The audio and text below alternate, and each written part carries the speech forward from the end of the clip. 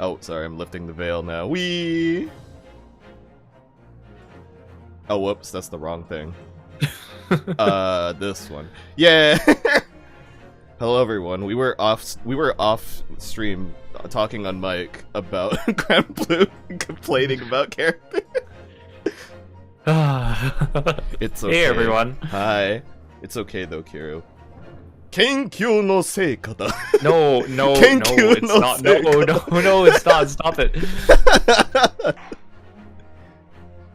You're debuffing me now. Good. Good.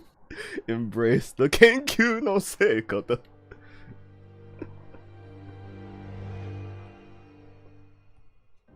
His uncap doesn't make any fucking sense to me, too. It's coming! Jones's cry pierced through the thick wall of fog around us. Oh boy. Wisps of vapor flowed over the pistol as I cocked it, and I waited, breathlessly, in the stillness.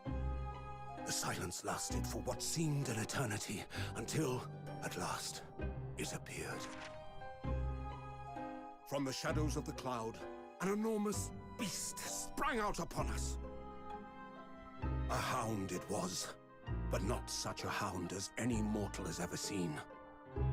Its eyes glowed with a smoldering glare. The whole of its ox-sized body was outlined in white-hot flames.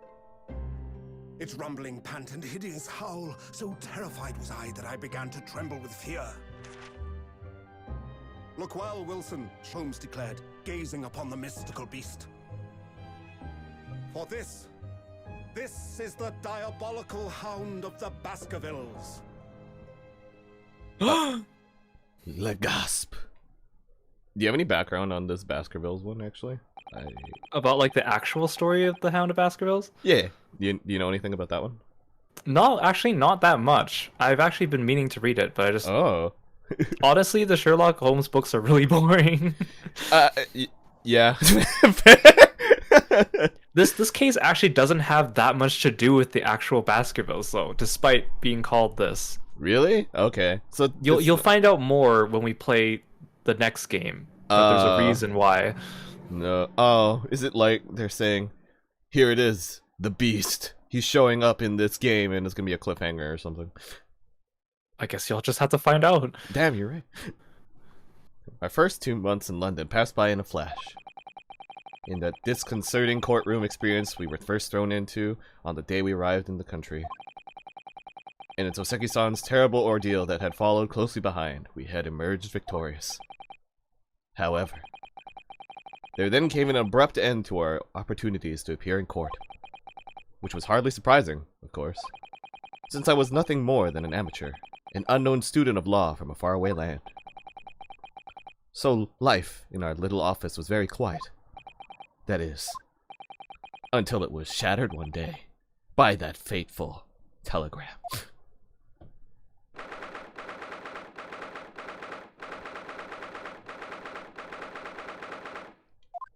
I can't even imagine, like, actually learning Morse code and having to relay messages like that. Oh my gosh. Like, I can barely learn a language. Expect me to remember dashes and dots to interpret words. Right? Like at a glance, my goodness. I'm sure there's probably like a pretty like consistent way of like memorizing it or something. But damn. Oh, we have a little Daruma in our office now. It's so cute. It's so angry. It's so upset. angry. That morning, I was woken by the unreserved knocking on the door by the telegram boy. But after he'd gone, Susato-san's behavior became very obviously strange. I like how I'm reading it and not even in my Rinosuke voice. Susato-san? Yes. Is it time to leave for court already? Wait, what? Already? Let me see. What case is it today? I don't think I'm scheduled to defend anyone at the moment. Am I? Oh, no, of course not. How silly of me. But I think Iris said she would make us breakfast this morning. So, shall we go down to Mr. Sholmes' suite? Yes. Iris makes the most delicious breakfast food.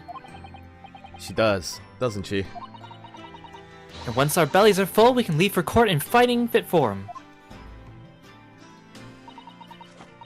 Let me see. What case is it today? Here we go again. Oh. I see. So, what was it about? The telegram that was delivered this morning, I mean. Oh, a telegram. I don't know what you're talking about. Sorry, but you're not going to get away with that. Well, I didn't think I would. Well, at least she knows. Actually, don't give it a moment's thought. It's nothing. Nothing interesting. Boring, in fact. Ahem. It was just a boring old telegram. That's 3 times now that she's tried and failed to convince me it was nothing. I promise that I'll tell you about it at some point. Alright, I understand. Oh good, I get to learn about Soseki-san, I'm worried. I suppose Soseki-san will have arrived back in Japan by now, won't he? Yes, I should think so. He left immediately after that terrible ordeal. Which would mean he should have completed the voyage already, or be just a few days away. A fortnight ago. Fortnite, dances, memes, poggers, Anyways, a fortnight ago, we had that very long telegram from him. Do you remember? Complaining of seasickness? But by and large, it seems the voyage has been going well.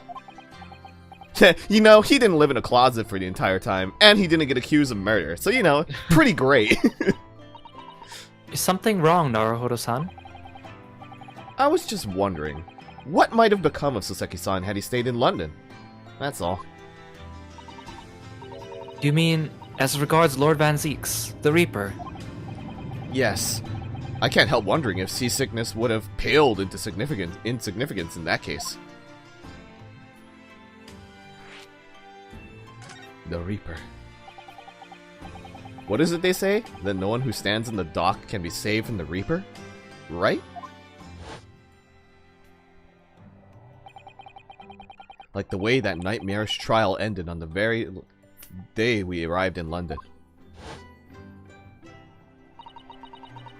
Even 2 months on, the cause of that dreadful fire is still a mystery. Yes. But at least Soseki-san is safely out of the country now. Presumably, that means. That the curse of the Reaper can only take effect within the confines of the city of London, perhaps. Even if that's the case, it's little comfort. I have a terrible sense of foreboding. If the legend of the Reaper is to be believed, it would mean he wields the sword of justice himself. Come to think of it, I wonder what he's been up to these past 2 months. Surely, not wielding that sword against more acquitted defendants. No, I don't think so. Apparently, Lord Van Zeeks hasn't appeared in court once since our last encounter. They say he's making a pact with the Void right now. Oh. Yes, since Soseki-san's trial, he's withdrawn from judicial service again, it seems. Really? Just like before, when he wasn't seen in court at all for several years. So, it's just been me who's had to face him in his recent spate of trials then? Spate. Ugh, just my luck. I wonder if luck doesn't come into it. Sorry? What was that? Oh, nothing. Never mind.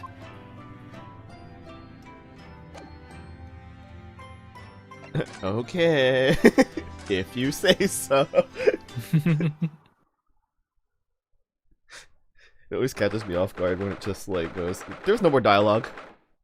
Go Right. on. Leave. Morning, Runo. Morning, Susie. Good morning, Iris. I'm just gonna listen to this for a bit.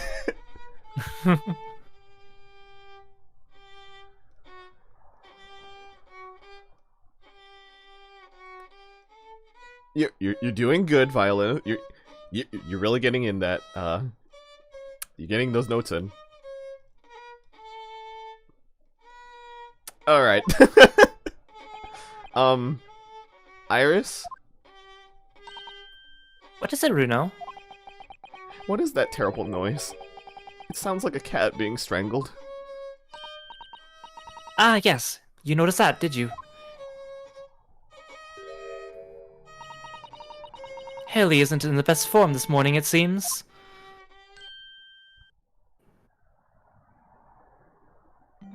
Oh god, he's dead. Hello. Hello, Mr. Sholmes. Good morning.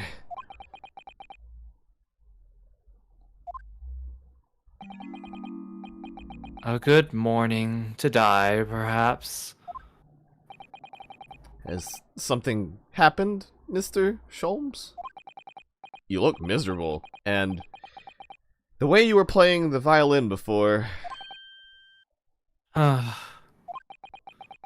My analytical mind is dead. Music is dead. The world is dead. Damn this blanched existence! There we go. Oh. That's all it is, my dear fellow. Nothing of consequence. I'm afraid I don't understand. Well, Iris, isn't it time we ate? Some dry toast and insipid coffee for me, if it's not too much trouble.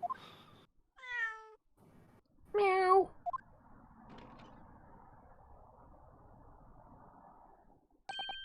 Oh, look! It's Wagahai! Oh, good morning, boy. Meow. Meow. That must be some sort of tiny door for cats to use. But how did he get it there? How did it get there? Yeah, how did the cat get it there? Well then, everyone, time for breakfast. Oh, wonderful. Let me help you, Iris. It would indeed be a fine day to die. Ah, I knew something looked different. Something's missing from Mr. Shum's desk. It's not that he's depressed. No. This is how he always is. Yeah. You seem to be in a very, unhappy mood this morning, Mr. Sholmes. What's happened? It used to be the case that in my hands, this violin sung like the dawn chorus. Its melissonant tones would make flowers bloom. It would? But now, the muses are unamused with me. The goddesses of music have thrown me over. Whatever do you mean, Mr. Sholmes? For hours I have bowed, for days even. Through the night I have endeavored to no avail. That sound, my tone, is lost. That brilliant, clear, unwavering tone, gone forever! No more recitals of unbridled emotion! Well, so much for that streak. Well, you haven't been practicing much lately, have you, Hurley? Don't worry. I'm sure it will come back to you in time. Just like me. With my terrible trombone skills lately. Holy shit, I had to practice. I need to practice more. Heed my words, Mr. Naruhodo. The goddesses of the arts are fickle.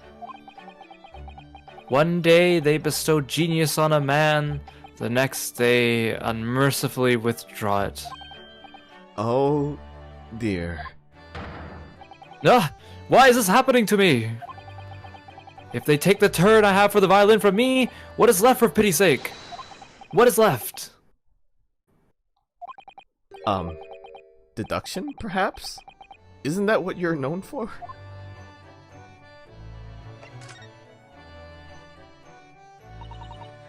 Mr. Sholmes, I don't like to pry, but your desk looks rather empty today. Well done, Miss Usato. Your observational skills do you credit. Oh, no, Mr. Sholmes, they pale into insignificance when compared to yours. You'd struggle not to notice, wouldn't you? You mean Hurley's great analytoscope? That's at Windy Banks now. Sorry? It's at a windy bank? No, Windy Banks, the pawnbrokery. Oh. Oh no. What? You mean you've pawned that enormous machine of yours? It has some considerable value, you see.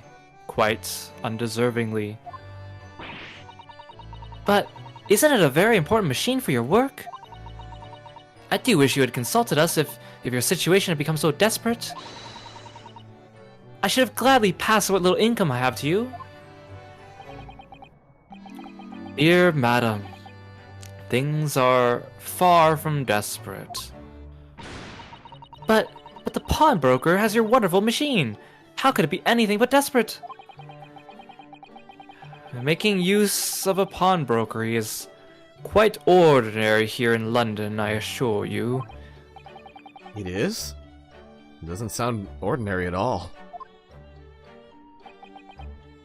It would seem that neither of you fully understand how pawnbroking works. You pawn things off when you're broke. Oh. What's to understand exactly?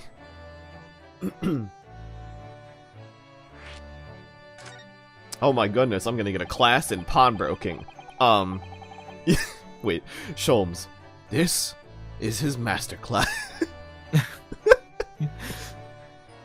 Sign up now for $19.99 a month. Take 5 classes with the famous Sherlock Sholmes to explain to you how to sell your shit to make money for a reasonable price, and then having to buy it back if you ever want it to return. That is pawnbroking. Welcome to my theater of deduction and pawnbrokery, Naruhodo. What did you mean when you said we didn't fully understand how pawnbroking works? Hi, Aru. Hey, Aru. To the people of London, pawnbrokeries are akin to banks. Banks? On Mondays, merchants relinquish their finest jackets and trappings to their pawnbroker of choice. With the money they receive in return, they are able to trade happily through the week. And then on Saturdays, they go to recover their things using the money they've earned. I had no idea. This has been a fascinating lesson for us. Everyone does it, you see, especially people in inner London. And should they have money to spare, they would purchase another fine jacket. Not to wear, obviously, but to pawn should the need arise. Oh, how ingenious. So, whenever we have something that's getting in the way, we leave it at Windybanks, you see? A pawnbrokery can be thought of as an extremely secure vault. Who would have thought that even pawnbrokers are different here in Great Britain? Of course, you have to watch Hurley with it. Sometimes he pawns the things he really shouldn't. Don't you, Hurley?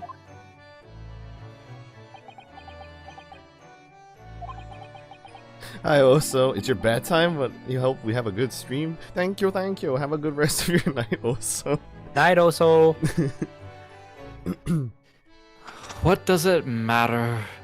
The world is dead to me now. Oh. Wow, we can't really do much. Oh no. Holmes is just depressed.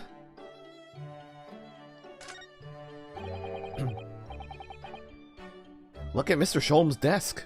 It's completely clear. Isn't that enormous machine usually on it?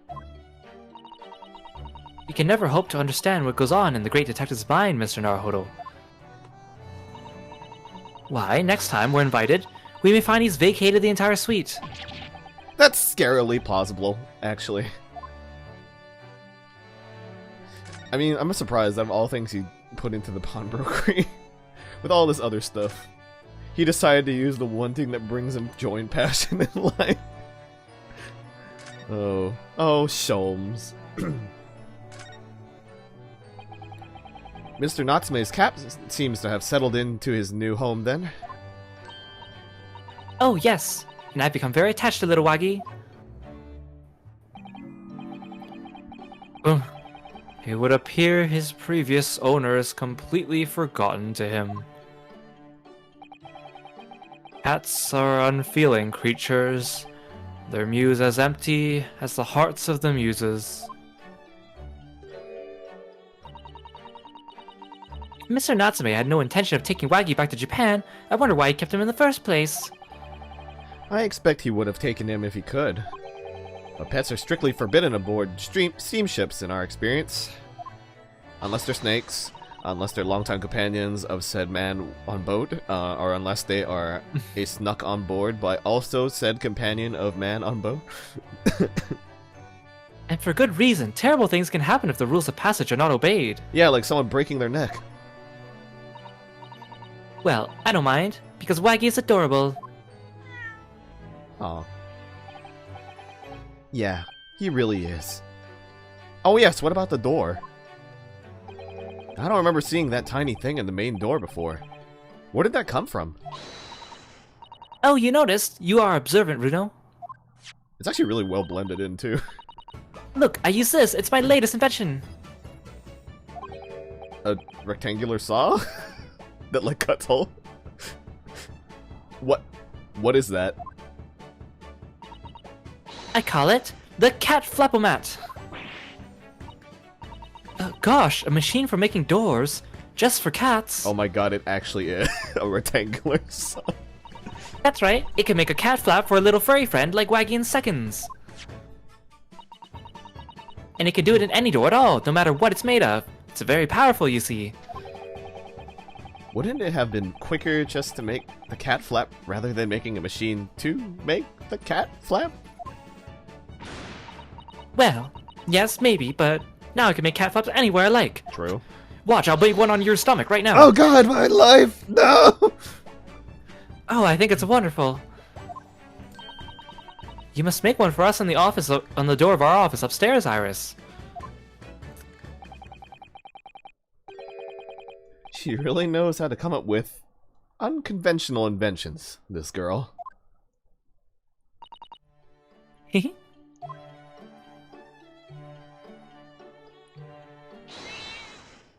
Meow. Oh, what was that? Wagahai? Meow. Meow. Gary, no!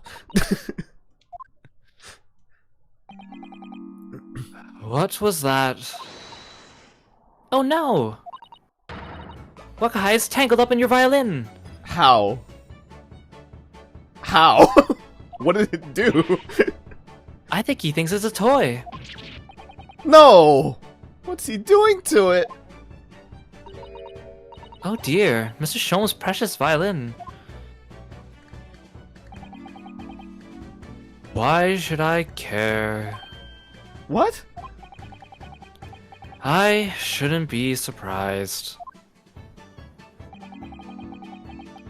If the cat is a more accomplished musician than I now. Oh, Sholmes.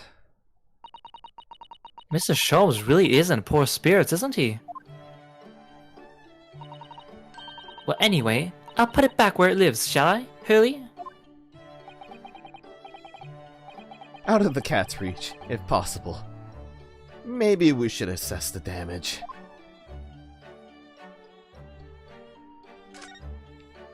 Oh boy. Wait, it looks fine to me. Oh, never mind. According to this image, it is not. So, this is the violin, is it? It's a Stradivarius, one of the finest violins in the world, made by the renowned Italian luthier Antonio Stradivari. Oh, I see. It doesn't really look like anything special to me. I happened upon it covered in dust, languishing in a pawn shop down a nondescript back alley. What were you doing there? The broker had no idea of its value, so I was able to purchase it for a mere 55 shillings. How honorable of you. And until today, it has been my faithful companion in every great Paganini-inspired performance I have made. I ask you, is there reason to live in a world devoid of music, to tolerate this blanched existence? No! There is none! Hi, Psycho. Reaper. Just saying Psycho sounds kind of like rude. Hey, Psycho Reaper. Mr. Sholmes? What, dear madam, what? My thoughts are preoccupied with fancies of release from this dull routine.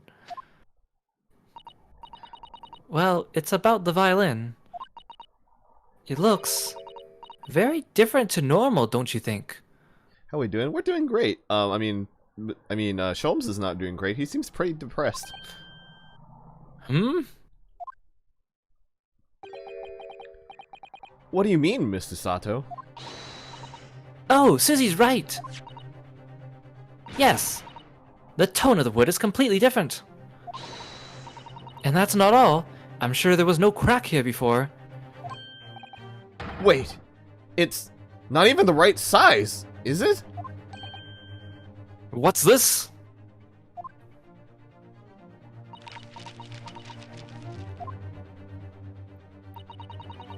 I'm terribly sorry to have to tell you this, Mr. Sholmes, but that instrument isn't a violin at all. Then what? Is it a viola? I believe it's an entirely different instrument called a viola. Hey, let's go. Don't worry, I'm called Psycho or Psy since Reaper is too common to say, so I'm used to it. Oh, okay. What? Oh, Mr. Sholmes, are you alright? You're right! You are quite right! This isn't my faithful Stradivarius! So what, pray, is this piece of stringed flotsam? Not your faithful performing partner, then? Ah, I see what must have happened. You do? Iris? This is just a simple mix-up. I like how it has to be highlighted. It sounds like Iris might be able to tell us exactly what's happened if we ask her. Alright, so we have to move on down to Ira.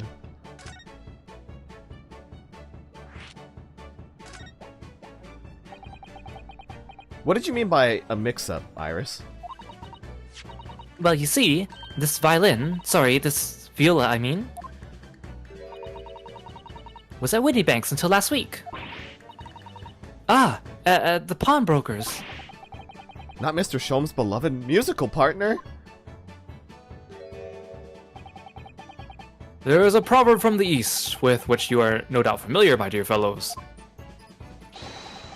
Always let a beloved child travel. Ah, yes, indeed. So you sent your beloved violin to the pawnbrokers in hope that it would experience personal growth? Oh, what a wonderful idea. Last week I pawned my great analytoscope in order to release my precious instrument. But it would appear Mr. Windibank mistakenly furnished me with this tawdry fiddle instead. But my ears cannot be deceived by the hollow timbre of this piece of timber. No, but your every sense was deceived by the fact that it just had strings. A fine state of affairs this is, and why I always say, Mr. Naruhodo, never trust a pawnbroker. They will try to fill you every time. Viola. Earlier you told us that you could think of a pawnbroker as an extremely secure vault.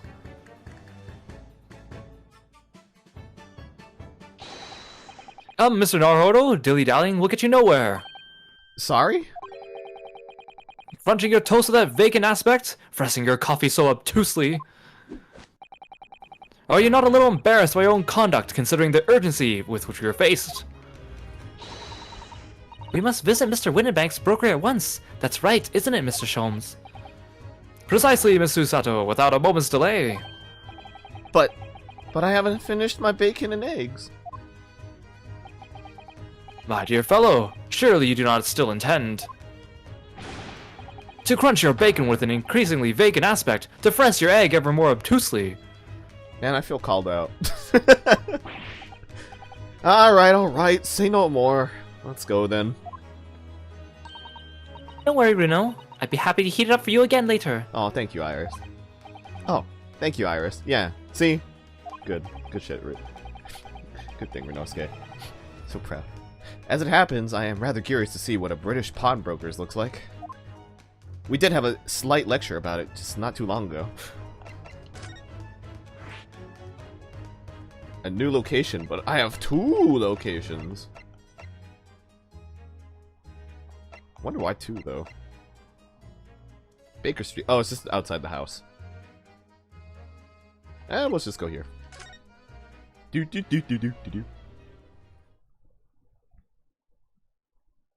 Oh god, you have puppets.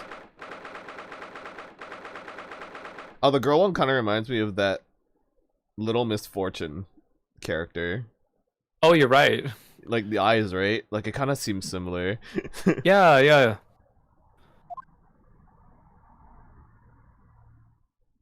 Man, people really don't like their clocks.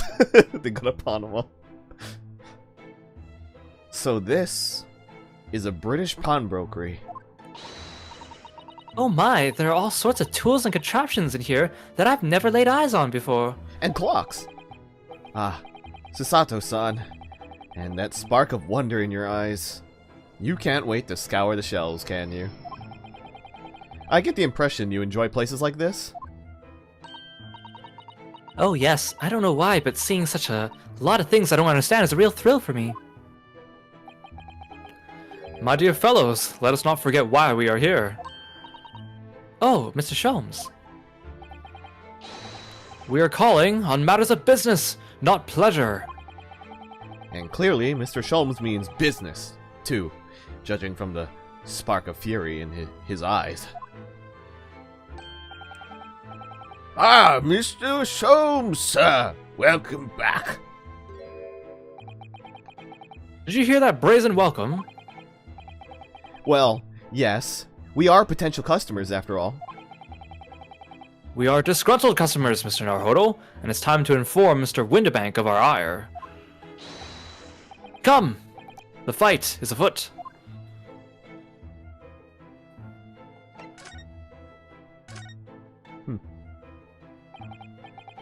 Naturally, you recall this, which I retrieved from you some days ago. Yes. Oh, yes? This second-rate fiddle is not my faithful instrument, Mr. Windenbank. The color of the wood is different. It has holes in it. It's not even the same size. A wonderful summary of our observations, Mr. Sholmes. I'm so very sorry, sir. How utterly unforgivable of me. An inexcusable mistake for a pawnbroker. There is only one way to make amends. Run the fuck away! Oh, okay, never mind.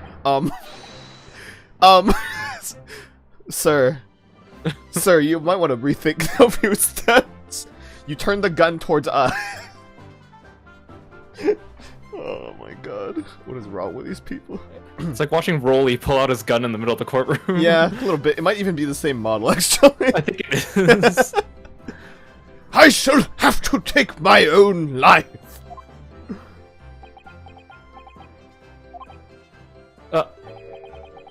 I don't think that will be necessary, do you? If I may, just say one thing before I pop off. Ah, yes. It was you, sir, Mr. Sholmes, who took it upon himself to remove the item the other day, I believe. Sorry? As I recall, I entered the storeroom to fetch your violin when I heard, "Ah, here it is." You did. And when I turned to controvert you, you had taken the viola and left, sir. However, there can be no doubt that the blame lies firmly at my own door for allowing you to leave.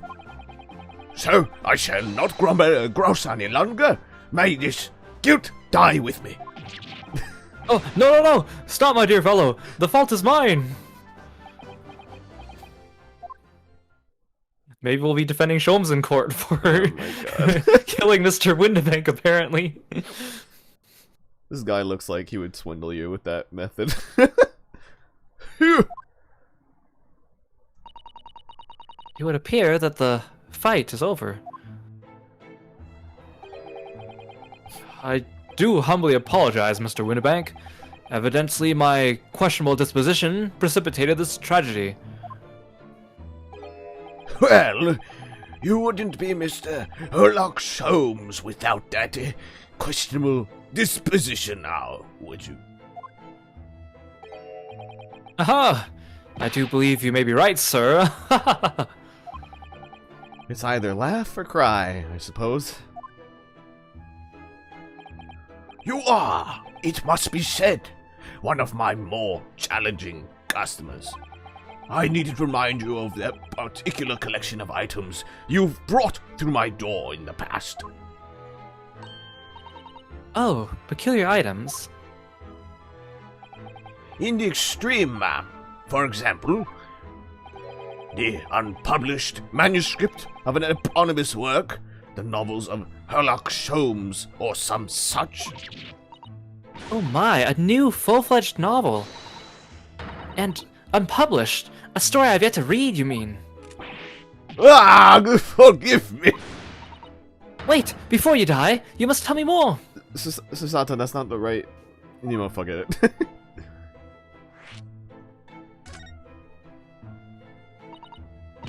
I must know more. Tell me everything. Wow, Susato-san is really fired up now. Is there really an unpublished story under this very roof? Well, one day the gentleman here brought in an old metal chest, you see. I should like to entrust this to your care for a while, Mr. Windibank. For a chest like that, 1 shilling, sir. Not a farthing more. It houses something of a great value indeed. The latest manuscript, recounting the adventures of one Mr. Sherlock Sholmes. I beg your pardon. A manuscript? You wish to deposit a manuscript? Indeed I do, for I am confident it'll be quite safe here. And that was that. As such, Mr. Sholmes' latest tale of otherworldly mystery lies dormant in my storeroom. Mr. Sholmes! Is that really true? Do I sense that someone doesn't want to talk about this? I continue to pay your fee, do I not? Then kindly continue to store my belongings securely. Of course, sir. Of course. They're safe and sound with me, I assure you, on my life. This is all very strange. Yeah. I wonder, can I ask you something? Ah, a gentleman from the east, I see. Yes, that sable suit. I suppose I could offer you 6p for it? Without wishing to offend, the tone is somewhat dull. Sorry? Ha! But for your splendid attire, ma'am, 5 guineas, no less. The colors are exquisite, the design exotic, Eastern artistry at its finest, may I say. Oh my, 5 guineas, you say? How interesting. Susato, no, you need clothes. Why do I feel as though I've suffered some sort of defeat here? Actually, I was hoping to ask you about your business. I've heard it said that pawnbrokers are used rather like banks here in London. Yes, sir, indeed. Many of my customers utilize the establishment as you describe. I appreciate their items, I praise their items, and offer them a proportionate loan and 2 months of secure stowage. If in that time they repay the original sum to me plus the agreed interest, their items are happily returned. What happens if they don't pay you the money? Well, shit, I guess I should sell that shit. I mean, then the items are offered for sale in my shop, as you can see on the shelves behind me. A lot of people really don't like their fucking clocks. Like, you see how many are up there? So you never sell items before the 2 months has passed then? That's right, ma'am, that's right. Which means some considerable responsibility rests on my shoulders. Should a customer's precious belongings be lost, the only recompense is for me to end it all. The very idea, Mr. Winterbank, is an absurdity. You're one to talk, Sholmes. One should never talk of one's demise so casually. Says the man who was telling us all it was a good day to die only this morning. And let us not forget that I have already helped you take measures to ensure such a tragedy never occurs. Oh? What sort of measures? I engineered a simple device, which Mr. Winterbank has installed here in his shop. I call it the Red-Handed Recorder. Is it a recorder covered in paint? So that if they pick it up? Is that not so, Mr. Winterbank?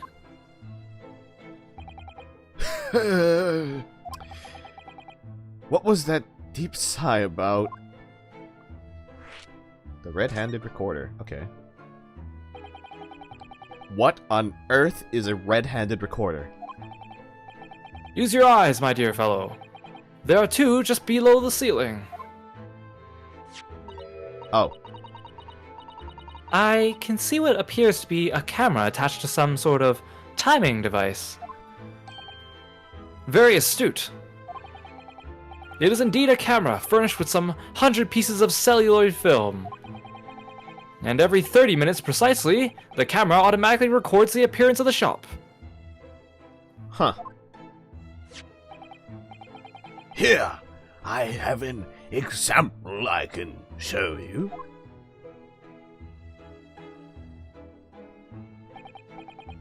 Ah yes, a print from the camera set to record the activity at the shop counter. I developed a special type of film so sensitive, it produces a crystal clear image, even in darkness. That's a very clear picture of a very real dog. I can see on his desk. Also, what is this technology? I mean, I know he had the goggles, but still. This camera, though. For this time period. Instead of psychics, it's just technology. Right. In this game. Same thing. Same thing. Psychics, technology, potato. Witchcraft. Really? That's extraordinary. Yeah, no kidding, though. Yes, you can clearly see the counter and the door behind it. Look.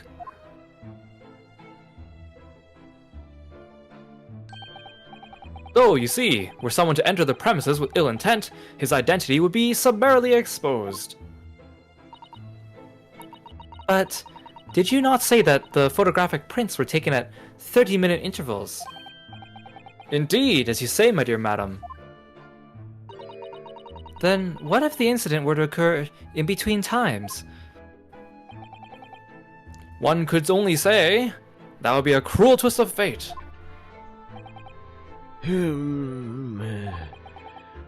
I must confess, your devices have been giving me some cause for distress of late. I beg your pardon, Mr. Windybank. Surely they are anything but distressing. Reassuring is the word. Is the cost of the film, sir. You most graciously placed not one, but 2 cameras in my shop, after all. Which means I must pay for nigh on 100 utterly useless prints every single day. I'm afraid the cost of the film will break me before I'm very much older. Ba-da-ba-ba-da-ba. Nevertheless, a small price to pay to ensure the safety of my preferred pawnbroker, no? My dear fellows, we verge on an age where safety and security come at a price. Oh! Heaven help us! A picture every 30 minutes. That... Oh god.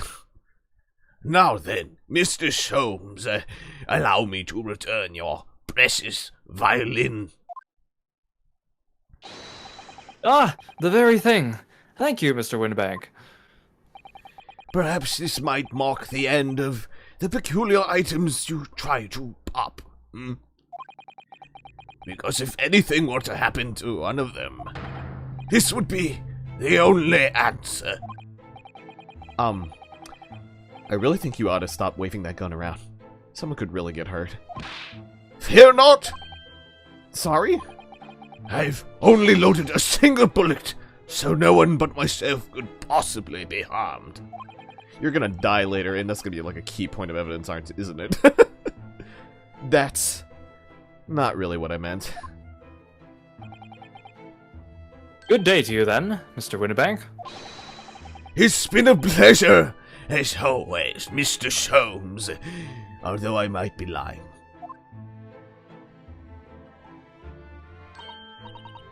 Oh, Mr. Naruhodo. Now we can explore at last. Oh, I guess so.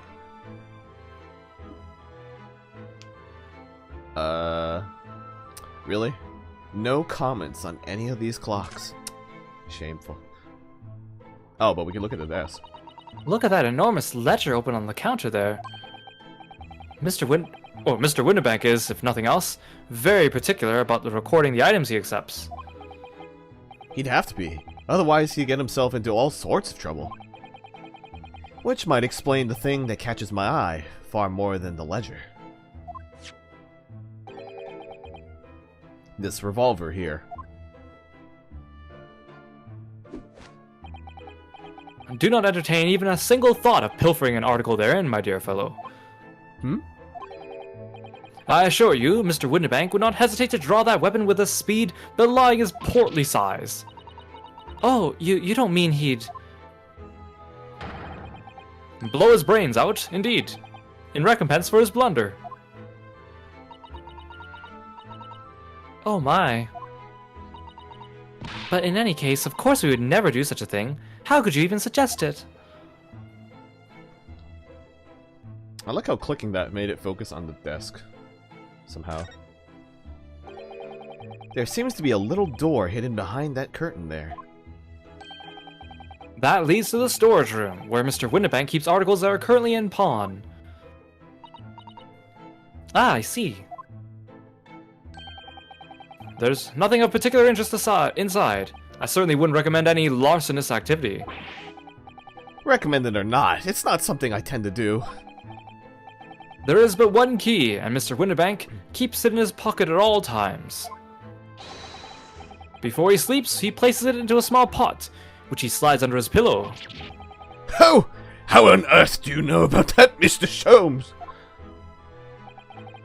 I am a detective, sir. It is my business to know what others do not. I am frequently assailed by information that I neither care for nor wish to retain. Mr. Sholmes, you are a wonder. And the prime suspect if this pawnbrokery is ever burgled. Clock? Look at this. What could this lovely big shiny box be? Clock. That, my dear madam, is a music box. Oh. Surely you have things in your country? Draggle really wants that clock. I wanted it to be a clock. Oh my, yes, but I've certainly never seen one so large before. Oh, actually, okay, now, yeah, looking at it, it is indeed a music box. Shall we listen a while?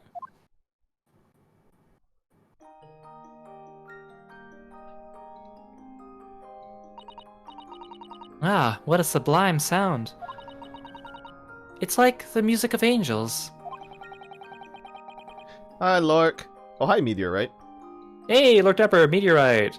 Welcome, welcome. Whose call is that in the Welcome. background? It's yours. He killed you. Don't you know? We're in purgatory right now. Wake up, Lork. Wake up. Wake up.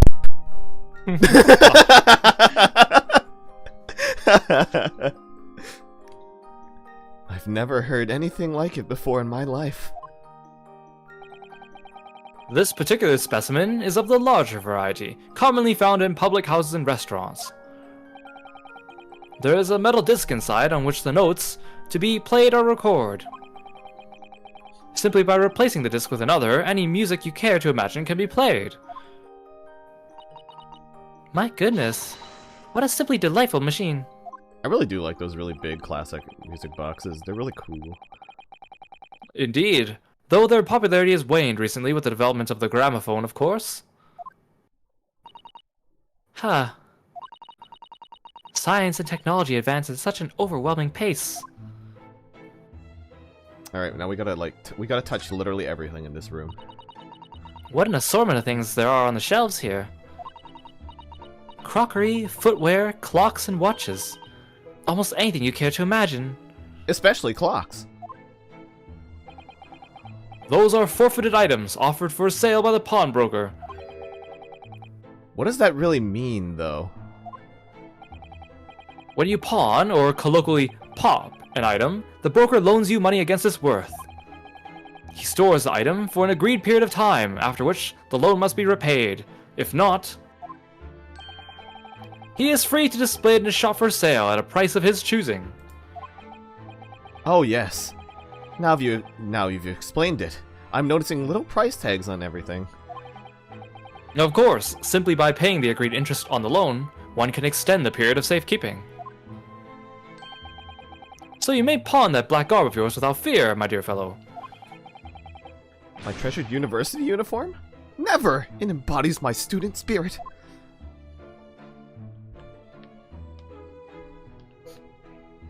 Sholmes is in a room full of fragile, expensive items. This can only go well. What is it? Bull in a china shop, as it were?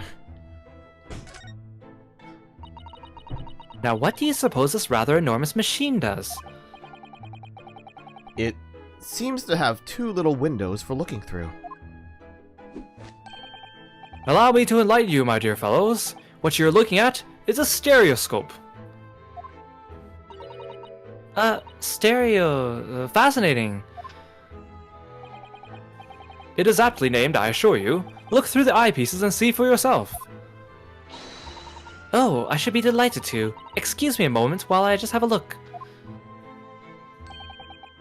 Just before you do, there is something I should point out.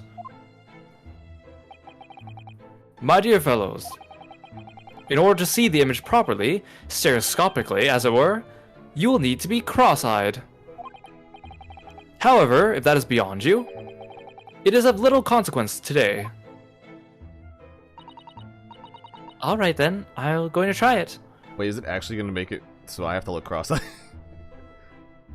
So remember, this game was originally on the 3DS, so this whole gimmick is actually supposed to be part of the 3DS's built-in design, but they've kind of adapted it to make it work. Oh, okay. Good thing I'm good at doing those weird magic eye puzzle things. Did you grow up with those too? Like the big book? A few of them, yeah. I wasn't very good at crossing my eyes though. I think it took me like I remember when my mom first introduced the concept to me. I remember I'm getting so like distraught looking at the book, being like, how do I look at this thing?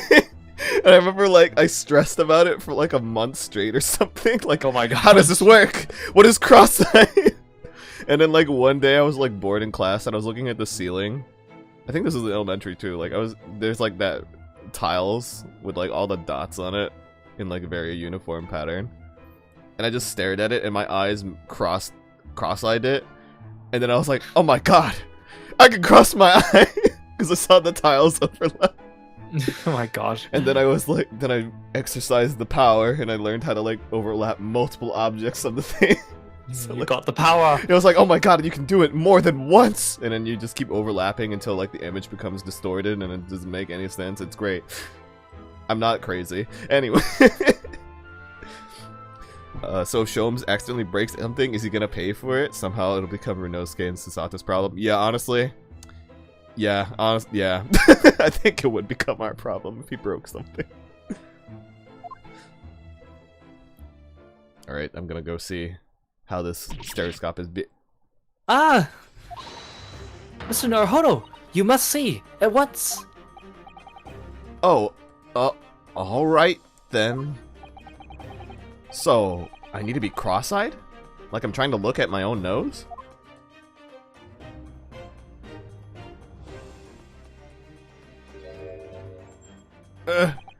I'm trying to do it, but the images are so far apart, my eyes can't do it. What the? I don't believe it. Wait, maybe if I look at it on stream instead. Oh, never mind. It switched to the next screen. No! It's just a photographic print, but it seems like you could reach out and touch it. Also, that was the maid from the first game. Yes, the sense of depth is startling, is it not? Stereoscopes are one of London's many fads. They are often found in little stalls in the park. People queue for hours to see them. Why? Why are people meddling with such black magic? Sasato, no. The only magic in this world is technology. Mainly surrounding Sholmes. It is no magic, my dear madam. It is, well, far too complicated to explain at present. We shall save this lesson for another day. Oh.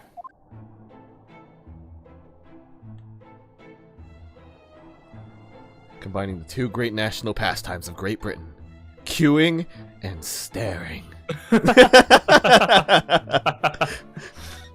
a good one. That's not a calendar you could easily miss, is it? 15th April. Today's date.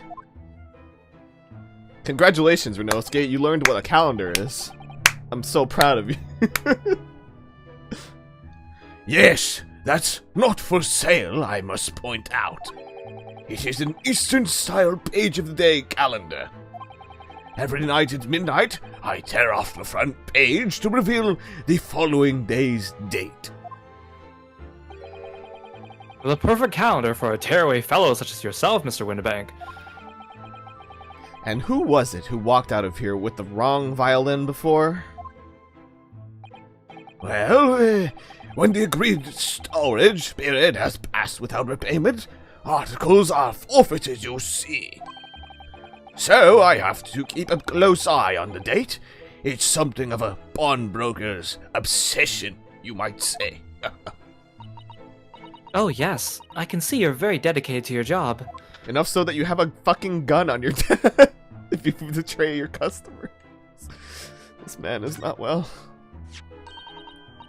Look at this. Whatever could it be used for? I have no idea. Ah.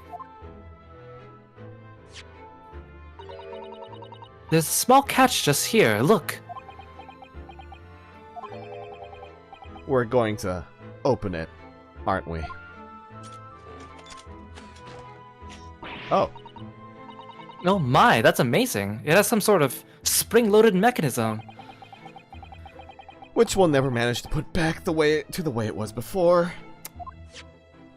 Yeah, I definitely feel that when I touch stuff in pawn What are you shops. two doing? What? Us? Nothing! No, nothing at all. Whatever this device is, it seems to have a pair of little windows to look through. I wonder why those two words are highlighted. It's like we talked about something literally 2 minutes ago about said two words that is highlighted. I wonder if we've seen something like that before recently. I got it! It's the music box. Case closed. The thinker statue in the background is looking at the other statue's butt. I don't know, I don't think that statue has much of an ass. In fact, I think it's completely cut off. That must be a reference to the very first Ace Attorney case. Oh, the thinker clock? From Yeah. Yeah, I could definitely see that. I'm still very disturbed by the two dolls in the corner. I hate them. The Pinocchio one especially reminds me of that really creepy Pinocchio movie. I don't remember which live action one it was, but there's like one where it's really, really unsettling. What are you talking about? People love dolls, Drago, especially creepy ones. What are you talking about? I like Pokemon ones, man. They're cute. Why are they gonna be creepy? I feel as though I've seen something rather similar to this elsewhere. Yep. Definitely haven't seen anything like this before, Rinosuke, you know? I don't know, I think, you know, it's uncanny. I don't think we've ever seen anything like this before, Rinosuke. Like, what could it possibly be? Like, I don't know. Something. You know what? I've lost it. I just don't know.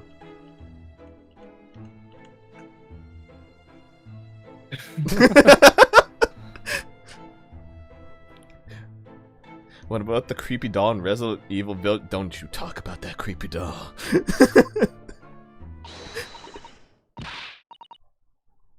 What? Only What? Only tuppence for it? That ain't fair and you know it. The article is barely worth a penny, miss. I can't offer more. Oh, wait. Oh, it's you're doing your Rolly voice. Am I doing my Rolly voice? Oh, shite. Oh, shite. Sounds like there's an argument brewing over by the counter. There are more people in here?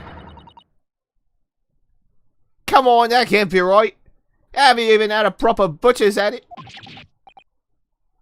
I've seen all I need to... Oh, it's her. God damn it. I've seen all I need to see, young girl. Yep, it is her. It's the Scottish girl.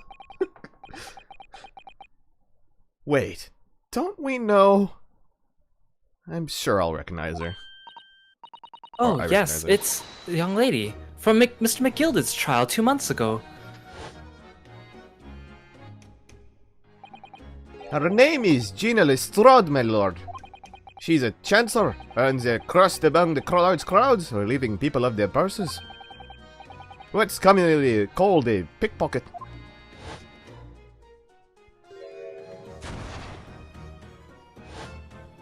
I like how they just showed her shooting the gun and nothing else about her.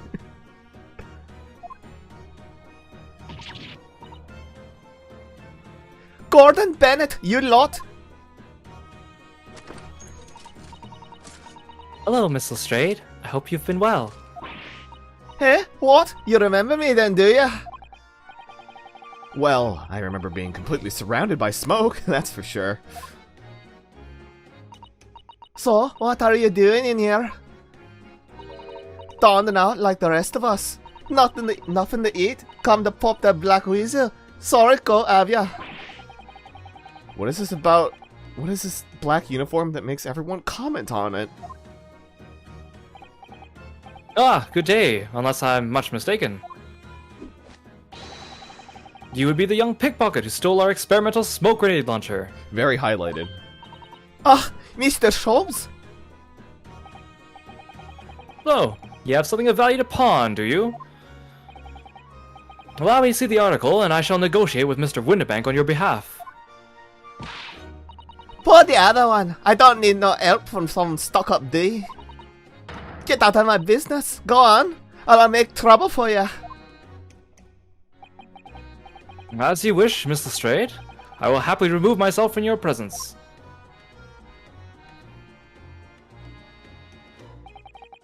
He's really done it. He's gone. He's fucking out of there. I'm sorry, but as I said, there really is no room for negotiation here. What is that thing he has on his... has it in his hand? Some kind of metal disc? And you, go on, leave me alone. Oh, Miss Lestrade, just pretend we aren't here. We shan't be offended in the slightest. Oh wait, I guess she's cocky? Excellent. Eh. Susato-san can really stand her ground when she wants to. After all, she's flipped me at least 4 times, I think, at this point. Whatever. Let's talk to her. Somehow, I didn't really think you were the sort of person who'd use a pawnbroker, Miss Lestrade. Yeah, well, I am, alright. I'm a Londoner just like everybody else. Not a problem, is it? No, not at all. It's just that, well... Oh, I get it. I know what you're thinking. That thing probably don't even belong to her. Probably got in the dive, didn't she? Yeah, I can see it written all over your Chevy Chase. Well, I might have been thinking something along those lines. You're not going to deny it, Mr. Naruhodo. Alright then. I'm just gonna come out and ask you straight. You pawn things that you steal from other people. Well, I don't know how best to answer that really.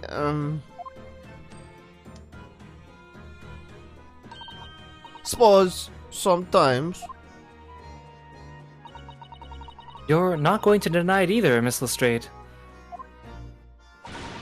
But not this time, alright, I swear. That belongs to me. The disc that Mr. Windibank is holding. Perhaps we should see what he has to say about all this. Chevy Chase is something other than a name. Today I learned. Yeah, same, honestly. Never heard that term before. Chevy Chase. Other than the actor.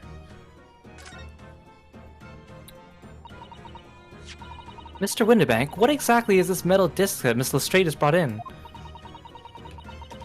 It seems to have hundreds of tiny little bumps on its surface. Ah, this is a music disc, you see, for use inside a music box.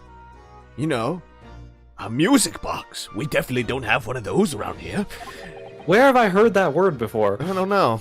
It's a mystery. Can you point out where the music box is, chat?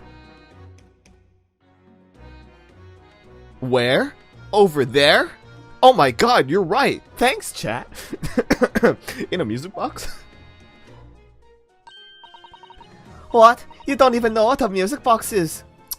You Eastern lot ain't too savvy, eh? I know what a music box is. I've just never seen one of these discs before. The small protrusions on the middle disc encode the tune to be played by the music box. You simply insert the disc and set the machine going, and beautiful music plays. It's so incredible. Tell us, what tune is on this disc? Greensleeves. I mean, well, I'm afraid I couldn't tell you that. There are so many different types of music box, you see. British made, German, Swiss.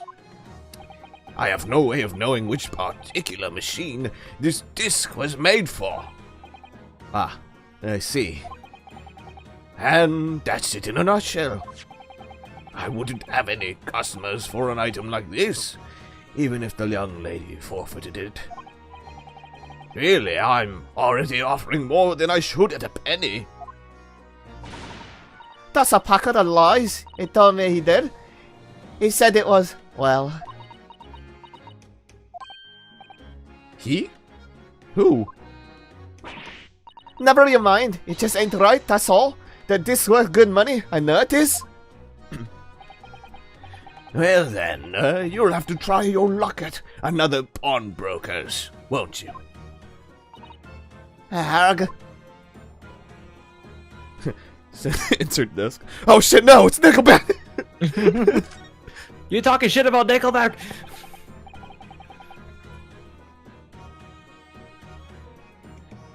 She's been in here before, of course. This little tatterdemalion. I see. And brought some dubious article or other with her every single time, I might add. Dubious, what are you trying to say? I'm an honest customer, me.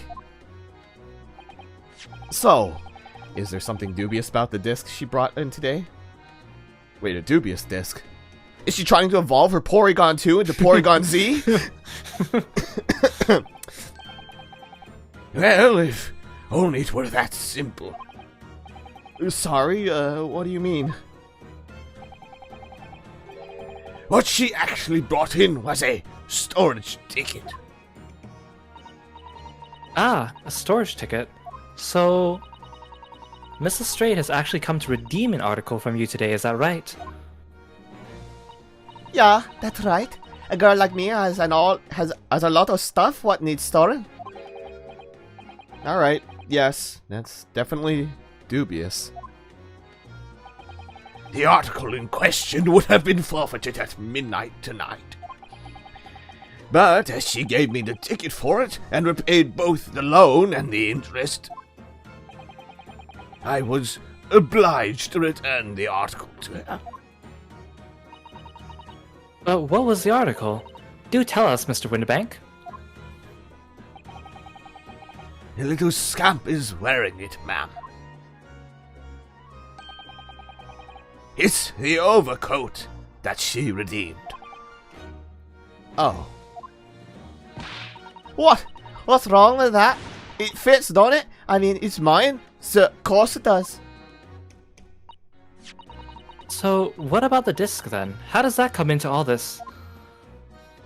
Ah, the disc is something else. A new article to pawn, if the girl and I can agree a price. New articles to pot. I'm confused. I thought you said that Miss Lestrade brought in a storage ticket today. It's really quite simple. Yes, the child brought me a storage ticket and the money owed on it, as you say. For this heavy black coat, which you returned to her care, as I'd understand it? That's right, yes. And rather unsurprisingly, as soon as the little ragamuffin put the thing on, she went rifling through the pockets and, Oh! You mean...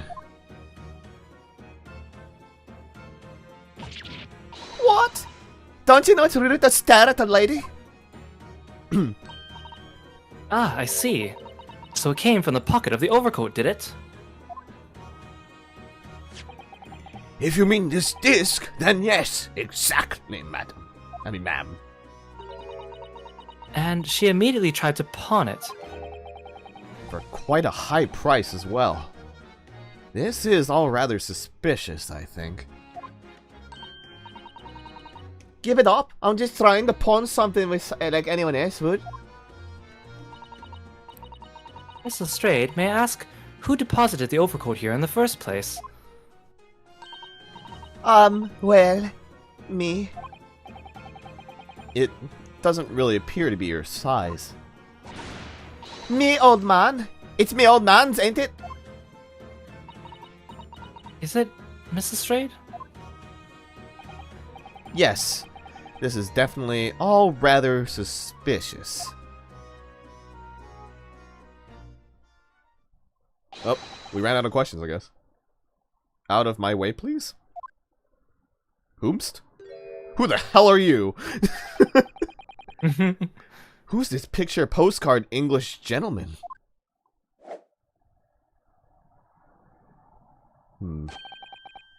Good day to you, ladies. Gentlemen. Ladies, gentlemen.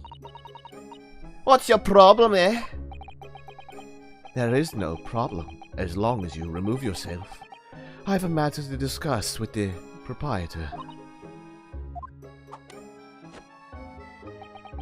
And if you intend to make a problem of it, I shall see you outside, little girl, for the hiding you deserve.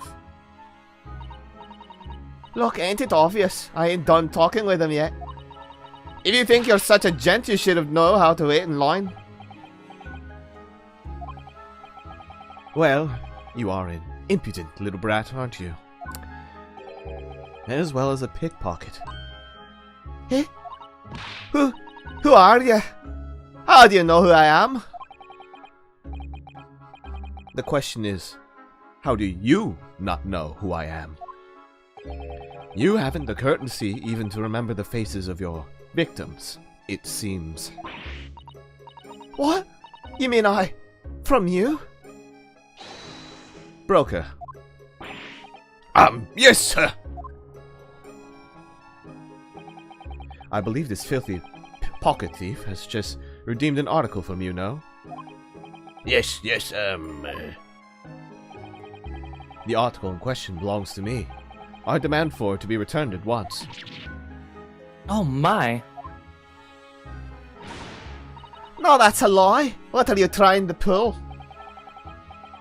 Give Mac my overcoat, you wastrel. And needless to say, any music box discs too. Well, Meteorite, you said he looks like the dude from JoJo. He's kind of doing a JoJo pose right now, kind of, isn't he? No, you can't have it. You just can't. It's my old man's, or it was. Now it's mine.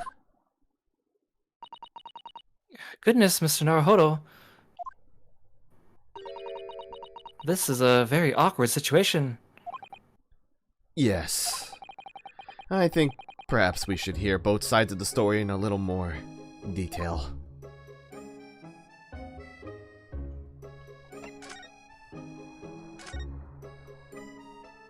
His stick's to stand. Oh no. I mean, he uses it to stand. Miss Lestrade, is what the gentleman's saying? What do you think? It's all lies, ain't it, obviously?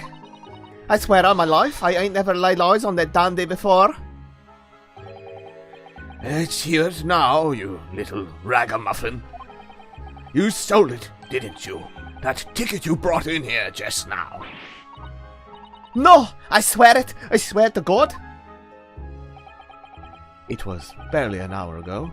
I was walking along the street, minding my own business, when this little gutterling ran into me. I knew at once what had happened. I've been robbed yet again, I thought to myself. Those wretched pickpockets. Yet again? Oh, yes. As you can see, I am a man of impeccable style. Can't you tell? Didn't you see my awesome pose earlier? I'm so fucking pog, guys. Oh, yeah. Sorry. This isn't the first time that I've been targeted by these backslum scoundrels. Now then, relinquish my overcoat. Grr. Come along now, Miss Lestrade. Give the good gentleman his coat back. If you're going to cause trouble, I shall have no choice but to call the police. I'll pull out my gun with one shot in it, yes, so that I may kill myself as I keep pointing out every 2 seconds. Hold on. Why does everyone think it's me? Just look at this dandy cove. Do you think I'm the dodgy one? I'm sorry, but no one's going to believe you. Well, what about the evidence? Yeah. Well, is there evidence that I've stolen something? Something, eh? Come on, let's see it. Oh, I have evidence, naturally. You what? Mate? Alright. Evidence that the article Miss Lestrade redeemed actually belongs to this gentleman? Of course, we need only consult Mr. Winnebank's ledger to know the truth. We'll be able to look up the name of the person who deposited the article in the first place. Yes! Brilliant! Ha! Proof? Proof is for peasants. Little peasants. Ugh. Terrible.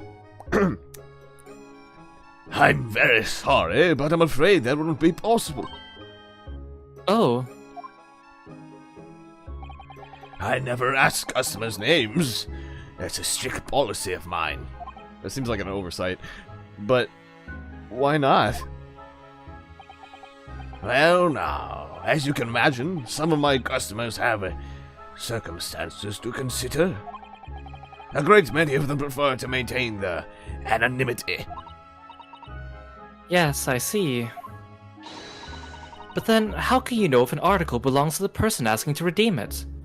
Please read this highlighted part. It's very important. Oh, it's quite simple. Good sir, might I trouble you for the watchword associated with the article in question? Of course, it's...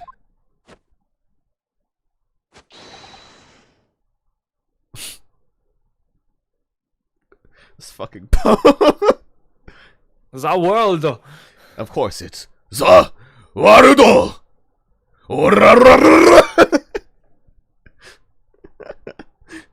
Professor. Yes, that's right. And all the evidence we need. This gentleman is the rightful owner of the article, without doubt. A watchword? Interesting. I'm sure this won't come up in a case.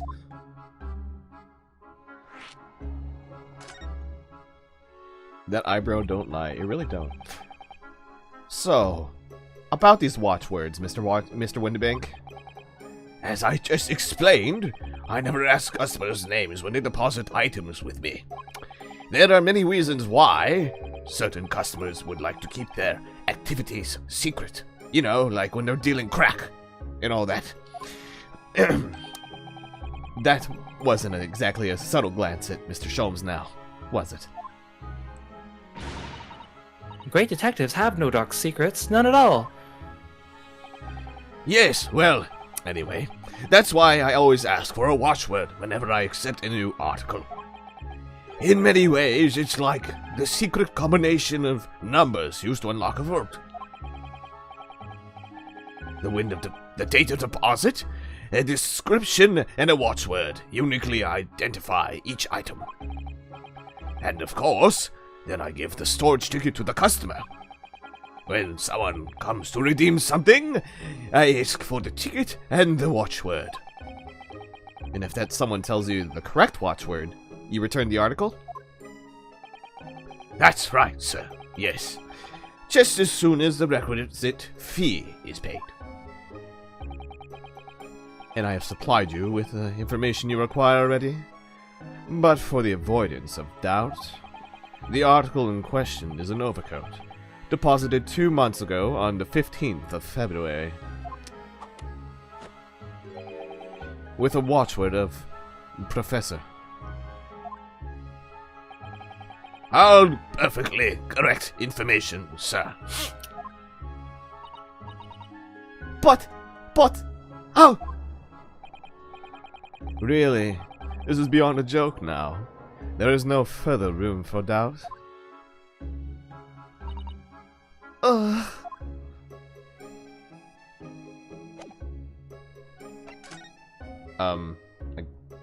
Okay, I guess I'm talking to you now. Sir? Excuse me, but who are you? One would expect an inquirer to introduce himself first. Though clearly you are not British, so perhaps our ways are foreign to you.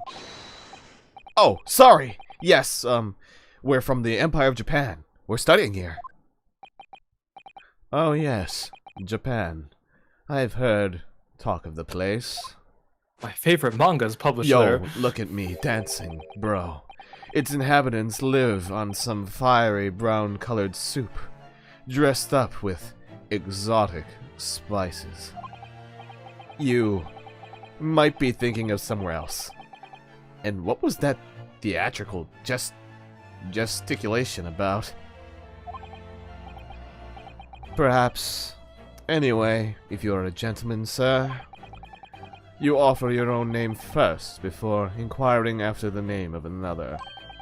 Of course, yes. I'm Rinosuke Naruhodo.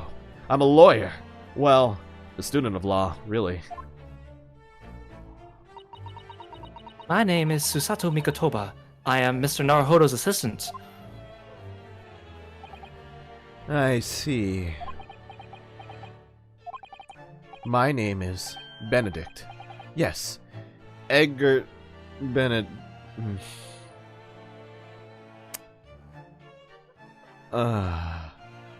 Well, address him by name, Drago. Okay. My name is Benedict. Yes, Eggert Benedict.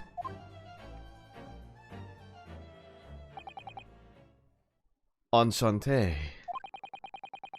He's so refined in how he holds himself and how he speaks, but that name is suspicious. I'm glad Rinosuke just always happens to have the same mindset as me, apparently, when it comes to literally anything in this game. Now, to the matter at hand. Let me show you my pop and lock. My overcoat. Return it at once to someone with the style to carry it off. Boom shakalaka, as it were. Grr. Every move he makes, every breath he takes, I can't stand watching him.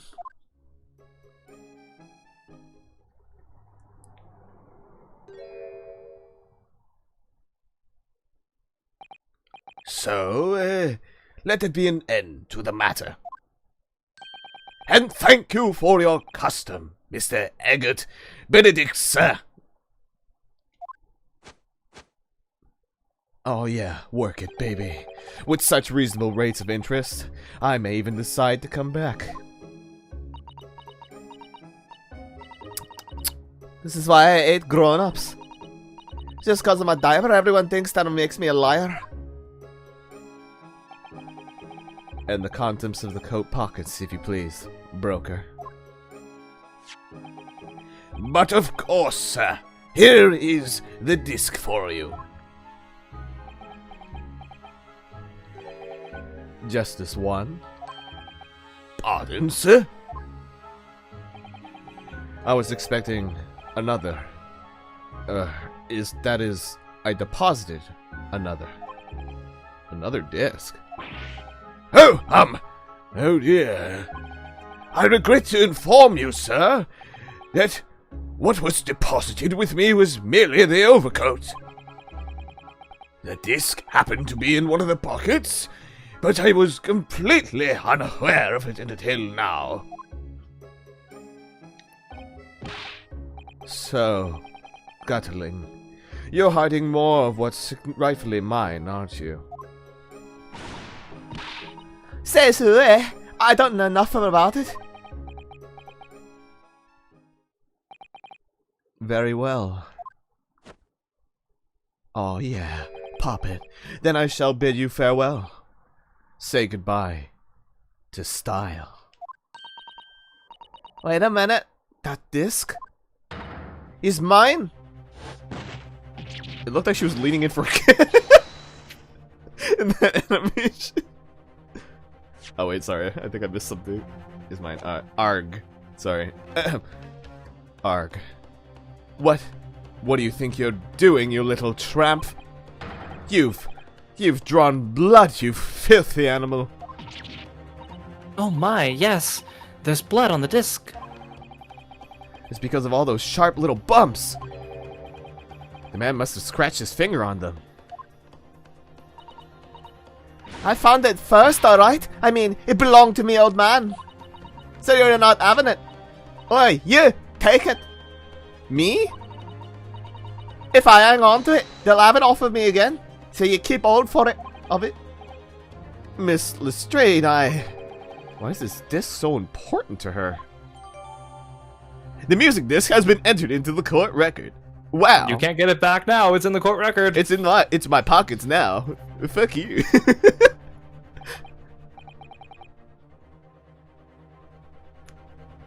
You there, in the black livery. Hand that disc to me at once, please. No, don't. He's lying. Grown-ups are all liars. Ugh, what do I do now? How am I gonna resolve this?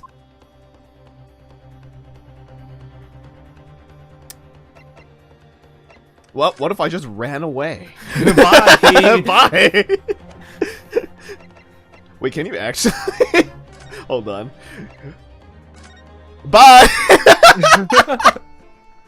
They'll never catch me now, Copper! You'll never catch me.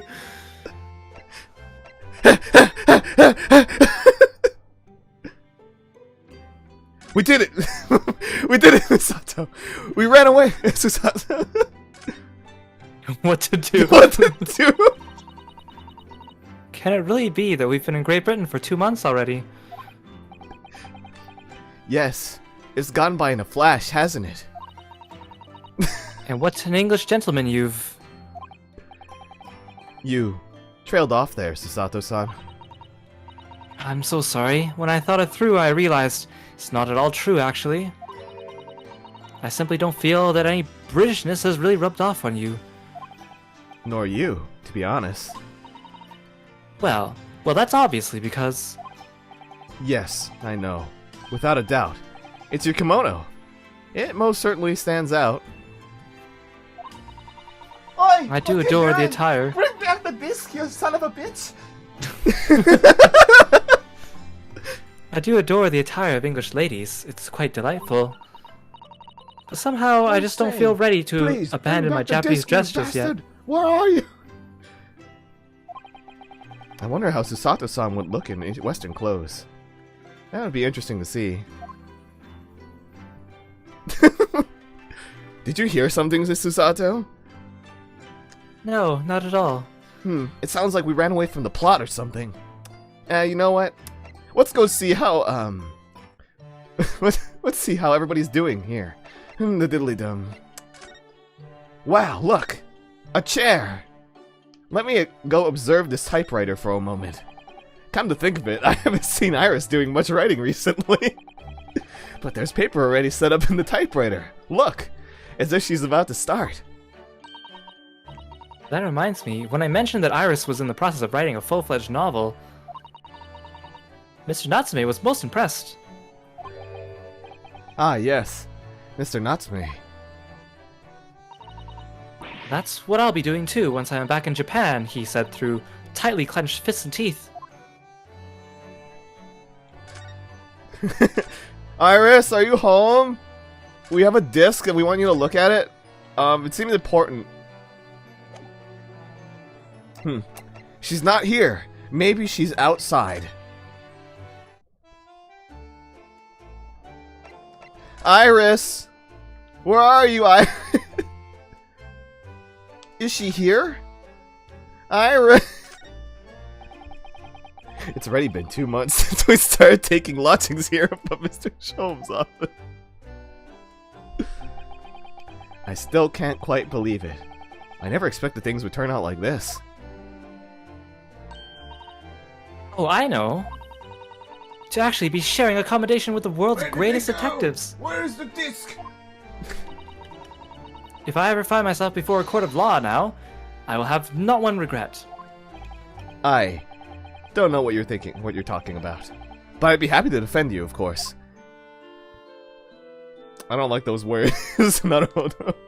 Considering who she's reflected after.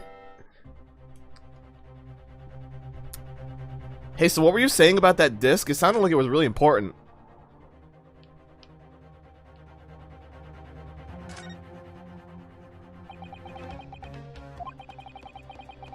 Mr. Whitneybank is clearly at a loss here. We have to do something about this before he reaches for that revolver of his. What if we picked up the revolver? Look at Mr. Windybank, watching diligently over his shop. There are still so many things I'm curious about. But somehow I don't really feel like this is the right time to be browsing. Hunting this fraud situation must be our first priority. And I'm fairly Hear certain... that? Our first priority! Yes! Well, I mean, you know, we didn't finish breakfast, so... You want to just head back and have Iris reheat... oh, no? Alright. And I'm fairly certain that we can find just the great thing we need among the articles here in this shop. Oh, really? Hey, can I present the music box? Anyways, hi Sholmes. Mr. Sholmes, what are you examining with such keen interest there? As you enjoy a bar of caramel, I see. It's a large bar of caramel, actually. So, you found me at last, Mr. Naruhodo. Actually, we had to stop by the office for a bit. I think we kind of left something behind. Sorry? After that young pickpocket sent me on my way, I was forced to lurk in the shadows. This room is very well lit, sir. Brutally ostracized as the rest of you partook in the jovial atmosphere of fellowship. I had nothing to occupy my mind, but was too ashamed to let society see what my downfall had done to me. So feigning mock interest, I pretended to examine the tedious trinkets in this desolate place. Whilst, as you shrewdly observed, gnawing on the only friend I have left, this 7% solution of caramel. He has his own brand of caramel? Even says Sholmes Caramel on it. Pray, do you claim to understand the depths of my despair, Mr. Naruhodo? But how could you? I was so lonely, so desperately lonely. Then, why on earth didn't you rejoin the conversation? Things have gone from bad to worse here, you know? Yes, I overheard much of your conversation. Or rather, in my craving for human contact, my ears devoured every word that was uttered. You really were sad, weren't you? His happy candy when he's the spirit. Yeah. Poor Mr. Sholmes, I feel simply awful for you. It would seem that my inferences are correct. Oh, surely you're not about to tell us that you've solved the entire case once again? Oh dear God. My dear madam, sometimes I wonder, were my genius for deduction to be commoditized, how much I could pawn it for. I don't know, Sholmes, you have like a couple of spin-offs. Like there's like at least 3 or 4 TV shows, I think, based on you. Actually, probably more now that I think about it. There's also a movie, and like a sequel to that movie, and like I think there's a Fate character that's based off of you, but that might be a fake you, but it's like actually an Eldritch Abomination Elder God thing. I think that's what people told me the lore was. And then like I think you have like another game that has you in it. There's like a couple. There's like several games I think at this point of you. And then like, but I don't make any money from it. It seems Mr. Sholmes has had another of his flashes of inspiration. But who knows if it will help to resolve the situation between Miss Lestrade and the mysterious gentleman. What's the right thing to do here? Let's just not listen to it. I'm sure it's fine.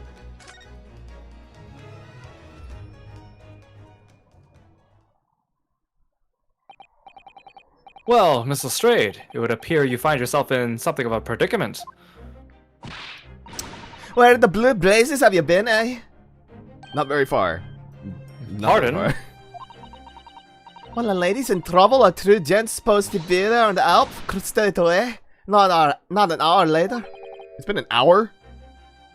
Harsh.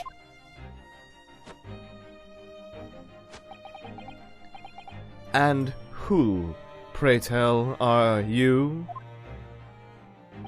Do you have the fancy dance moves as me, mister?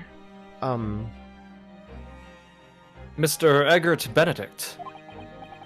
You have, in my eyes, a veritably encyclopedic array of curiosities about your person. Nevertheless, there are two immovable conclusions I have drawn. I beg your pardon. The first is this. The true reason for your visit to this pawnbrokery today is something you have not yet revealed. Ugh. And the second is this.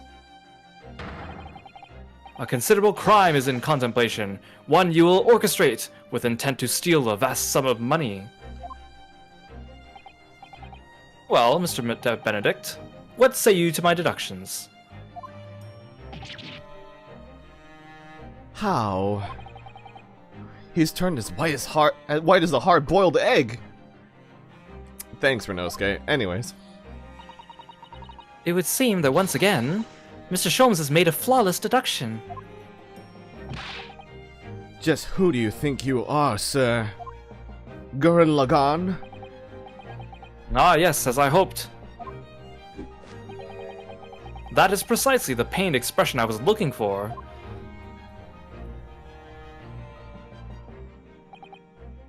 So, shall we begin? The time has come for yet another Herlock Sholmes Logic and Reasoning Spectacular.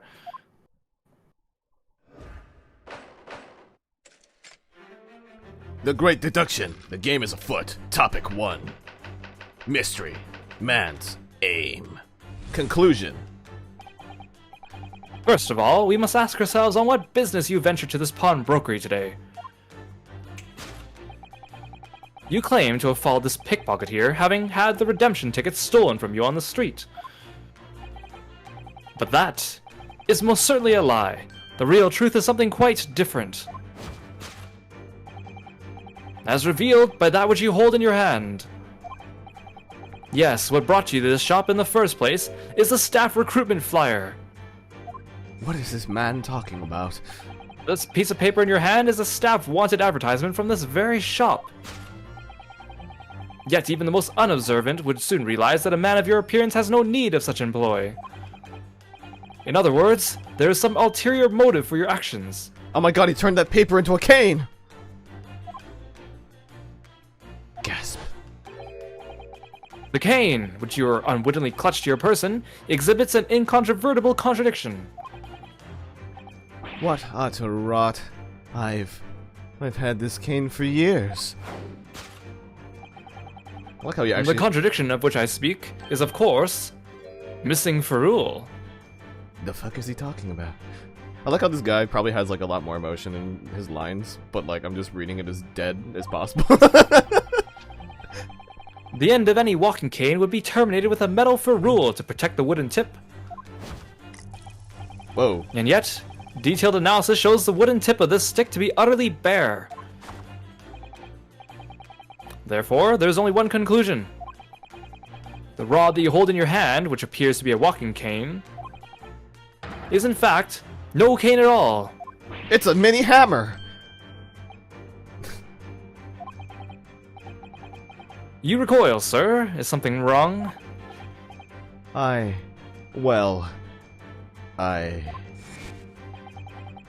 in your recoiling, you inadvertently facilitate the answer of the next conundrum to present itself.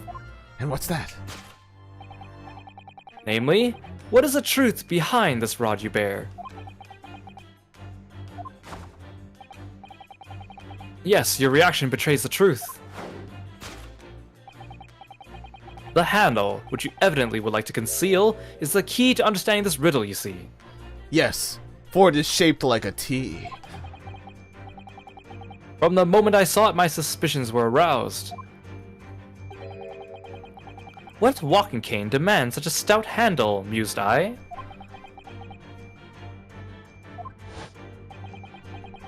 But of course, as I said, there's no walking cane. No, that rod...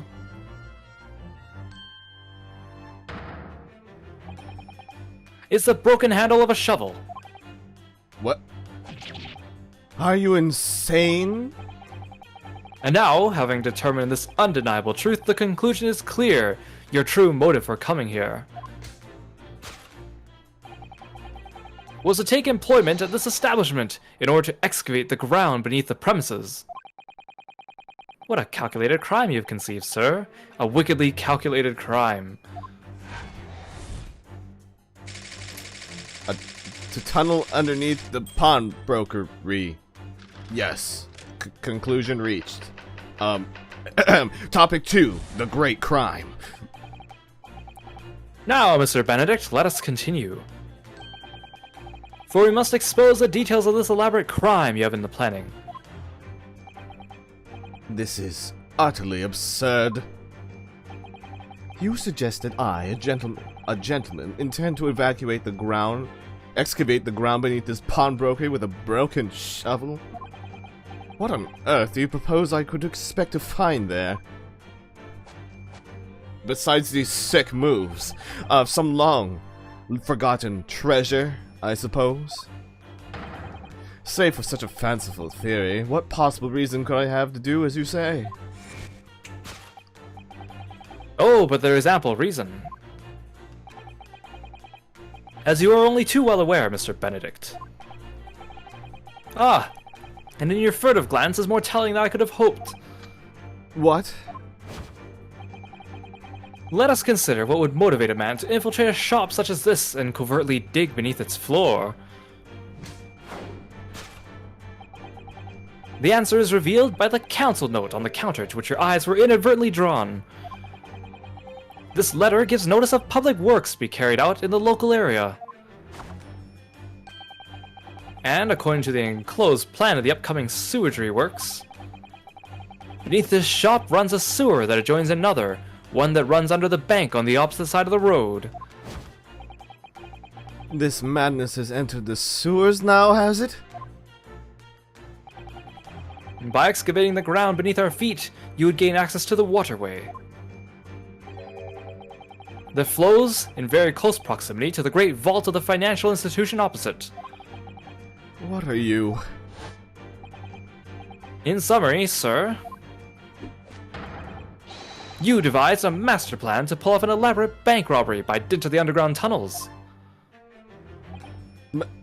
Master plan?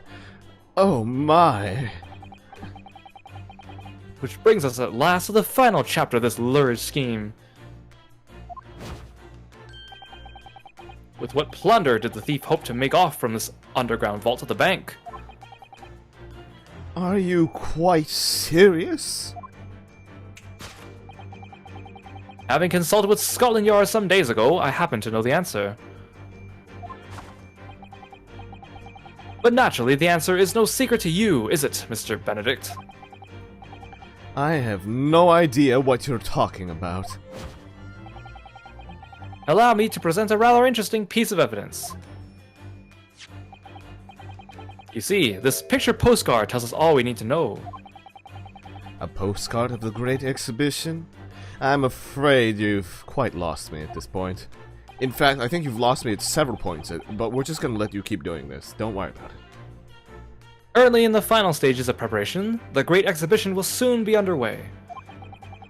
And the government has provided extra funds to complete its centerpiece, the Crystal Tower. Funds that currently sit in the vault of the bank, on the other side of this road. Pardon? Yes, the considerable crime you've been contemplating is the theft of that which sits in the vault of that bank, the special reserve funds for the Great Exhibition. Of course, that is top secret police information, so keep it under your hats, please. Don't worry if I just casually spit that out right there. Don't worry about it. Conclusion, to steal the Great Exhibition's reserve funds? Deduction made, question mark. Thus concludes Herlock Sholmes' great deduction of this pawnbroking puzzle.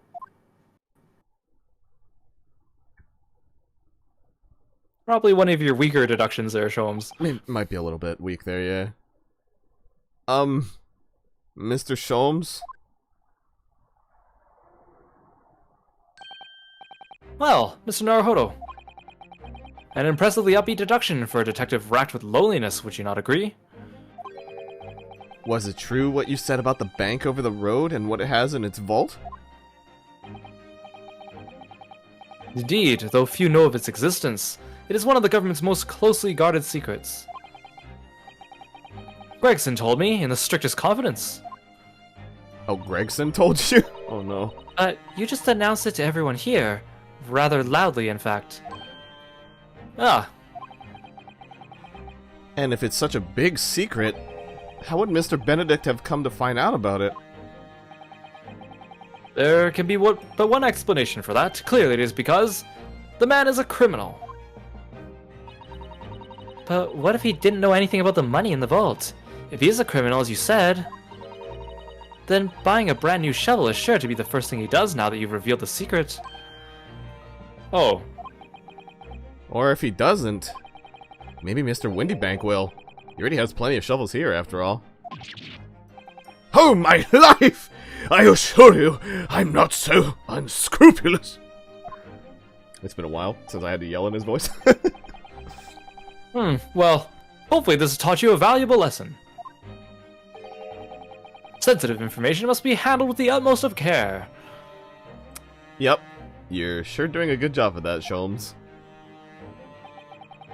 One can never be sure that someone privy to secrets won't disclose them, and once the word is out, it's out.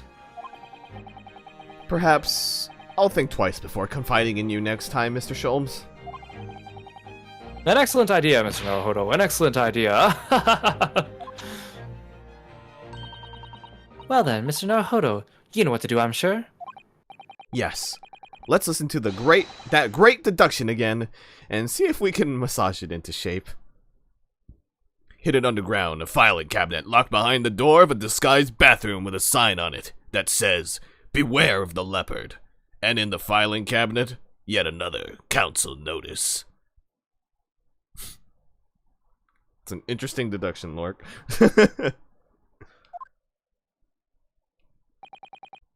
Very well then, let us start once more from the beginning. Of Herlock Sholmes' magnificent logic and reasoning spectacular. Whee! Course correction. Hold it, Mr. Sholmes. Mystery Man's aim. We're gonna fix the conclusion of tunneling beneath. First of all, we must ask ourselves on what business you ventured to this pawnbrokery today. You claim to have followed this pickpocket here, having had the redemption ticket stolen from you on the street. But that is most certainly a lie. The real truth is something quite different. As revealed by that which you hold in your hand. Yes, what brought you to the shop in the first place is the staff recruitment flyer. Hold it! So, by Mr. Sholmes' reasoning, Mr. Benedict came here in order to apply for a job so he could dig down through the floor. Yes, in an attempt to tunnel into the sewers to gain access to the money in the vault of the bank across the road. Honestly, this is a Scooby-Doo plot or a Professor Layton plot. And it would actually work. He wouldn't get very far with a broken shovel, would he? No, I think it's fair to say his motives lie elsewhere. The question is, where? What did bring Mr. Benedict here at this particular point in time?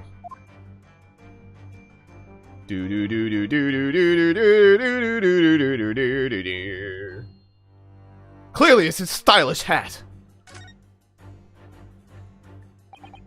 That silk top hat is whiter than white. Only an English gentleman could hope to carry off something so bright. It looks so incongruous with a black overcoat, don't you think? Perhaps it's the latest London fashion. I mean, that's just guesswork, of course. How about it, Mr. Naruhodo? I think you'd look very fetching in a white top hat. Well, you know, I think it might look rather incongruous with my black university uniform, so...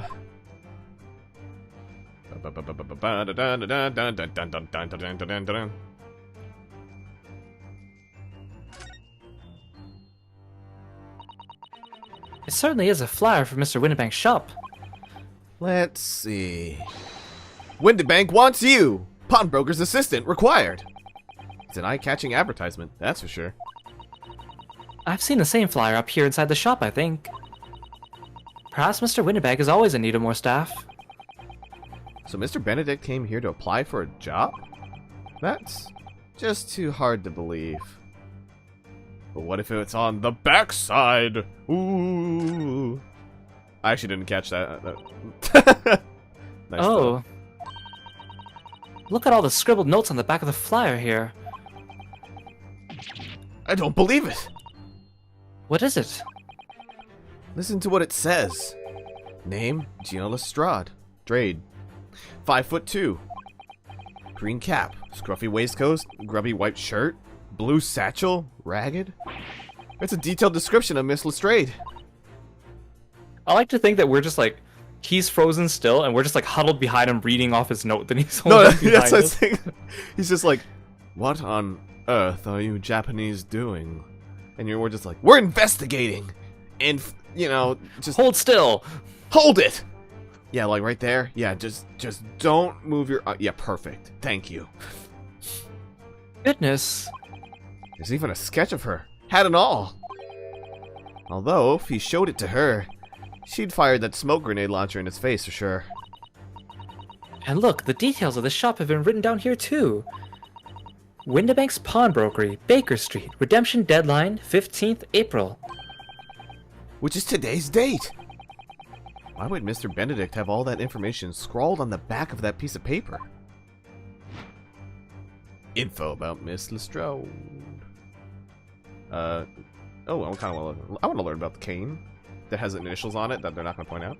You mean the shovel, right? Oh yeah, you mean the shovel. You're right. I haven't played Shovel Knight in a while. It's really hard for me to like identify shovel. That's a proper Englishman's cane, isn't it? Look at the beautifully polished brass on the handle. Yes, but Mr. Sholmes is right. It's not the sort of handle you usually see on a cane. Perhaps it's the latest London fashion. I mean, that's just guesswork, of course. Perhaps you could adopt a cane, Mr. Naruhodo. It might rather suit you. I have a feeling it might argue with the sword around my waist. But what if you use the sword as a cane, Naruhodo? Huh? You know? You could become Althea, the Sage of the Sword. Oh my god, you're right. Yes, what brought you to this shop in the first place is the info about Miss Lestrade. Quite so, my dear fellow. It appears that the writing in the sketch on the reverse of the flyer pertain to the pickpocket Miss Lestrade, and to Mr. Windibank's pawnbrokery here. Huh! You originally told us that you had merely given chase after Miss Lestrade stole the redemption ticket from you. But that, sir, is a thinly veiled lie. It is the information on the back of the flyer that led you here today. By which I mean, here to Windibank's pawnbrokery, and today, the redemption deadline of that overcoat. So, you waited outside for the young girl matching the description you've written down to arrive. And you have gone to some lengths to hide the reason for your pursuit of Miss Lestrade. In other words, there is some ulterior motive for your actions. The cane, which you unwittingly clutched to your person, exhibits an incontrovertible contradiction. What? Utter rot. I've had this cane for years. The contradiction of which I speak is, of course, the missing ferrule. What's a ferrule? It's the metal cap commonly found on the end of a cane, Mr. Naruhodo. Ah, the bit that makes a nice clacking sound on the pavement. Yes, exactly, and Mr. Sholmes is right. It appears to be missing on this cane. But it doesn't actually look broken, does it? No, it doesn't. Though the gentleman certainly did recoil when Mr. Sholmes identified the cane as suspicious. In other words, there's some secret about the cane that Mr. Benedict would rather we would not know. Alright, camera, you're gonna have to work with me here, camera. Camera. Alright, there we go. Look here, Mrs. Sato. There's some letters on the handle. Ah, yes, those must be initials, I think. He's just staring at us like, what on earth are they doing? In the West, it's customary for people to engrave their belongings with the first letters of their names. So, Herlock Sholmes would be HS, you mean? Yes, he would be high school. That's right. And the initials on his cane, obviously. Oh. AG. Why does it feel as though that's not quite right? I don't know. You know, I feel like Eggert Benedict? That's clearly AG. I don't know about you.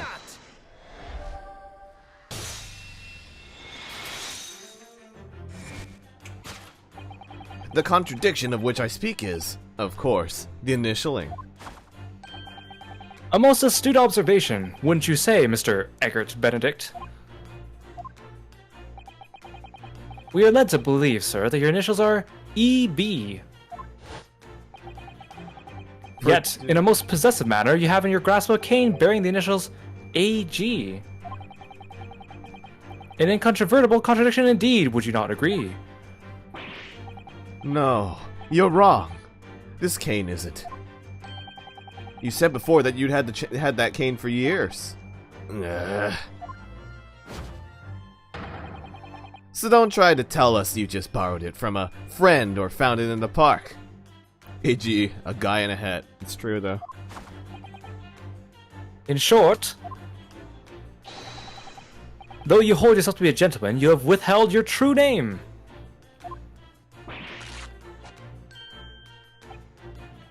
An actual guy.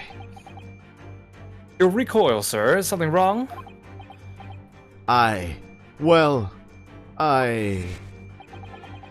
And in your recoiling, you inadvertently facilitate the answer of the next conundrum to present itself. Namely, what is the truth behind this rod you bear? Yes, your reaction betrays the truth. The handle, which you evidently would like to conceal, is the key to understanding this riddle, you see. Let's consider the bare bones of what happened here. Miss Lestrade redeemed that fine-looking overcoat. And now a mysterious man has appeared, introducing himself with a fake name, and claiming that the overcoat belongs to him. But we know that he actually identified Miss Lestrade from a written description, which suggests that everything else he's told us is untrue. So what we need to do here is somehow prove that the overcoat cannot possibly belong to him. It's Nahon under his hat or cat ears. I don't see drugs on his person though, you know?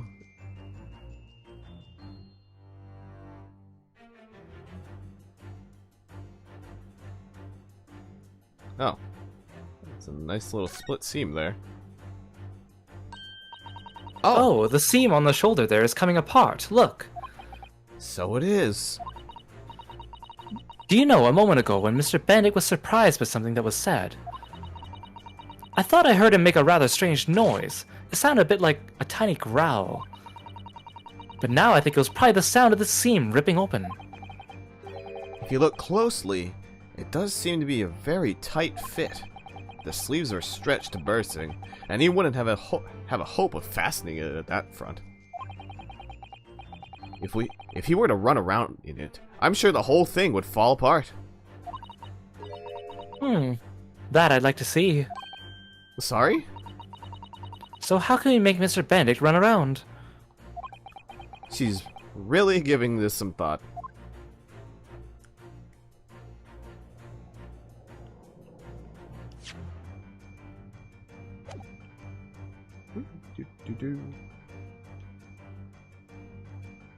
Take that!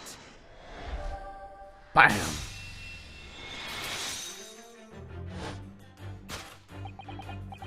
The split seam, which you evidently would like to conceal, is the key to understanding this riddle, you see. Yes, because the overcoat is rather obviously a poor fit. Having forced it over your broad shoulders, the seam is already breaking apart. My suspicions were aroused from the outset. when you so baldly lied about your name and so boldly waylaid this pickpocket. This catalog of untruths has all been for one very specific purpose. Steal the article that the young girl redeemed from Mr. Windibank. Oh, shit, son. But what really irks me is this. The considerable crime I initially imagined has been considerably curtailed. To abscond with a redeemed item. Bye. One more correction.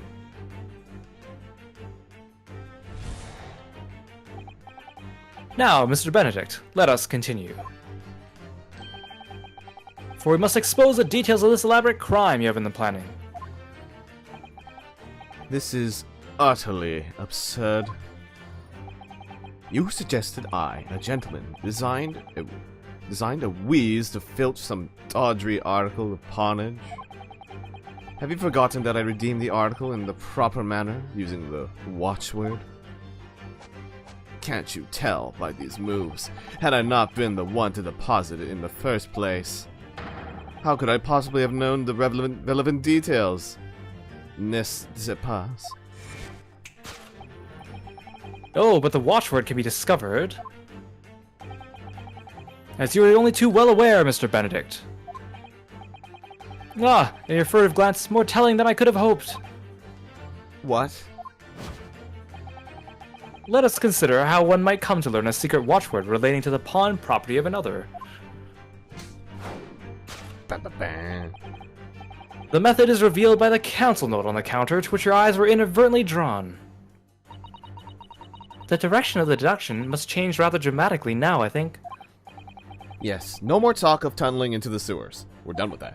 Which is a pity, because it all sounded rather exciting. Anyway, you can't deny that this mysterious gentleman did know the watchword. Yes, Professor. If you didn't know that word, Mr. Windibank would never allow you to redeem that article. Or, looking at it another way, if you did know that word, Mr. Windibank would allow you to redeem the article whether it was yours or not. So the question is, could this gentleman have found the watchword out somehow?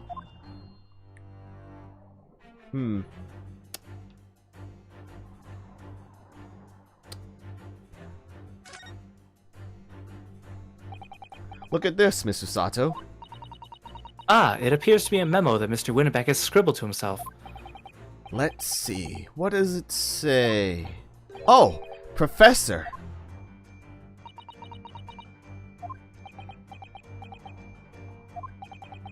Mr. Windibank must make a note of the watchwords his customers give him right before their eyes.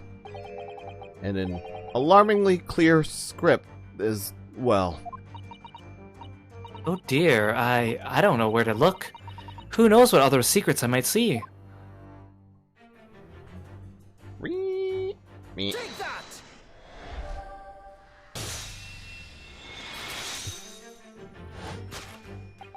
The method is revealed by the notelet on the counter to which your eyes were inadvertently drawn.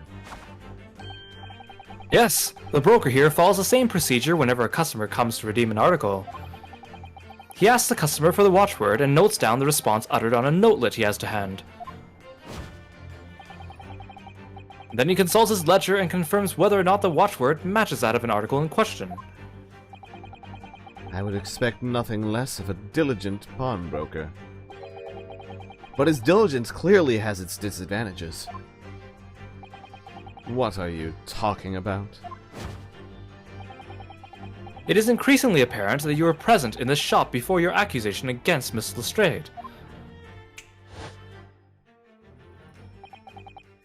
In all likelihood, you followed her inside and then observed her talking to Mr. Windibank. When the diligent broker made a note of the watchword, as is his common practice, You observed him writing the word Professor on the notelet beside the ledger.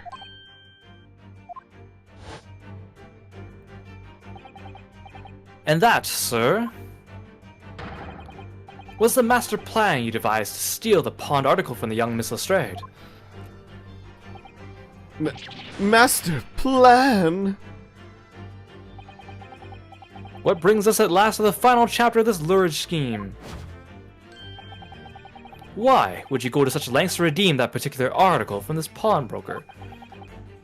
Are you quite serious? For an ill-fitting overcoat hardly seems to justify the effort, much less a worthless music box disc. But naturally, you had very good reason to make them yours, didn't you, Mr. Benedict? I have no idea what you're talking about. Allow me to present a rather interesting piece of evidence. You see, this picture postcard tells us all we need to know. The articles we're talking about are the overcoat and the music box disc that was in one of the pockets. Which, according to Mr. Windibank, isn't even worth a penny. And yet this man went to such lengths to steal them. Why? I wonder if perhaps we already have the evidence we need to explain it, Mr. Naruhodo. Could we? Really? I better have a thorough look through all the evidence we've collected so far. Wow, that sure is a lot of evidence that we collected. So much evidence. Ooh-wee, look at that blood dang on there. I won't tell you what my little bloom mine. I mean, look at all these little bumps on the disc. They're so tiny. Yes, the protrusions are called pins, and they pluck the teeth of the comb to make notes. And just on the edge, there's a small amount of blood. Yes, the blood of the mysterious Mr. Eggert Benedict. When Mr. Stray tried to grab the disc from him, the pins scratched his fingers, it seems. Like when you're grating some daikon radish and accidentally catch your finger. Ouch! Just think about it, it hurts. It puts me off eating radish. Oh. For McGilded, huh? Oh, there's a little scrap paper stuck onto the reverse side of the disc. Look! And a scribbled word or two. It looks like somebody's name. Or McGilded. I wonder where we've heard that name before. McGilded? It couldn't be! But it is, Mr. Naruhodo. A name I shall never forget for as long as I live. But why? Why is his name on this? The music box disc information has been updated with the court record. It says McGilded on it. Damn. Take that! Odd that we'd never noticed this. You see, this music box disc tells us all we need to know. What's that? On the back? It reads, For McGilded. Ah! Ah, Mr. Magnus McGilded. The unfortunate philanthropist who perished in curious circumstances at the Old Bailey 2 months ago. A prominent man in London, though his loan-mongering demonstrated a distinct lack of scruples. So, you're an associate of his, are you? Or perhaps a subordinate? Or perhaps even someone higher up. Mr. McGilded was a man of unusually small stature. In fact, he was precisely the right size for that overcoat that you've squeezed yourself into. Ugh. Your true identity remains shrouded in mystery, Mr. Eggert Benedict. But the final conclusion here is crystal clear. The reason you came to the pawnbrokery today.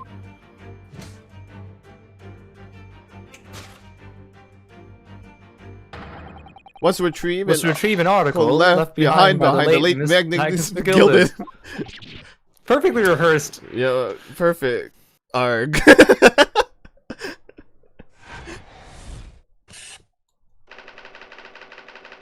To acquire an item deposited by Mr. McGilded. Case solved. Alright, let's go eat breakfast.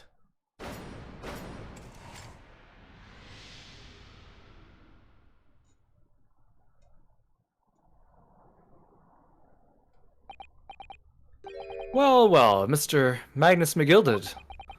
Not a name I expected to hear in these circumstances.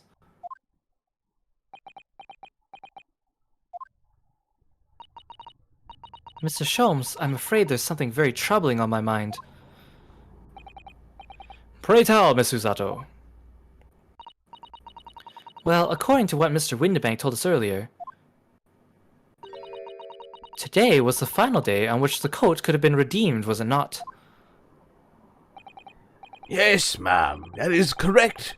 Today would be precisely 2 months since it was first deposited. Well, today is the 15th of April, so 2 months ago today.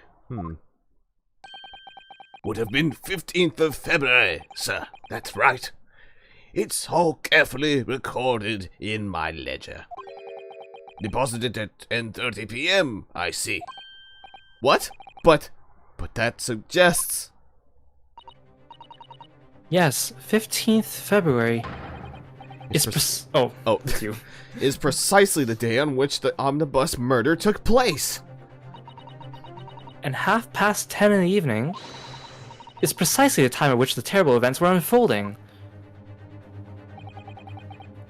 Suggestive is not the word. It would seem the matter is entirely beyond coincidence.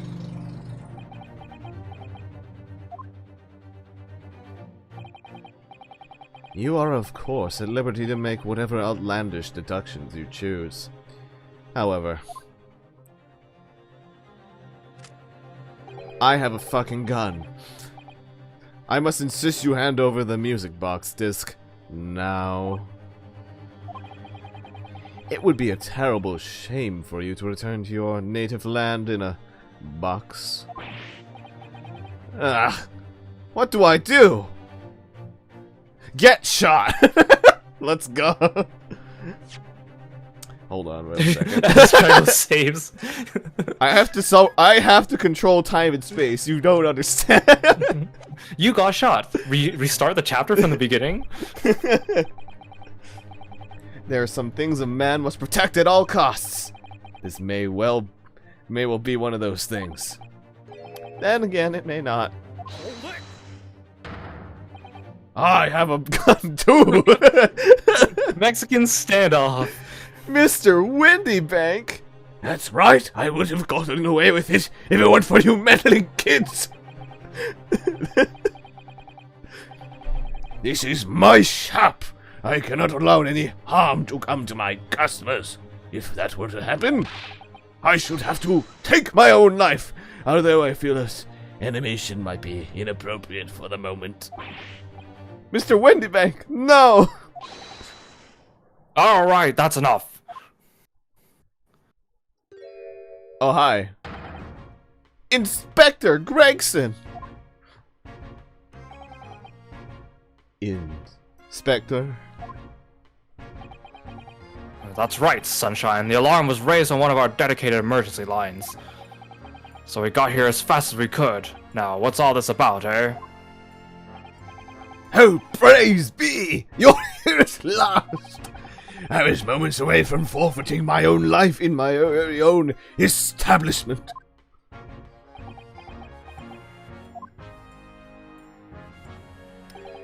It would seem you have the upper hand.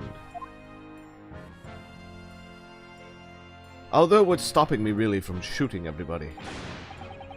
Alright, you lot have a lot to explain to do. I don't appreciate being bothered with some petty argy-bargy. Petty? He had a gun pointed at us. Mr. Windibank very nearly met with his end. By himself, actually!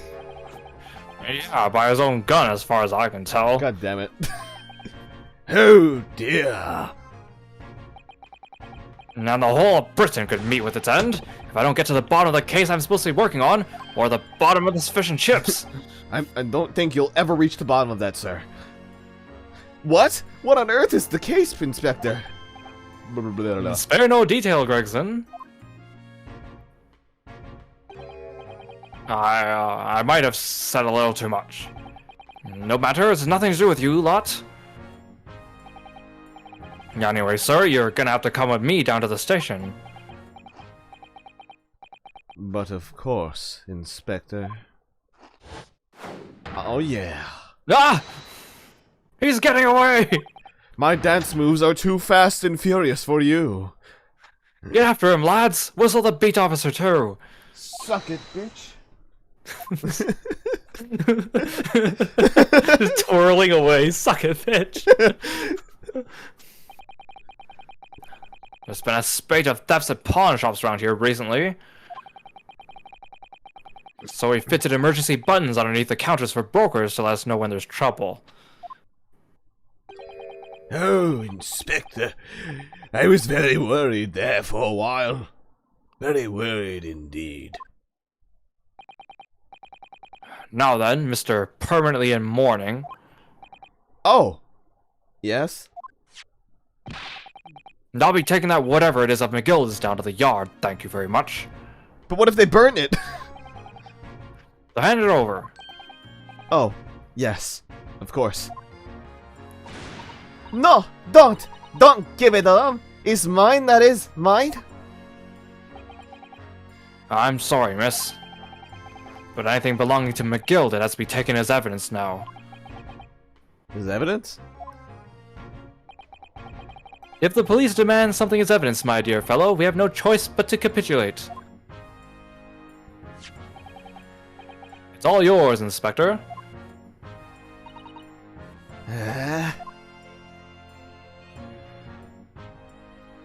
I have a feeling this is the halfway point, and so we handed Mr. McGilded's disc over to Inspector Gregson. We're summarily turfed out of the shop and onto the street. To be continued? To be continued? There it is.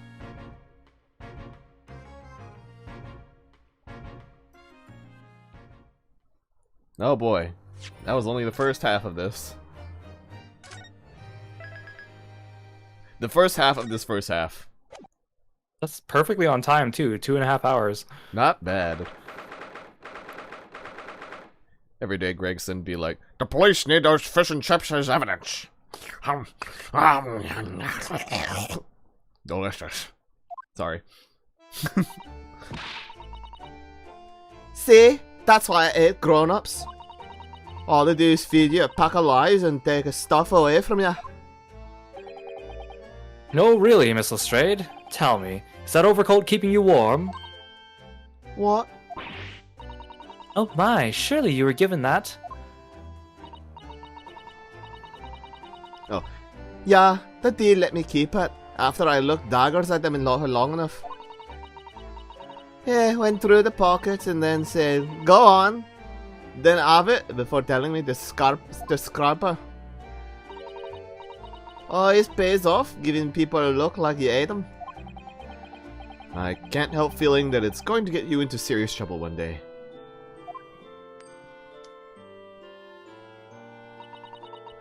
What I really wanted was that nice shiny disc mine. The music box disc? But Mr. Windybank said it was practically worthless. I think I'm gonna go and have another bash. Give him a long hard stare. I think not, Miss Lestrade. We shan't enter Windybanks again today. Oh no, that's not fair. It can't be helped, I'm afraid. The police are investigating the scene now, and taking a statement from Mr. Windybank. But that is mine. I had the ticket for this coat and it was in the coat's pocket. And there should be something else and all. That's what the rotten cove said, ain't it? Yes. He did mention something about another article, didn't he? Well then, that's mine too. Whatever it is. Now she's really pushing her luck. Miss Lestrade, I think it's time to admit defeat. You've had your haul for the day. Yeah, it's all your fault, Sholmes. So, what are your plans now? Will you dine with us this evening? Eh? Iris would be delighted to cook, I'm sure, and I might entertain you with a modest violin recital. Come on, Gina. Come on, Gina. You know you want to. No, ta. Oh, Aw. Why would I come around your place, eh? Have you lost your head or something? Oh, there she goes. Look, there's a store for rent. I didn't even notice that. oh dear, she's gone. Having reviled on me quite unnecessarily, I might add. I can't help wondering. If perhaps she might turn up anyway. Interesting. Once she's had a chance to calm down, I think there's a good chance she'll decide to come. Very well then. I'll inform Iris to set a place for our potential guest at the dinner table this evening. And one more thing. I should be glad of your company later too. Sorry? I believe I will have a rather splendid surprise to show you. Is it your violin? Oh, how exciting. What is it? You shall have to wait and see, Miss Susato. Until later then.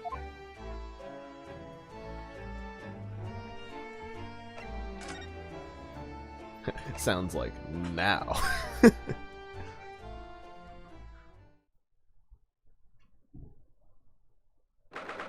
Alright, yep. You know what this kind of reminds me of? When, like, you're not sure, like, when you're progressing in an Ace Attorney game, it's like, am I going to the right location? Like, this pop-up just, like, really reassures you. It's the same as like when you present evidence and the music stops. You're like, yes, Yeah. I did it. It gives me, like, the same visceral feeling as, like, you ever played Carmen Sandiego when you were younger? Yes. You know how, like, you're just like, oh god, am I in the right area? And then, like, it does, like, a little thing to, like, let you know that you came to the right place. Yes. Yeah, I feel like it gives that same feeling. It's like, oh, thank god. I'm smart. I did it. I used my brain cell. Ah, Susie and Runo, come in. Good afternoon, Iris. Thank you so much for breakfast this morning. Oh, don't mention it. Goodness, look at the time already. Busy as always? I am. I'm preparing everything for dinner this evening. Already? You're obviously cooking something special. Are you? Oh yes, after all, we have a special guest joining us. Guess who it is? Go on. Hehe, you'll never guess. Is it a gun? Look at those little eyes of hers shining. Oh dear, it is awkward when you already know the answer, isn't it? It's Ginny! Isn't that exciting? Oh, what a surprise! Yes, that's wonderful news. Wow. Iris seems overjoyed at the idea. I can't wait to learn some pickpocketing tips from a real professional. Oh, yes! That does sound like fun. I'm not sure that's entirely appropriate. Are you, Mr. Naruhodo? By the way, Iris, what's Mr. Sholmes up to? Really? Oh, he's been like that ever since he got back. Hello? Mr. Sholmes? I beg that you won't speak to me. Sorry? I don't know who you are, but kindly take your leave. As you can see, I'm not here. I don't even know how to respond to that. I do apologize. When he gets like this, he's completely oblivious to everything. Yes, I see. Really, he behaves just like a child sometimes. Hurley does. Mr. Sholmes and Iris have something of a parent and child relationship, don't they? Yes, except that Iris is clearly the parent here. Come to think of it, I wonder where her real parents are. They're probably dead. I mean, what? What's the matter, Bruno? You have such a funny look on your face. Oh, no, it's nothing. I know what it is. Why does this girl live here with Mr. Sholmes? You're wondering, am I right? Yeah, but I was also thinking that you probably have dead parents or something. I mean, how? How did you... Oh, Reno, I can read you like a book. Ugh, this girl is dangerous. Or you gotta, like, learn to control your face, man. Don't worry, you can ask me anything. I won't mind. Alright. Are you Batman? So, by Ginny, you mean Miss Lestrade? The young woman from the McGilded case 2 months ago, right? Yes, who also stole my experimental smoke grenade launcher. Although, after that trial, I invited her back here and we had dinner together. Aw. And now we're the best of friends. Aw. Oh, what a lovely tale. Yes, now if I bump into her on the street, she runs away as fast as she can. She's Lucius? Oh. God. And I chase after her down the back alleys. Oh. Interesting idea of friendship. With your Simon Says gun. Then I let her have the latest color of smoke grenade I developed. Oh. There are so many beautiful colors in the world. Ginny wants me to make a whole rainbow.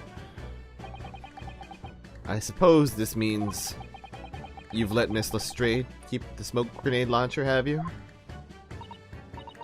Yes, that's right. I got bored of it anyway. Hurley always reacts the same way when I shoot him with it now. Poor Hurley. Oh, I can't wait for Ginny to arrive. It's been too long since she last came over. I'm so excited. I just hope she does actually come. When I shoot him with it. Yeah, we're just gonna gloss over that a little bit. I'm sure you've been wondering, why is it I live here with Hurley, haven't you? It's not like you've had 2 months to ask me. You know, you've been really living here for a really long time. How come you've never asked? Well, it has crossed my mind. That and where are your real parents? Are you Batman? My mummy and daddy aren't with me anymore. Oh god, you are Batman. Mummy passed away when I was born. At around the same time, my father... Well, he had to go to a faraway land because of one of the cases he and Hurley were working on. Oh. Wait a minute. Did you say he and Hurley? Yes. Daddy and Hurley were always solving mysterious cases together. She didn't mention that before. He wrote them all up in his diaries. That's what's in the metal chest over there. Huh? Really? He recorded them all? So, you mean it's true, Mr. Sholmes really did have a partner with whom he tackled some of his most taxing cases. Oh yes, I mean, it's always nice to have one, isn't it? So Mr. Sholmes' partner was your father? Exactly. Is he dead? Haley told me I wasn't allowed to look in the chest. But that only made me want to look in even more, so I looked it up. And found your father's memoirs. Yes, so I asked Hurley, who wrote these? He nearly fell off his chair. But then he told me, that's when I found out that the author of all those accounts was my father. So, Iris's father was Sholmes' partner. And we're only finding out about this now. Well, I gotta give it to Naruhodo. He knows not to pry when it's not needed. Well, why of course, the viewers are here. That's why we have to talk about it now and not before. Yeah, you're right. They weren't here for those 2 months.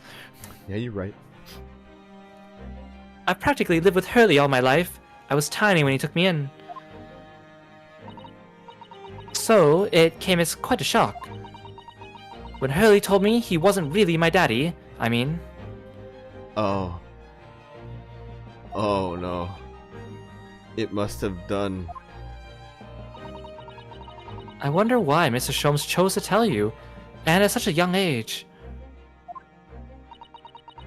Hurley says it's because he wouldn't have been able to hide it from me. Oh? Well, having lived with Hurley all these years, you might say that his ways have rubbed off on me. There are some things I can just see. Especially lies. I almost know when people are lying before they open their mouth sometimes. Right. Anyway, I was so fascinated when I read Daddy's diaries. That's what inspired me to write The Adventures of Herlock Sholmes, actually. I'd always assumed Mr. Sholmes simply told you all those thrilling stories. Oh no, Hurley's hopeless like that. He forgets everything. As soon as he solved the case, it all but vanishes from his mind. That's a really odd thing. Oh, I see. The other day, it was so embarrassing.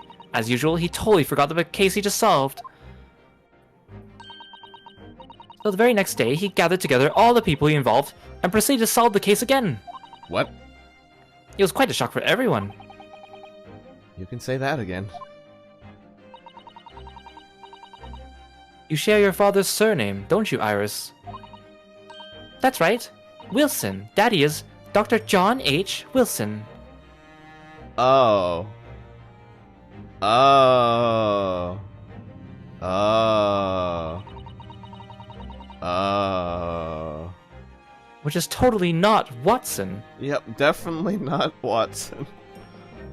I learned from his diaries that he's a doctor of medicine, you see.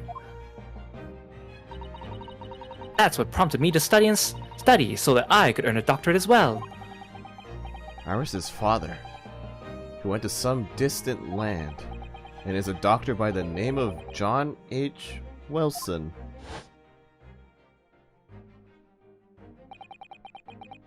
The court will now hear the trial of Ryunosuke Naruhodo. Kindly state before the court the name of the victim in this case. The victim's name was Dr. John H. Wilson. Oh. I completely forgot about that. That's right, visiting professor of medicine at Imperial Yume University. And the man who, in the most bizarre of circumstances, lost his life just before we left Japan. Huh. Miss Susato. Yes. Perhaps we shouldn't pursue this conversation any further at this time. I think that would be for the best.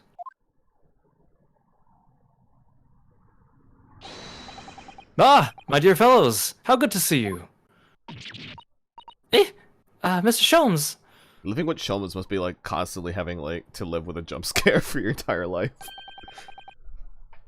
That's what she invented the smoke grenade launcher for, right? Oh, right. The catch it Why first. did you not make your presence known to me before? Well, no matter now. So, how the devil are you? We've been with you for most of the day. Also, we just learned something kind of traumatizing. Goodness, really? Do tell me, Mr. Sholmes, is your violin unscathed? My violin? Whatever are you talking about, dear madam? Oh, never mind that now. I have something far more interesting to show you. Behold, my dear fellows. Another disc. Oh, another music box disc. No, not another disc, Miss Susato. What'd you do? You copied it? This is the one Gregson demanded we hand over as evidence. Mr. McGilded's disc. I'm sorry? Oh my. Then, what's it doing here? You know, at times, Mr. Naruhodo, I think that though I have an undeniable turn for detection, I may well be even more adept at larceny. Oh no. Oh, that would be most wonderfully exciting. I'd be your pickpocketing assistant. Iris, no. Bruno can be our go-to lawyer if we ever got caught. What's wrong with these people? Right. Plus, Susie has such beautiful handwriting, she could write all our menacing crime notifications. We'll be phantom thieves. Oh my god. Yes, I'd be delighted. I'm just going to pretend this conversation never happened, I think. Looking good, Joker. Alright.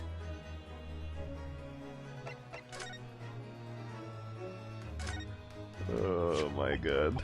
I don't understand. How did that disc come to be in your possession? I thought Inspector Gregson took it back to Scotland Yard. Also, I'm pretty sure it was a different color at this point. And quite correct.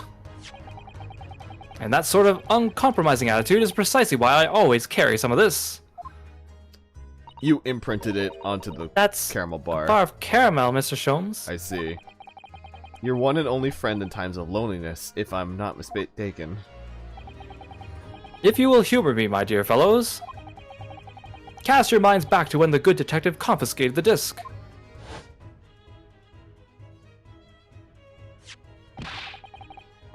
I'll be taking that whatever it is of McGilda's down to the yard, thank you very much.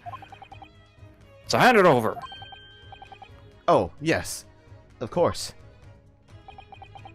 If the police demand something as evidence, my dear fellow, we have no choice but to capitulate. It's all yours, Inspector. For the briefest moments, I had the disc in my hand, did I not? Yes. Yes, you did. But I still don't understand. It was at precisely that moment that I summoned my one and only friend into action. I pressed the disc into a pair of bars, like this. Okay, so you did make an imprint of it. Okay. I see. That's amazing. The disc and all the minuscule protrusions have made an image in the caramel. Indeed, this caramel is quite exceptional. I developed it myself, you know. I noticed you have your name on the bar like a narcissist. I mean, Suitably soft for making impressions, but resistant to melting. The result of a precisely controlled solution. How extraordinary.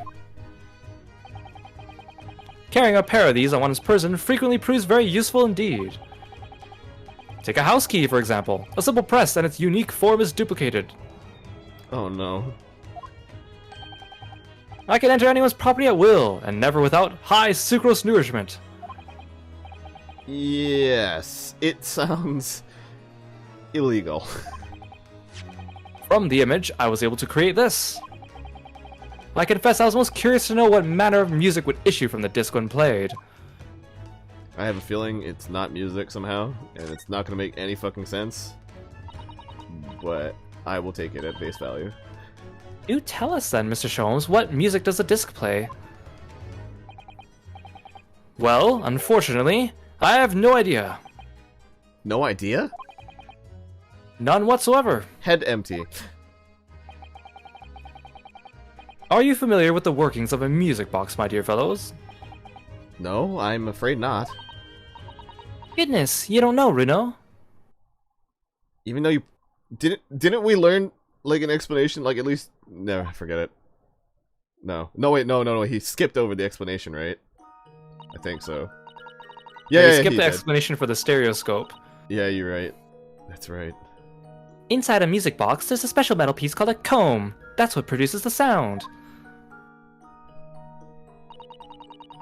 Small protuberances pluck the different teeth of the comb as they rotate past it, making the different notes.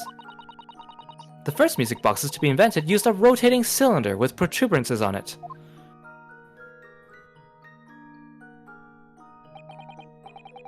But over time, a new type of player was produced, which uses discs such as this. With that development, the popularity of music boxes spread far and wide, all across the globe. Why, exactly? Because the discs are easy to produce and can be interchanged to facilitate the playing of different tunes. There are a great many firms in Europe now manufacturing music boxes as a result. It is wonderful to be able to enjoy music, even when no performer is present. But it is the very success of the invention that means we are now presented with an insurmountable problem. What do you mean? As you may imagine, the construction of one firm's music box does not match that of another. And we have no way of knowing in which music box this particular disc was designed to be played. There is no resolution to this problem, I'm afraid. It's quite intractable. Ah, I see. So that's why. Naturally, I tested the disc in those few music boxes I have at my disposal. But as you can hear, to no avail. I don't know, it sounds beautiful, Sholmes. Don't you love it?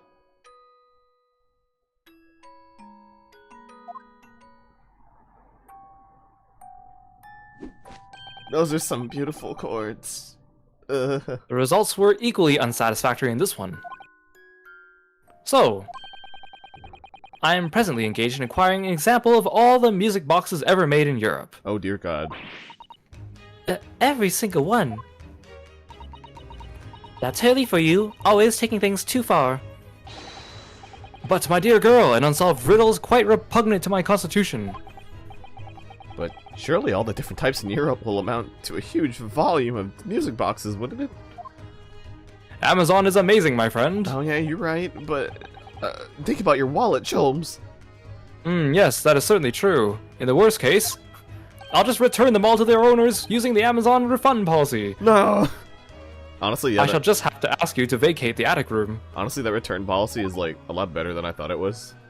It's what my mom had to explain it to me, and I was like, "Wait, really? You could just send it back like nothing?" And she's like, "Yeah." It's like that's Right? so dumb. What?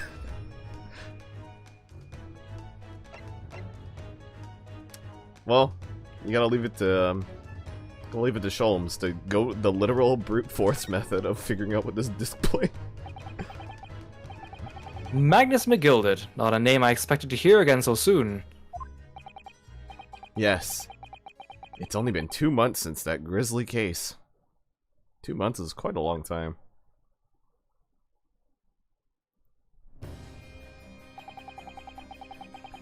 Mr. McGilded perished within hours of the trial's conclusion.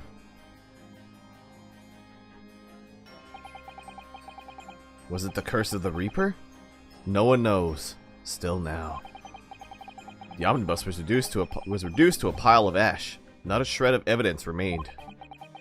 And with the man's death, the truth about the murder in which he was so intimately involved was buried.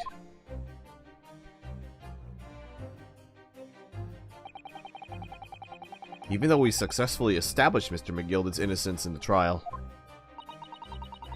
The newspapers are still claiming that it remains an unsolved case.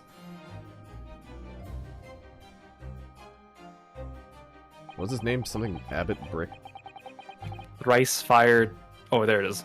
Oh, the murder of the brickmaker, Mr. Thrice-Fired Mason.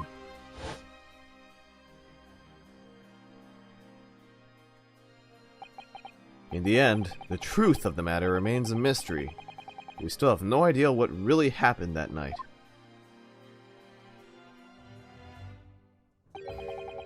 Although Mr. McGilded was found not guilty through my defense, I still don't know if that was the right judgment or not.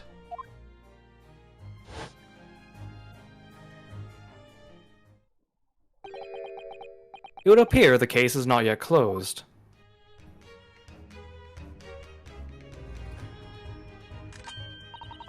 Well, it's time I started getting things ready for dinner, I think. Ginny will be here before long. And I got a gun. Thank you, Iris. Oh, well, you must let me help you then. Of course, Susie. There's plenty to do. I think I shall investigate the condition of my faithful performing partner. Now then, where did I leave it? Let this be a lesson to you, Mr. Sholmes. Never leave anything too precious with the pawnbroker. Yes, you may be right. Oh, that reminds me of something Mr. Windenbank said before. He said that he had a manuscript of Iris's in pawn, didn't he? Did he? Yes, he definitely mentioned it. Mr. Sholmes' latest tale of otherworldly mystery lies dormant in my storeroom. Were his words, I believe. So you heard about that, did you? I expect you were as incensed as I was. Oh, yes. The idea of such a wonderful story languishing in Mr. Winnebank's storeroom gathering dust. My dear madam, I'm quite sure I told you already. The pawnbroker's storeroom is the safest place for it, more secure than a bank's vault. And what about your Stradivarius, Hurley? Was that safe and secure? Well, there may be the occasional mix-up. Caused by a certain impetuous someone not too far from me now. You have any idea how long it took me to write that Baskerville story, Hurley? Oh, it sounds so exciting. The Hound of the Baskervilles. I should love to read it. Huh?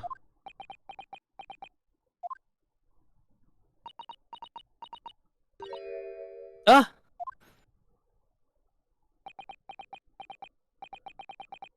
What's going on here? Why does it feel like an icy chill just swept through the room? How did you know what it was called? Susie, what did you just say? You said The Hound of the Baskervilles. But how could you know the full title? Well, that's because Mr. Sato is such a great fan of all the stories about Mr. Sholmes, of course. Oh, she's not buying it. But Runo, The Hound of the Baskervilles has never been published. What? When I showed Hurley the manuscript, he told me that I wasn't allowed to publish it yet. I don't understand. That's why he said he'd keep it safe. Until it was the right time for the story to be made public, you see. So that's why the manuscript is at Winnebank's? And yet, how could Susie here know its title? Well, Hurley, what's going on?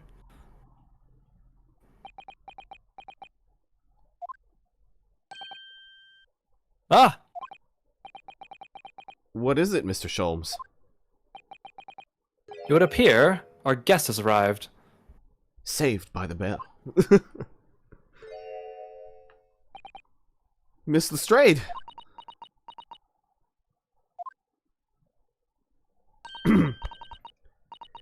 This was a bad idea. I knew I weren't welcome. I'm gone. Oh, there she goes. No! Wait! Miss Lestrade! We've all been eagerly awaiting your arrival. Haven't we, Iris?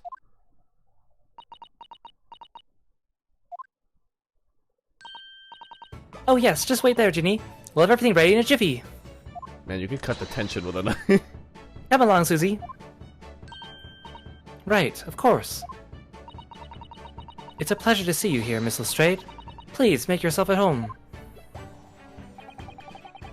Don't stand in the doorway, my dear girl. Come along in. What say you to some Mendelssohn? I won't take no for an answer. Meddlesome it is, then.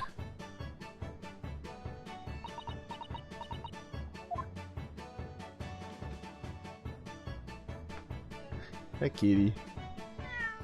Meow.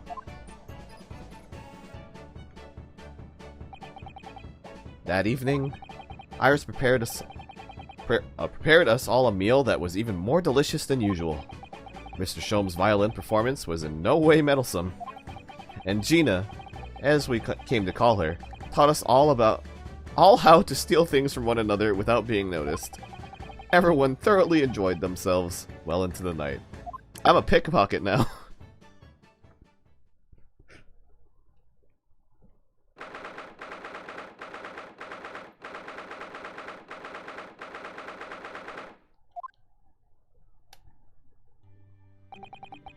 That was a very enjoyable evening, wasn't it?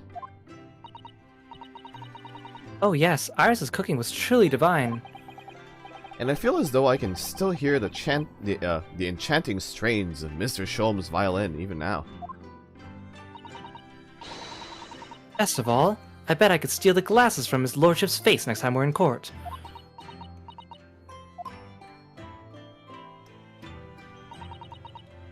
Naruhodo-san, could I consult with you about something, I wonder? What's the matter, Susato-san? It's about the telegram I received. Ah.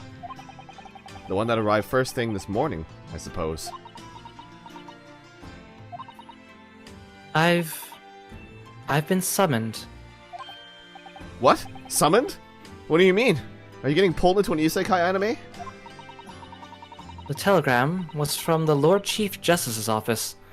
Lord Strongheart had asked to see me. Oh. The Lord Chief Justice? When? Tomorrow morning. What? Then we have to start preparing at once. Oh, no, that won't be necessary, Naruhodo-san. I've been summoned alone. Alone? What on earth for?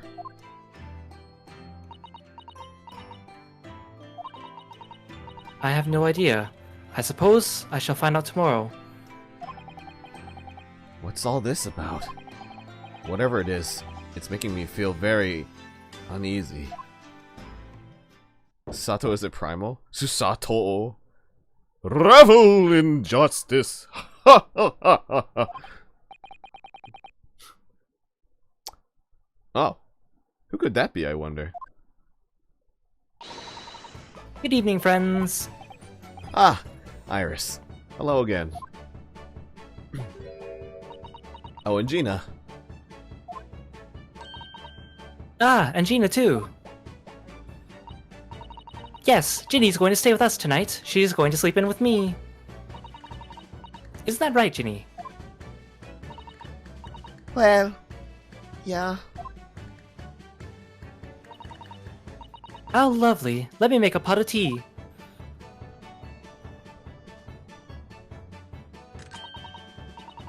You know, I've learned so much today. Oh, what? In particular? How to steal things. Ah, those things Ginny showed us. Wasn't it wonderful? Ah, you mean all those pickpocketing techniques? We had fun trying them out all on each other, didn't we? I think I've awakened a natural talent. I could earn a living from it. I don't know if that's the right route you want to go down in life, Iris. You have so much to live for. You might be getting ahead of yourself a little there. So, what brings you up to our humble quarters at this late hour? Well, you see, I came to return this. Wait, what? That's mine. But it's in my court record. How did she steal it? Oh my, however did you... It would have been a nice touch if they actually made it, like, disappear from your court record. That would be so good if it was, like, not in here. I told you, didn't I? I have a natural talent for it. Oh yes, I had forgotten. Iris literally is a child genius. Let's emphasize genius with this nice orange color. Genius. Well, anyway, here. You can have it back. Not that I really understand why you wear it, though. Ah, thank you. Alright then, good night. Yes, good night. Can we talk about the wolves now?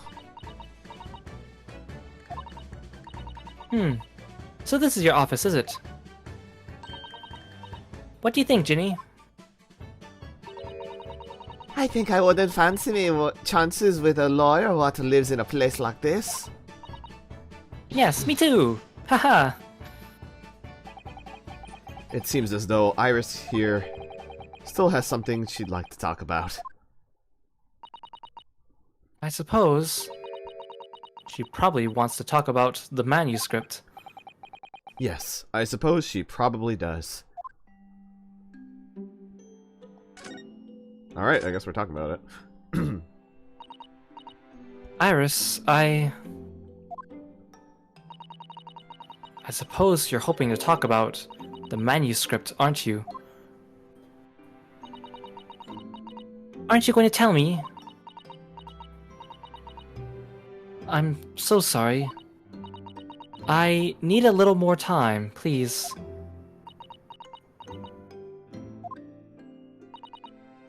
Alright, I understand. I hope I haven't made you feel awkward. Oh no, not at all, Iris. Not at all. I don't know what all this is about, really, what? It's a story you made up, is it, Iris? This mantle script or whatever you call it. It's not exactly a story that I made up. It's something I read in Daddy's diaries. Daddy's? That's right.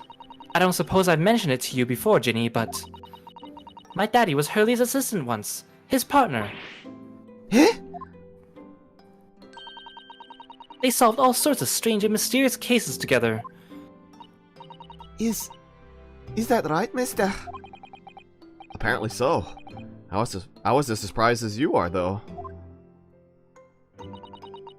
Daddy wrote all the details of every single case down, you see, in his diaries. So I study them and write my stories based on what actually happened. So, where's your old man now then? He had to go away on urgent business to a faraway land, and he'll be gone a very long time. So, I've never really met him. Oh, right. Come to think of it, I don't know anything about Gina's parents either. Perhaps we should ask. God damn it. God damn it, Renosuke. They're both Batman, okay? Iris. This Hound of the Baskerville story. I take it that it's another tale inspired by your father's accounts? That's right. I thought it was fascinating. But it's different somehow. From the other cases, I mean. Oh? How? I don't really know, but it must be special in some way. Because after I'd written it, and I showed the manuscript to Hurley, he turned as white as a sheet. It was the first time I've ever seen him like that. Okay. It pains me to have to say this after you've toiled over for so long, Iris. But this story must not be published at this time, under any circumstances. But why not? It's one of my best works. I'm not at liberty to say. Not now. So please, do not ask me.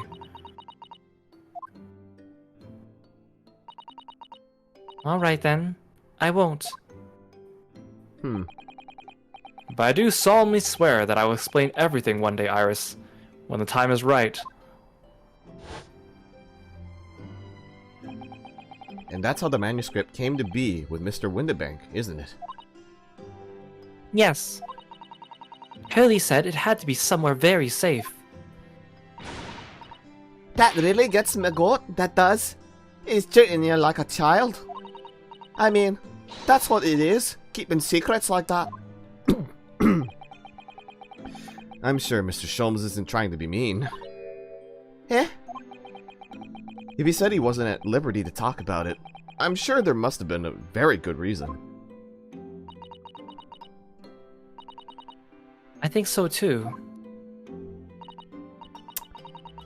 You lot are too trusting for their own good. But, you can't pull the wool over my eyes. Soames is lying to Iris. I bet my life on it. What?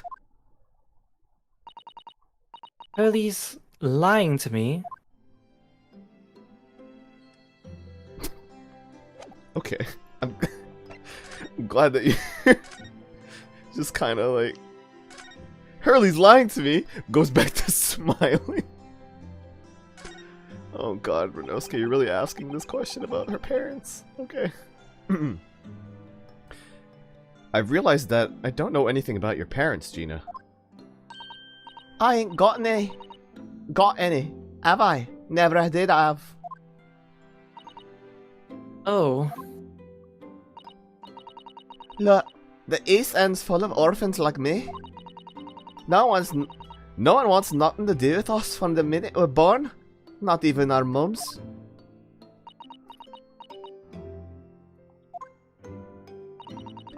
But we all stick together. The older ones look after the little ones and make sure they get by. so that's why you're a pickpocket. Nah. Diving's my life. I love it. I got a kick out of it every time I lift some pompous idiot's purse.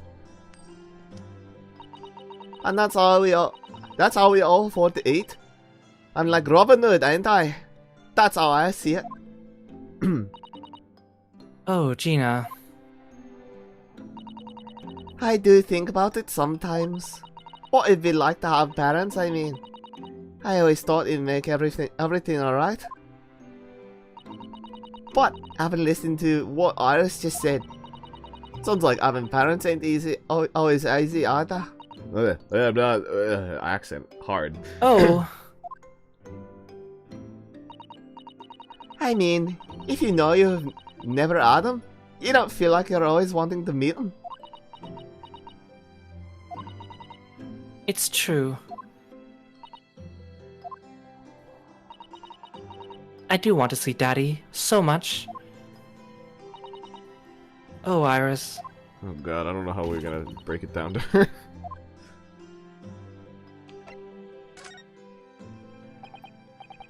Gina, what did you mean when you said that, you know, Mr. Sholmes is lying to Iris?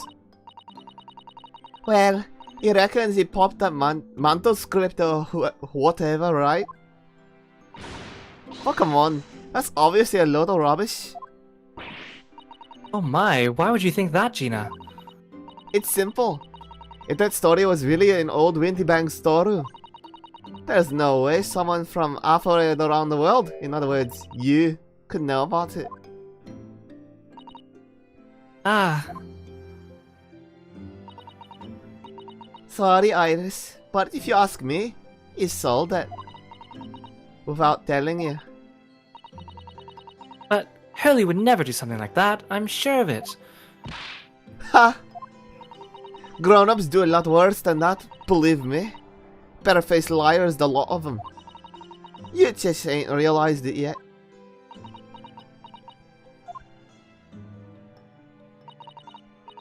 I'm telling you, that mental script ain't at Winterbanks. Oh god. You'd soon see if you had a look. Even if you think you can trust him, I don't. That Sholmes is a liar like the rest of them. If I'm honest, I have wondered if Hurley's telling me the truth sometimes. See? Oh, but I don't mean that I think he sold it. I mean that I sometimes wonder if he might have hidden my manuscript somewhere. Somewhere I don't know. Even though it's wrong of me to doubt him. Don't be too hard on yourself, Iris.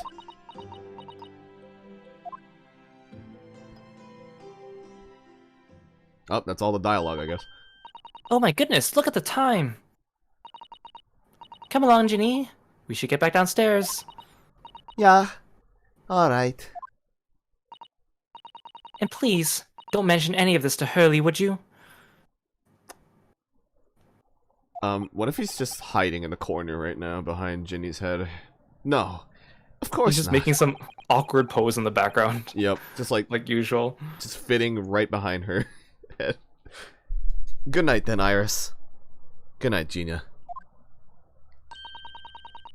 You must let me make breakfast for you tomorrow morning, I insist. Oh, yes, please. I can't wait, Susie. Good night, then. That coin animation is so smooth for the finger. I love it. It's so good. It makes me want to become a pickpocket. It makes me think of Connor from Detroit Become Human when he does Oh, all the yeah, coin you're right. trading. Iris. It sure is easy to forget, isn't it? Sometimes she speaks just like an adult, but deep down, she's still just a child. Well, I think it's time that I turned in for the night too, Naruhodo-san.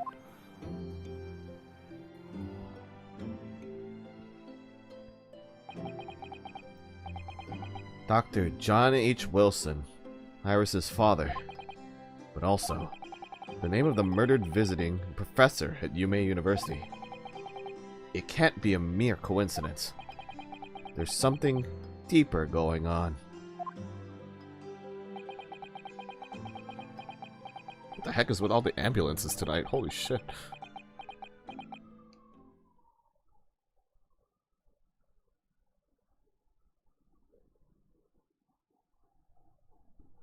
Mr. Naruhodo. Mr. Naruhodo. That voice. That's... Oh. Oh, it's Mr. Oh. No, wait, Oops. it's the innkeeper from Bravely Default. Oh no, where to live? Oh Guk-san. Oh Guk-san. What's going on? It's the middle of the night. It's Miss Lestrade. She's gone. Gina? She was supposed to be sleeping in Iris's room, but her bed is empty. Well, she's an independent young woman. She's probably decided to go home. No? I think not. From speaking to her before she retired, I received the distinct impression that she was looking forward to breakfasting with Miss Susato. No, I don't believe the girl's gone home, but I've been waiting for over an hour now. Over an hour? Oh. If you'll indulge me, look out of the window, my dear fellow. We're gonna see a body on the floor. Oh, look, a shovel! We're gonna dig under the bank! What's this about?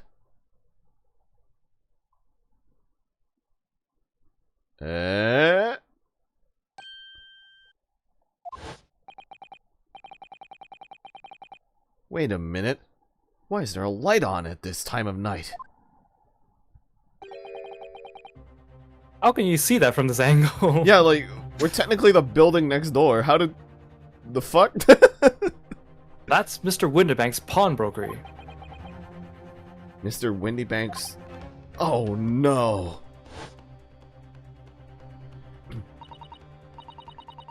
It's simple. If that story was really an old Windybank's storeroom, there's no way someone from halfway around the world, in other words, you, could know about it. Sorry, Iris, but if you ask me, he sold it. Without telling you. Could Gina have gone... It seems you have some knowledge of the situation, Mr. Naruhodo. Sorry? Oh, no. Not really. Come on, dude. Please just tell him. Well, anyway, we must investigate. At At once. Oh. Oh. Miss Susato. You two seem really good at switching your voices around today. Yeah, I think Sholmes does a really good impression of you. And you seem to do a really good impression of Sholmes. The door to Windybanks. It's open. And the lamp is burning. It must be Gina, mustn't it? Let us hope it's nothing more sinister. What? Come, there's not a moment to lose. Clearly something is afoot inside. Bam bam bam bam bam bam bam. Well, at least we have the that is a bloody calendar. There's no one here. Oh yes. There is. Bang?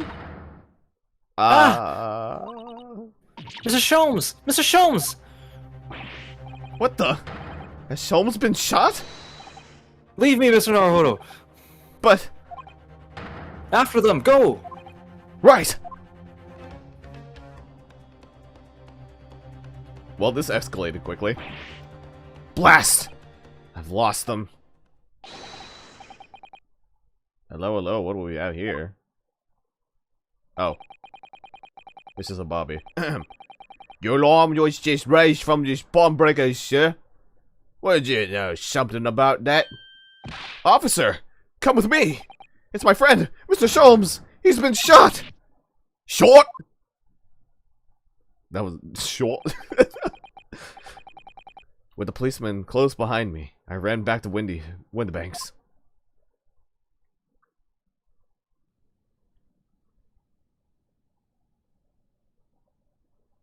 Dun dun dun dun dun dun dun dun dun dun. Oh, it's a cutscene. Mr. Sholmes! Mr. Narado, How bad is it? Never mind me, but there's much at stake. Behind that door. In the storeroom.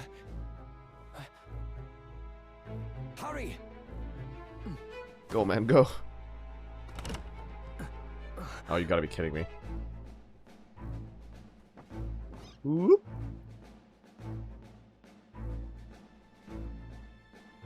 Oh.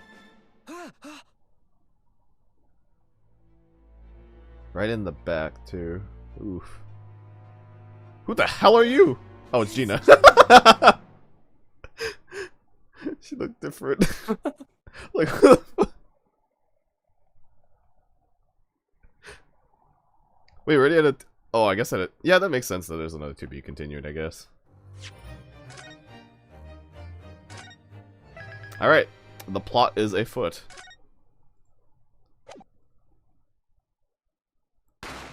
Bang. Ah! I'll be alright, Mr. Naruhodo. After them, go!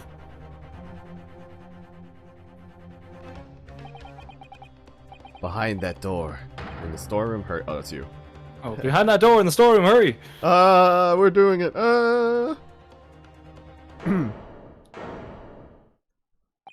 Well, this doesn't look like a setup at all. It's Gina! Who the hell are you? Who the fuck is this? Oh, it's Gina. From that moment, Windybank's pawnbrokery became a crime scene because of course it did. Everything that followed happened in a whirlwind of activity because of course it did. The arrival of the police, the preliminary investigation of the scene, and the questioning because of course it did. It was just before dawn before I was allowed back into my lodgings at 221B.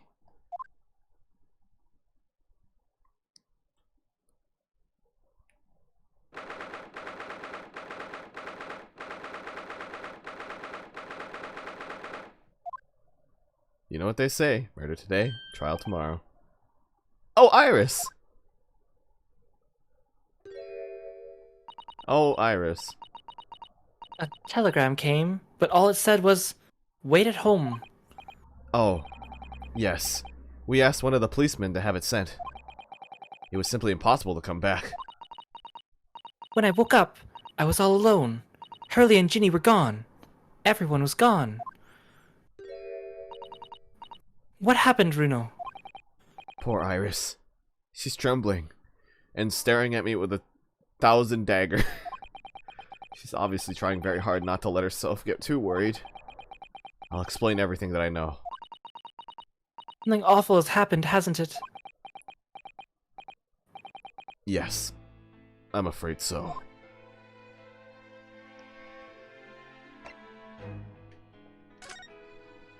I know this was a serious situation, but I was actually trying to see if the move option was available, and it was not, so I was a little bit sad.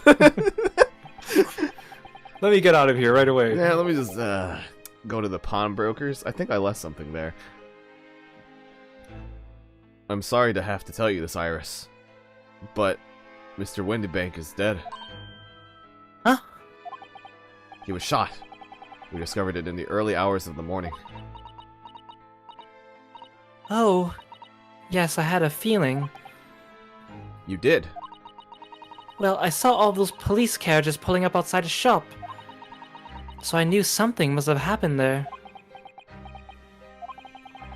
When we entered Windybanks in the small hours, we disturbed a gang of 2 thugs.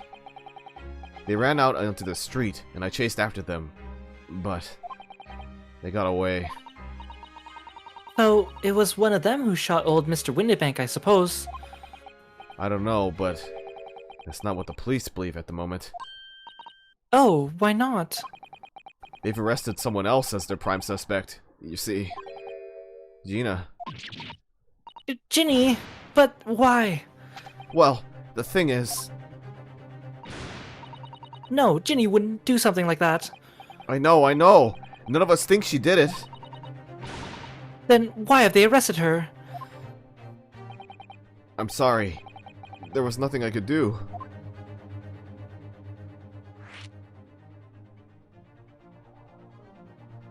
No, we could go to Gina's arrest, but we gotta talk about these other things first. So where's Hurley then? Is he still investigating the scene? He really ought to have some breakfast. It's not good for him to miss any meals. Well, about that, I don't think he's gonna be missing meals for a while. I don't want you to worry, Iris, but I have some news about Mr. Sholmes. Huh? He was taken to the hospital this morning. What? Well, when we entered Windybanks, a gun was fired and he took a bullet. Hurley was shot? No. It's alright, his life isn't in danger. Really? Are you sure? Where is he? Which hospital? He's at St. Sinners. They're tending to him there. I must see him. At once. I'm sorry, Iris, but you can't. Why not? That's not fair. I'm a family member. I should be allowed. No, I mean, nobody can see him at the moment. He's not allowed any visitors. They're preparing to operate, you see. To operate? Oh, poor Hurley. Oh. Who's gonna solve the crime now? Yeah, I don't know. I don't think anyone competent's around. Maybe Jason Todd. It was the two thugs who were in Mr. Windybank's shop. They shot Mr. Sholmes when we disturbed them, you see.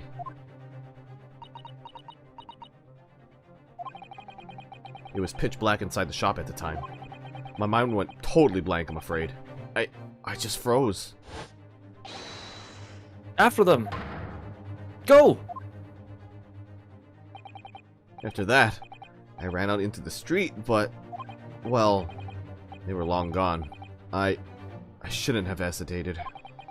I'm so sorry. It's my fault. I let them get away. I think that's a very good thing. Sorry? Well, if you'd seen which way they went and chased after them, you might have been shot as well, Runo. On top of everything else, I couldn't bear that. Oh, Iris.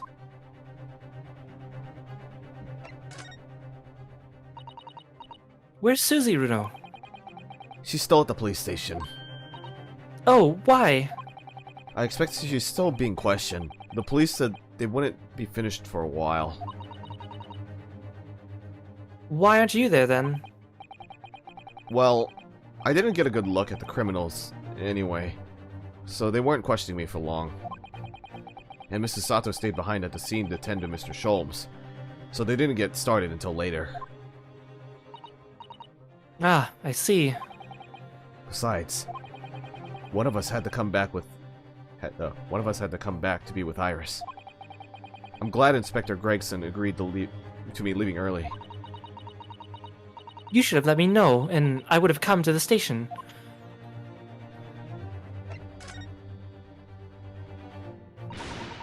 I don't understand why they arrested Ginny. It's not fair. What about the two thugs that were at the scene? Why aren't they the prime suspects? After all, they shot Hurley dead, didn't they? No, I mean, Mr. Sholmes isn't dead, Iris. Ah, this is also horrible.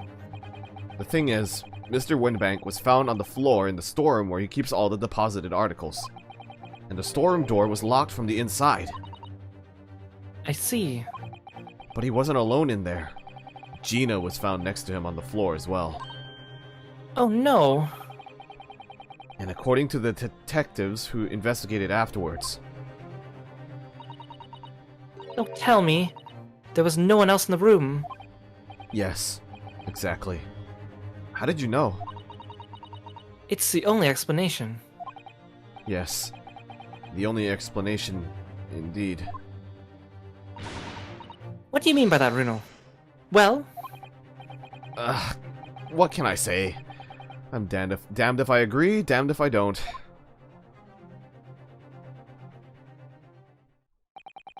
I'm afraid I'll need to go out again now, Iris. There's not much I can do at the moment. But I can at least try to find out how Mr. Sholmes and Gina are getting on. I want to go too. Take me with you, Runo. I can't stand just sitting around here waiting. I'm not sure how I feel about taking a 10-year-old child to the scene of a murder. Then again, she is the most competent member that is, like, with us currently, so, you know. But I don't want to leave her all alone here, either. Alright then. Iris, perhaps you can help me? Oh yes, I'd love to. Gina's at the prison. Mr. Sholmes is probably in his hospital bed. And don't forget, we have to visit the crime scene. We need to conduct a thorough investigation. Ah, I can see you're ready for action. I imagine Iris would appreciate going to the hospital sooner rather than later. Alright.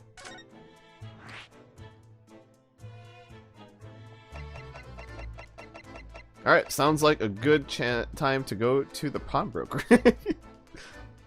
Now we'll go to the hospital.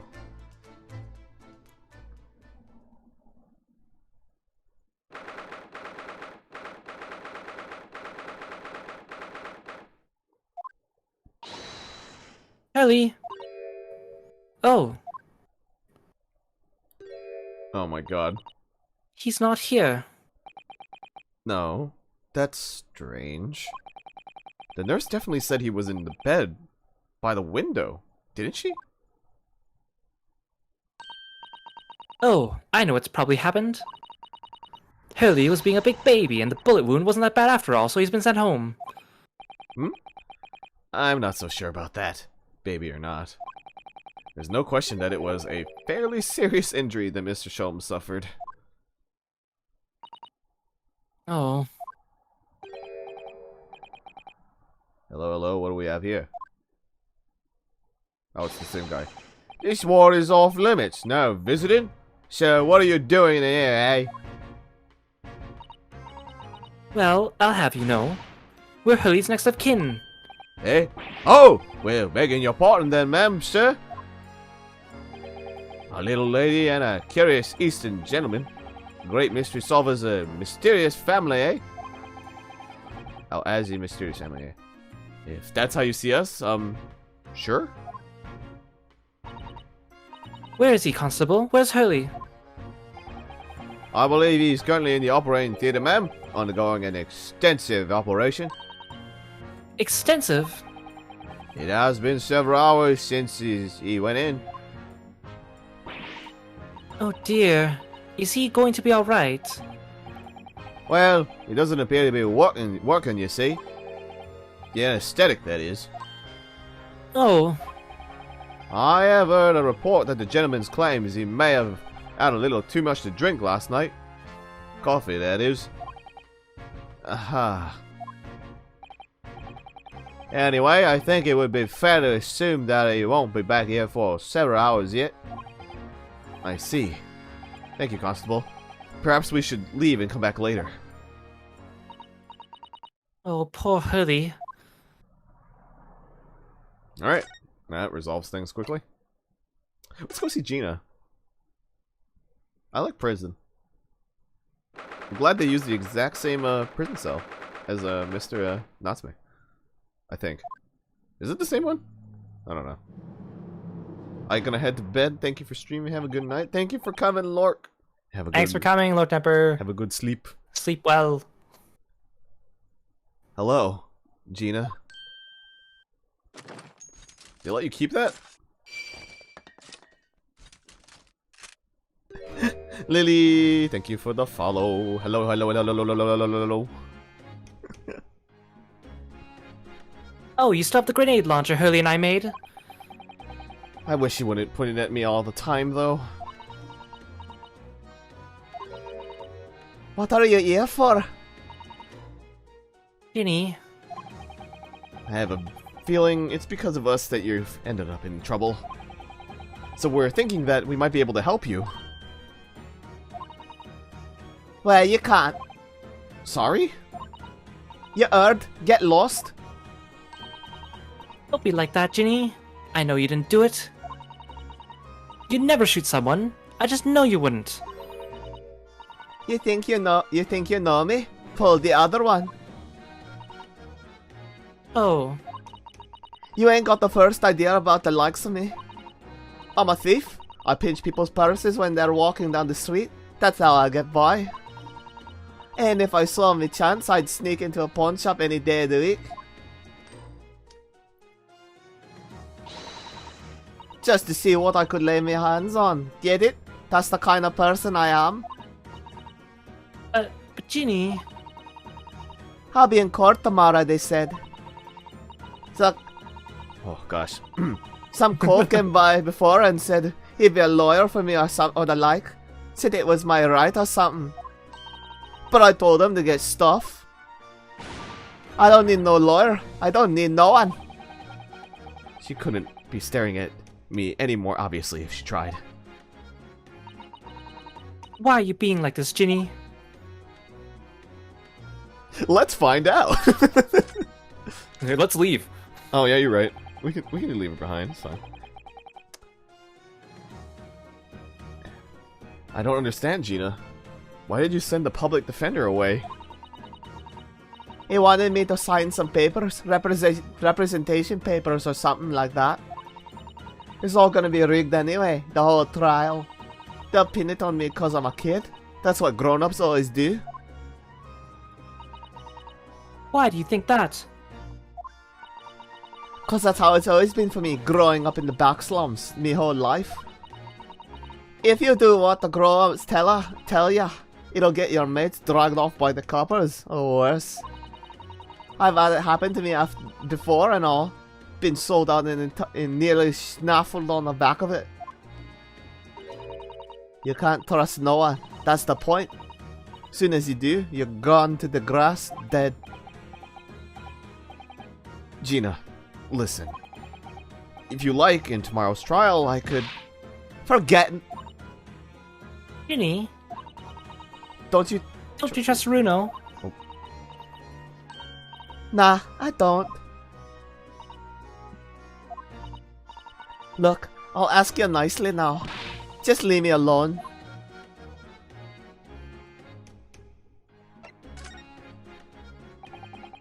Will you tell us what happened, Gina?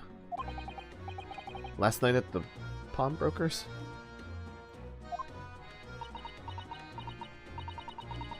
There's nothing to tell. I figured it'd pay me, so I broke into the place and started going through the storeroom. But the old bloke walked in on me. You know the rest. But why, Ginny? Why would you do that? Ain't it obvious? The place is full of stuff I could sell for a shilling or two. Diving ain't easy, you know. It's a lot of work, and after time you don't even get nothing. Is that really why you broke into the place? What? Are you sure the true reason wasn't something else? Oh, give it a rest. What'd be the point anyway, eh? Nothing I would... nothing I could say would make a blind bit of difference. Please tell us, Ginny. We'll believe you, whatever it is. Believe me? Don't be daft. You can't believe nothing. Nothing. Everyone lies all the time. And you know what? When it comes to liars, I'm the biggest of the lot. I've told some unforgivable lies, I have. What do you mean by that? What unforgivable lies?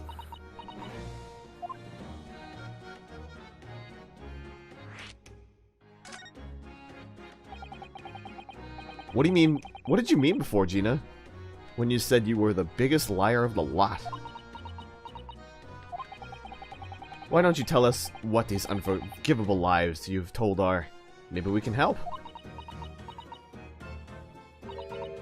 Sorry. We're all the time. They're gonna wanna question me now. Ginny, please. Oh, yeah. I wanted to give you this. Something to remember me by. A cat and a snowman? A photographic print?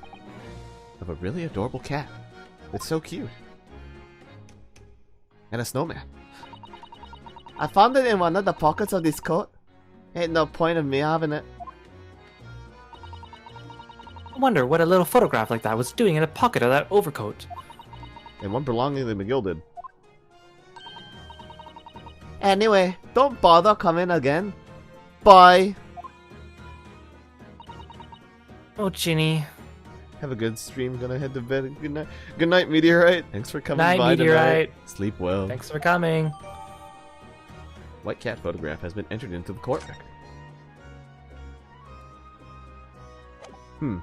Okay. Interesting.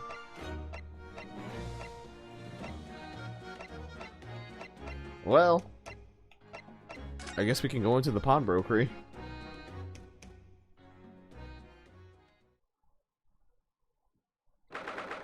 Oh, I guess we just passed right on by the Bobby. And the other Bobby. And the other Bobby. This is where it happened then. Last night. That's right. The two thugs I told you about were obviously ransacking the place, looking for valuables. But apart from the policeman in here, you wouldn't know anything had happened. There's no sign of a disturbance. No. You're right about that, actually. In fact, if anyone, it's the police who seem to be the ones doing the ransacking. I know what you mean. They're like a gang of organized criminals, all dressed in black. Oh, I heard that. Oh, yeah, it's you. I see. Oh, Inspector! Good morning. Oh, I suppose I ought to thank you for your vigilance last night. We got to the scene before it was disturbed, at least. Shame you let the two rogues get away, mind. Yes, I'm sorry about that. I thought you'd assign extra men to beat around here, Gregsy. Now, look what's happened. Hurley's been injured because there wasn't enough police on duty. Ah! Your ladyship! No one told me you were coming. I expect you to take full responsibility for what happened to Hurley and see he has the best medical care. Of course, your ladyship. The very best doctors in the capital are attending to him as we speak. And I don't think it's Runa's fault that the rogues managed to get away, is it? Chasing criminals is the police's job.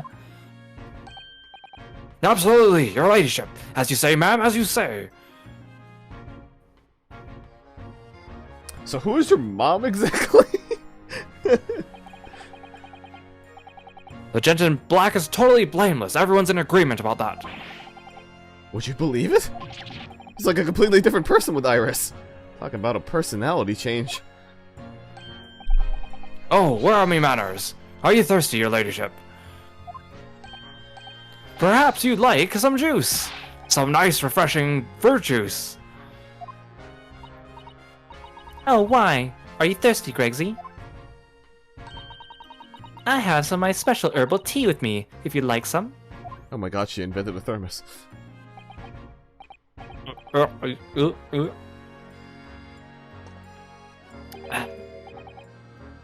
Lovely. Very much. That really hit the spot, your ladyship. I don't even recognize him like this. Tea must be really good for his stomach after eating all that fish and chips, though.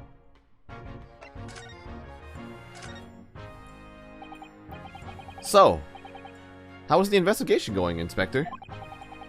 Nothing to it, really. Very simple case, this. There's some very definitive evidence. We're just about to charge that diver we arrested last night, in fact. Gina? You're going to charge her? That's right. Should be able to bring her before the judge of the Bailey tomorrow. Bit of evidence, you say? What is it? Come on, show me. Oh, your ladyship, as much as I wish I could oblige you, I'm afraid.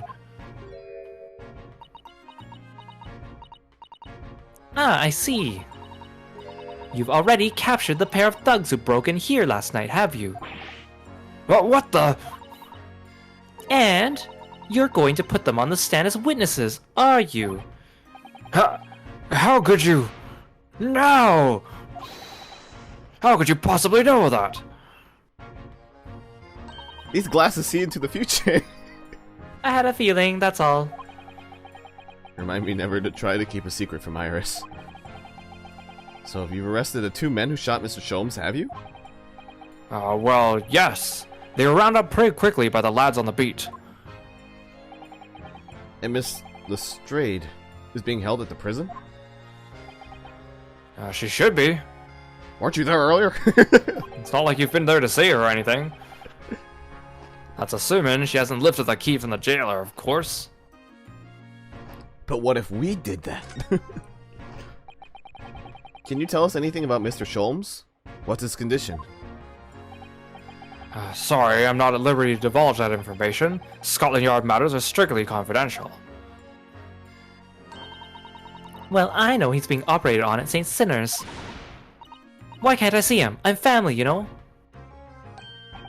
I'm terribly sorry, your ladyship. It's the hospital's policy, no visiting at all. Oh, The bullet must have hit an artery in his midriff. He's lost a fair bit of blood. oh no. He didn't seem too bad in the first hour or so.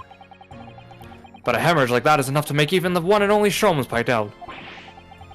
Mr. Sholmes is a human like the rest of us, you know? Well, anyway, he's having emergency surgery right now. They gotta stop that bleeding. But he will be alright, won't he? They'll be able to make him better. Of course, your ladyship. He's be right as rain before you know it. Really? How do you know? How do I know? Well, because, of course. Yes, because Mr. Sholmes is such a great detective, that's why. We'd better pray the doctors have a better grasp of what's needed to make someone well again. Oh dear. Please don't die, Hurley. I'll report to your ladyship the moment I hear he's out of the operating theater. In the middle of a court. I couldn't help noticing, Inspector. What? Out with it, sunshine. Well, there seems to be a marked difference between the way you talk to me and Iris. Watch the sauce, Sonny. I'm a copper and we don't go in for favoritism. But he's right, you do treat us differently. It's because of those Adventures of Herlock Sholmes stories, that's why. Oh. I crop up in them, don't I? Inspector Tobias Gregson. Oh, well yes, because you're an acquaintance of Hurley's. What did you write about the Inspector, Iris? I don't remember, really. It was one of Sholmes' lines. Gregson is the smartest of Scotland Yard, is how he put it. Oh, did I write that? Did you know what that one line did for me? The very next month my pay doubled! Doubled, I tell you! Oh. That's amazing. All because everyone at the yard reads them. They read all the Herlock Sholmes stories. They've even set up a fan club for me. I see, so it's vanity. Of course, that explains everything. It was around that time that you became such a toady to me. Oh my god. Can you blame me? All it'd take is one bad word from you and Sholmes could change his tune about me. Gregson? No. The great detective will say. He's getting quite overrated these days. Think what would happen to my salary if that came out in print, eh? The whole thing gives me the willies. I can't tell you how many nights of sleep I've lost worrying about it. But that would never happen, Gregsy. Every month when the new Rance magazine comes out, my hands are trembling as I turn the pages. Oh, how awful for you. Here, have some of my tea to settle your nerves. Look at him go.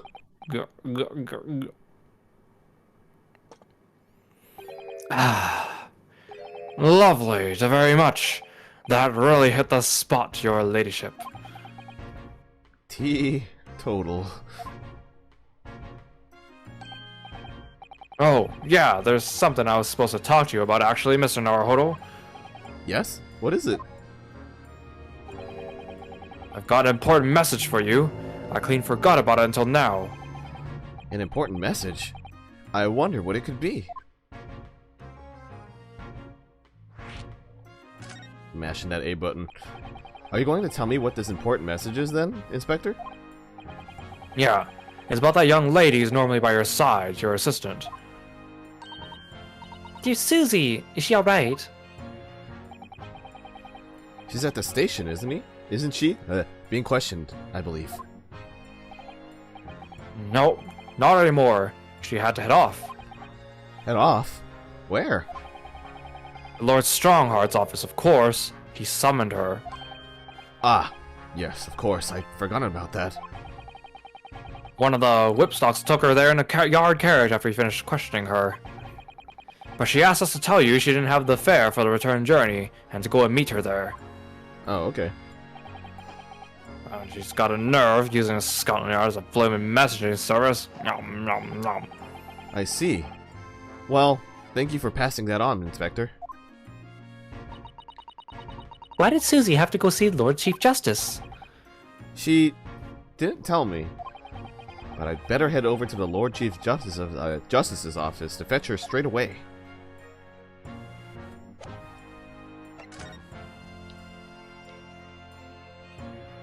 Anything of note other than this very bloody bullet? Alright then, let's see what we can uncover. Boy, what do you think you're doing, Sunshine? You can't touch anything in here. Oh, but we were hoping to investigate. This is a crime scene, for Pete's sake. No touching. What's the problem, Gregsy? Runa's a lawyer, you know that. Oh, I'm ever so sorry, your ladyship. Ever so sorry. The rules and regulations are a thorn in my side. Of course, if Mr. Naruhodo would have been properly appointed by the accused, that'd be another matter. The accused? If you could show me some representation papers, I'd be only happy to let you nose around. Did you hear that, Runo? You need Ginny to sign some representation papers. It looks like presenting the detective here with the correct paperwork is the only way. I see. Oh, whoop, wrong thing. Okay, there we go. New location.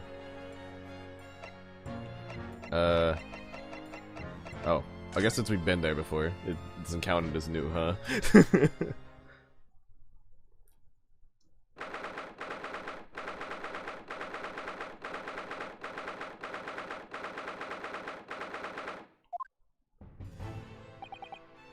Yes.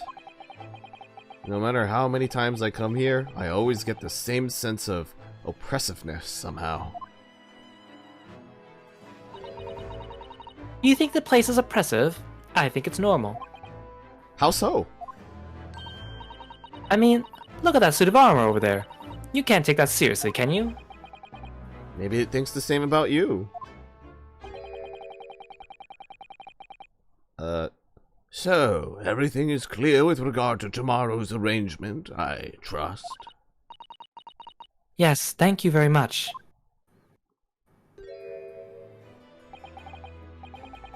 There they are. Susato-san and Lord Strongheart. I wonder what they're talking about. They both look very serious. Very good. There is nothing further to discuss. You may return to your lodgings. No doubt you have much to do in preparation for your return to your homeland. Oh. Wait. What did he just say? You return to your homeland. Susato-san! Huh?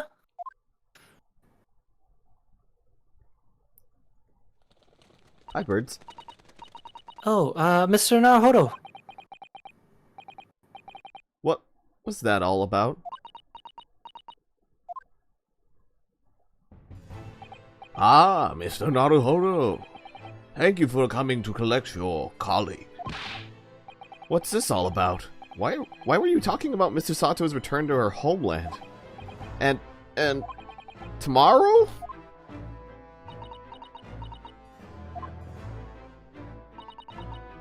Tomorrow? But what about Ginny's trial? You mean...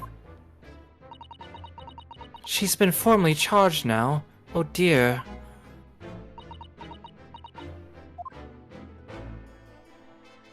Why couldn't this have happened a few days earlier? Mr. Sato, what's this all about? Oh, please don't concern yourself, Mr. Naruhodo. It's only me going back to Japan. Your life here can continue just as it has... That's not what I asked. Huh? What happened? Why are you leaving? It's my father. He's fallen ill. Oh no! Professor Mikotoba? Wow, we haven't seen him in so many hours. If I may. Yes, sorry? Oh, you must the defendant, Runosuke Naruhodo, I believe. Yes, that's right. My name is Eugene Mikotoba. I'm a professor of forensic medicine at Yume University. We received an international telegram from the Empire of Japan informing us of the news. 10 days ago, father collapsed with a fever. The cause is apparently unknown. And it seems he grows weaker day by day. I don't believe it. As you are aware, the voyage from here to your country's capital, Tokyo, takes some 50 days. I thought it would be prudent to hasten Miss Susato's departure as soon as possible. Yes. Absolutely.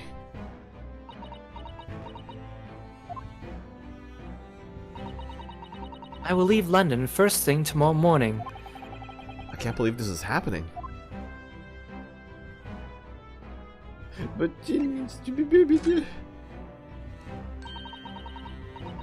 So, Gina has been charged, and she'll have to appear in court. yes, she was formally charged a few hours ago, and the date of the trial has already been set for tomorrow. No, not even 24 hours later. Gina? Ah, the Lestrade girl, and the murder of the Baker Street pawnbroker, yes? In all too conspicuous case, the pickpocket was clearly disturbed mid-robbery and shot the man in a panic. No, the art is overstretched as it is, without wasting time on these open and shut cases. It's not wasting time. Ginny would never do something like that. Mr. Naruhodo, Oh, yes, Lord Strongheart? in deference of your fine services to date, I shall overlook this young girl's insolence. But I have no recollection of admitting a child into my office. Leave. Now. Of course, Lord Strongheart. Criminals will tell the most palpable lies in order to evade justice. The police can ill afford the time it takes to unravel all their untruths. Meanwhile, more crimes are perpetrated. We have far more serious matters with which to contend. Serious matters? Didn't Gregson mention something like that yesterday? Yes, Inspector Gregson made a similar remark yesterday. It's no concern of yours, though I'm sure I need not remind you of that.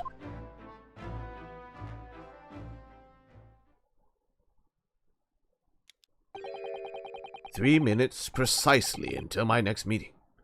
You must excuse me. There's just one more thing, Lord Strongheart. Which is? It's Miss Lestrade's trial. I wonder if you might permit me to defend her.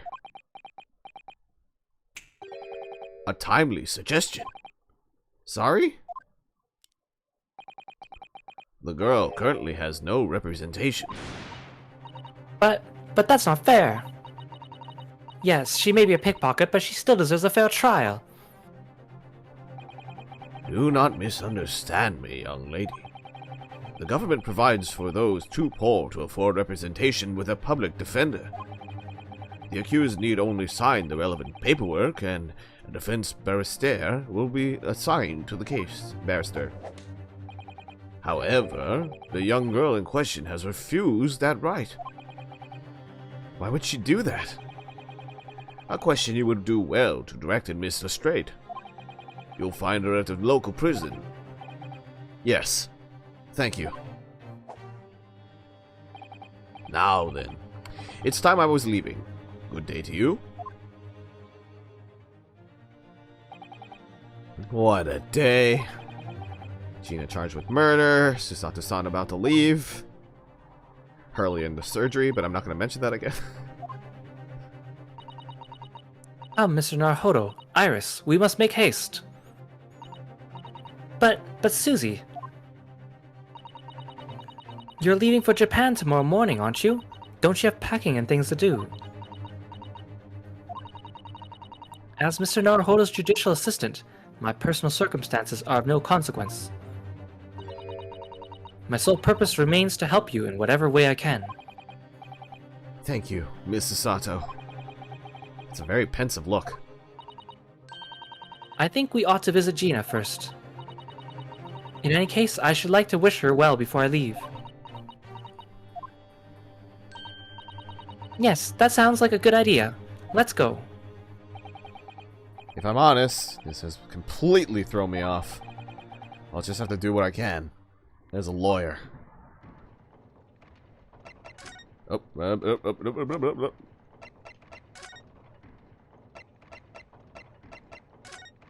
Back to prison.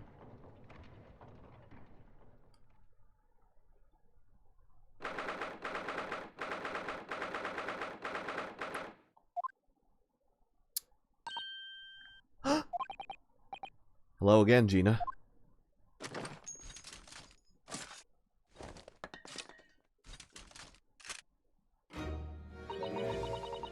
What are you lot here for now?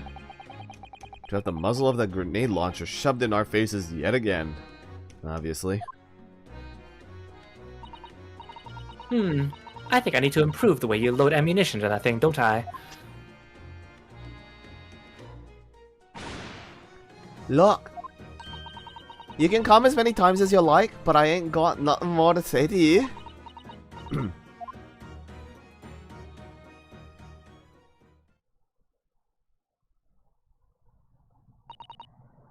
Gina, I wonder if you might hear me out. There's something I'd like to say. What? I'm sorry to say that I must reluctantly bid you farewell. Eh? Farewell? Tomorrow, I must begin my journey back home, to Japan. I fear we may never meet again. Oh, right.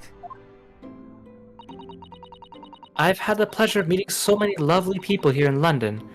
I have so many wonderful memories. And yet, as things stand now, it will be a glum parting indeed. Poor Iris is so miserable. Susie,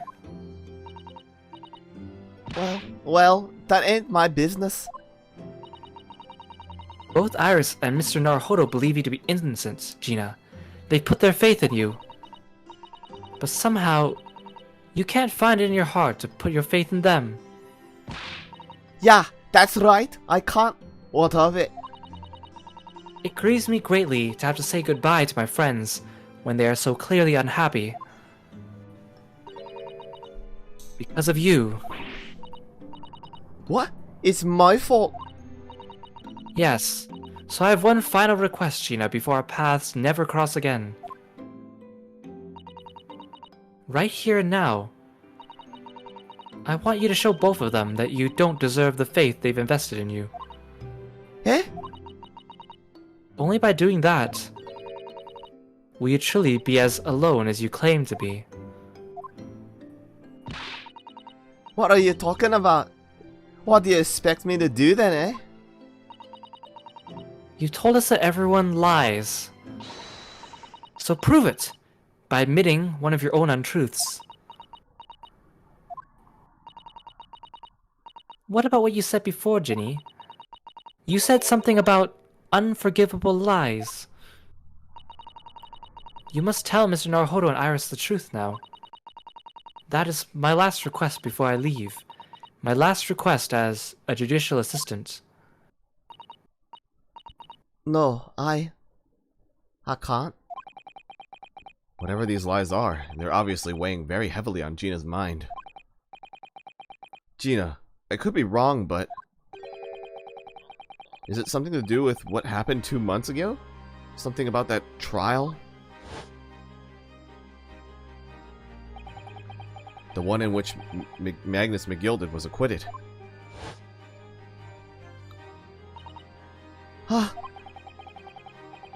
The case of that mysterious murder that took place inside the omnibus. You were called as a witness by the prosecution. Is that what this is about? Yeah, you're right. Because in that trial, I lied.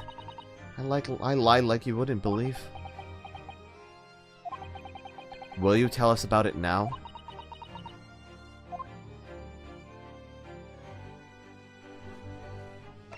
Oh shit! Like you said, it all happened 2 months ago. The coppers got hold of me and shoved me in the witness stand. And based on your testimony, Mr. McGilded was declared innocent. Yeah, well, the thing is, I lied about a whole bunch of stuff. I knew it. What sort of thing did you lie about? I was hiding under the seat that night. That was the truth.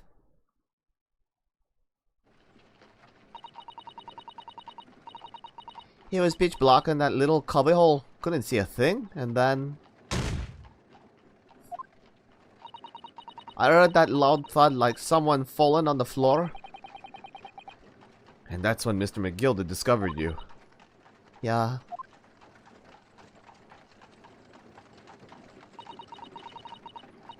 He pulled me out from under the seat and sat me next to the dead man. There weren't much light to see by, but when I looked at me hands, and I had the cove's blood all over him. I was so scared. I couldn't even speak. You had his blood on your hands? In other words, it was Gina that the witnesses on the roof deck saw through the skylight. Then Mr. McGilded started asking you questions, I suppose. Who you were and why you're hiding under the seat. Yeah, he did. Only, that's not all. What do you mean? I mean, he threatened me. Threaten you how? He made me swear about what I'd seen and what I'd heard. About what he was gonna do after the cove was found dead. He made me swear I wouldn't tell no one about any of it. If I did that, he said he'd let me scarp her before the coppers showed up.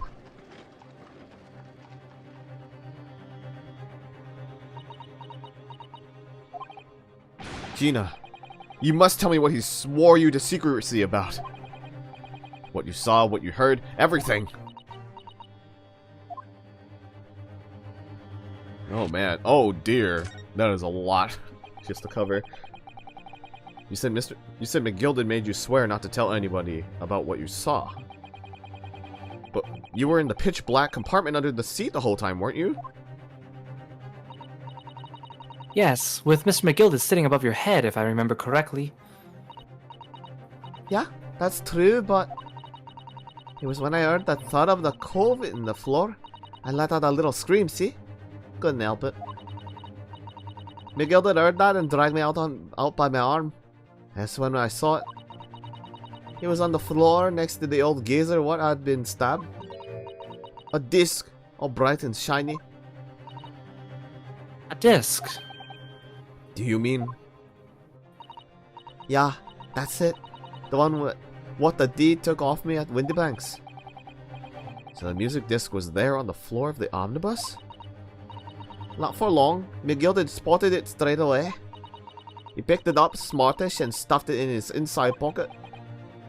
So that disc was in the omnibus 2 months ago at the scene of Mr. Mason's murder? And the bog trotter told me. I wouldn't to mutter a word of it to anyone. So what did you hear?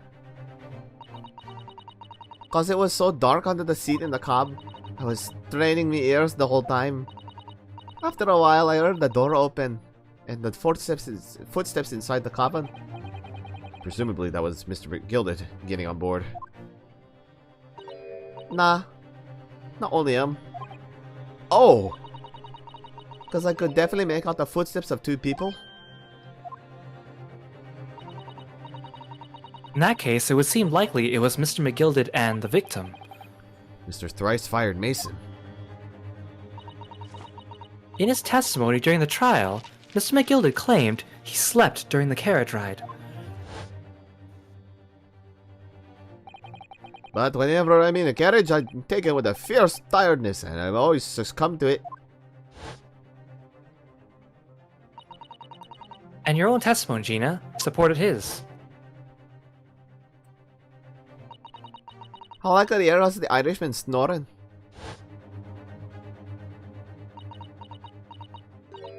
Yeah, that weren't exactly true. Neither of them was asleep. I could hear them talking the whole time in low voices. What? What were they talking about? Sorry, I don't know. The sound of the horses on the wheels was too loud. But that still tells us something. Mr. McGilded and the victim knew each other. So McGilded was lying, as I suspected.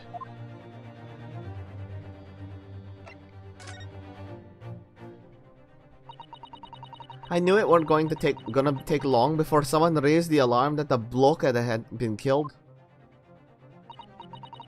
Yes, you were quite right. The other passengers on the roof deck noticed very quickly.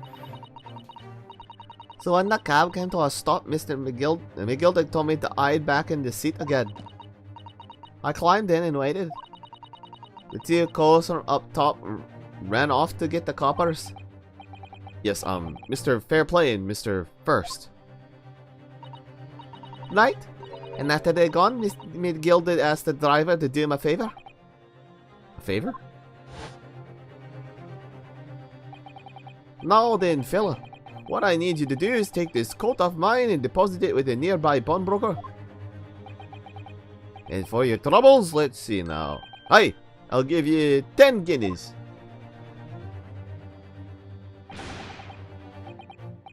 A nearby pawnbroker? You mean on Baker Street? What is wrong with this Baker Street? Yep, you got it. It was Windybanks. The coachie snapped at the money and ran off to pop this coat as fast as he could. So then there was no one left in the carriage. Mr. McGilded opened the box under the seat and let me get out of there, but not without conditions. I see.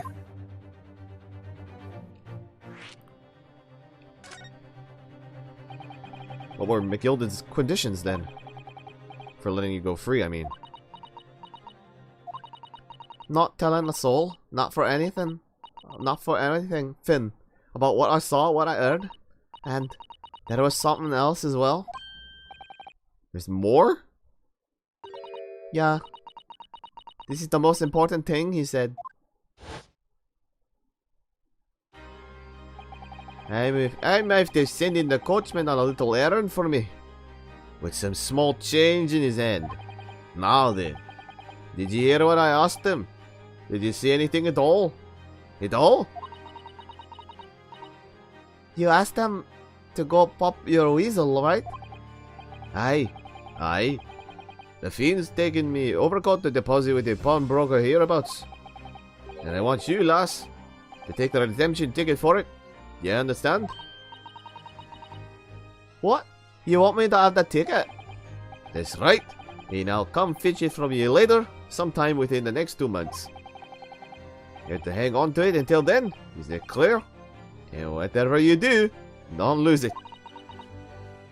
Alright then. And in case I might happen to be delayed at all, you have to go to the pawn shop, win the bank, so it is, and you have to extend the loan before the 2 months are up. If you forget, the article will be forfeited and any old fiend could come along and bury it. Yeah, but I ain't got that kind of brass. Here's £5. That should be enough. Do we understand each other, lass? Don't try anything funny now, if you go against me. Yeah, I get it. Good. One more thing. In a few days from now, you'll be visited by the police. I've got no doubt. The coppers? Aye. They'll come asking you to take the stand in court to testify as a witness. So, let's just have a wee chat about that, shall we? What is it that ye might say? And what is it that ye won't?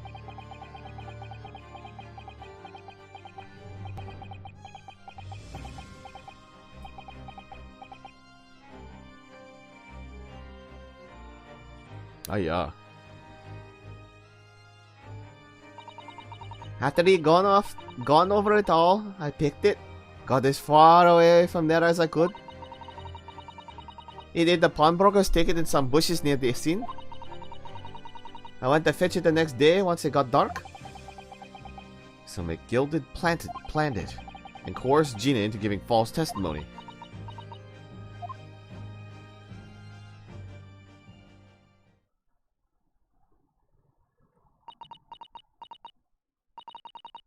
I bet you're ready to string me up, eh?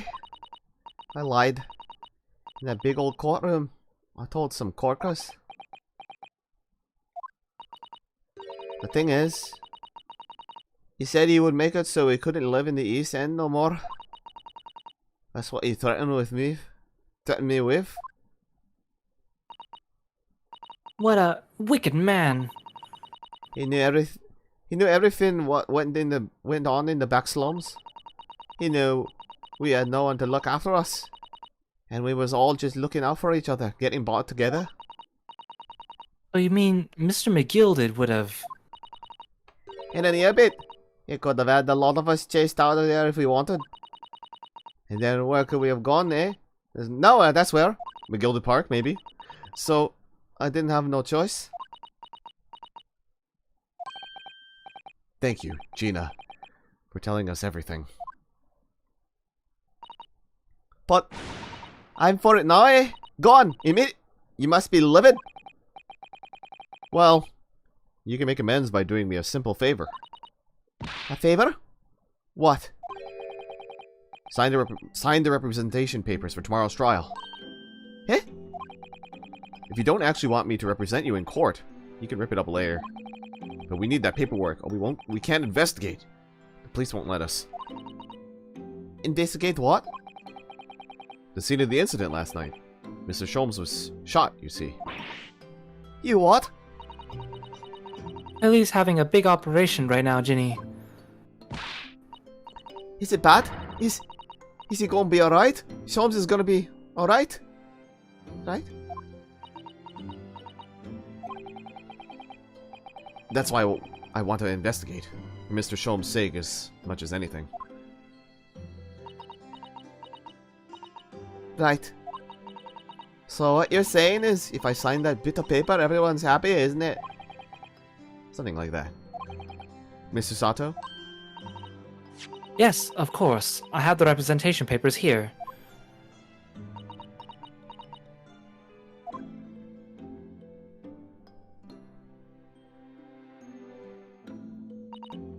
Hi. I don't need no one to stick up for me though. No lawyer or nothing? Nothing?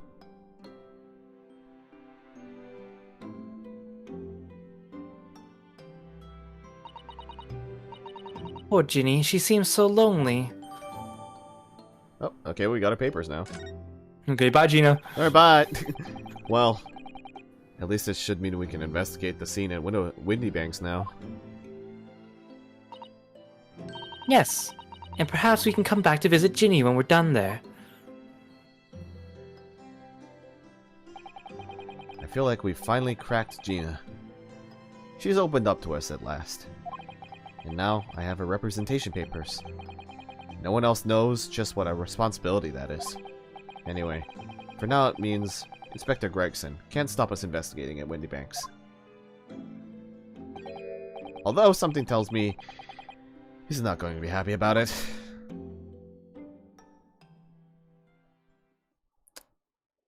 Oh my god, there's another to be continued. Holy shit.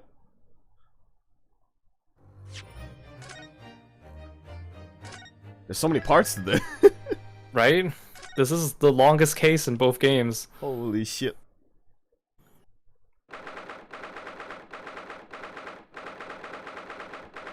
It's only 1:26 p.m. Here we are again at the scene of the crime. Now to thrust these representation papers in Gregson's face and see what he makes of them. Hello again, Inspector. You have a minute, please?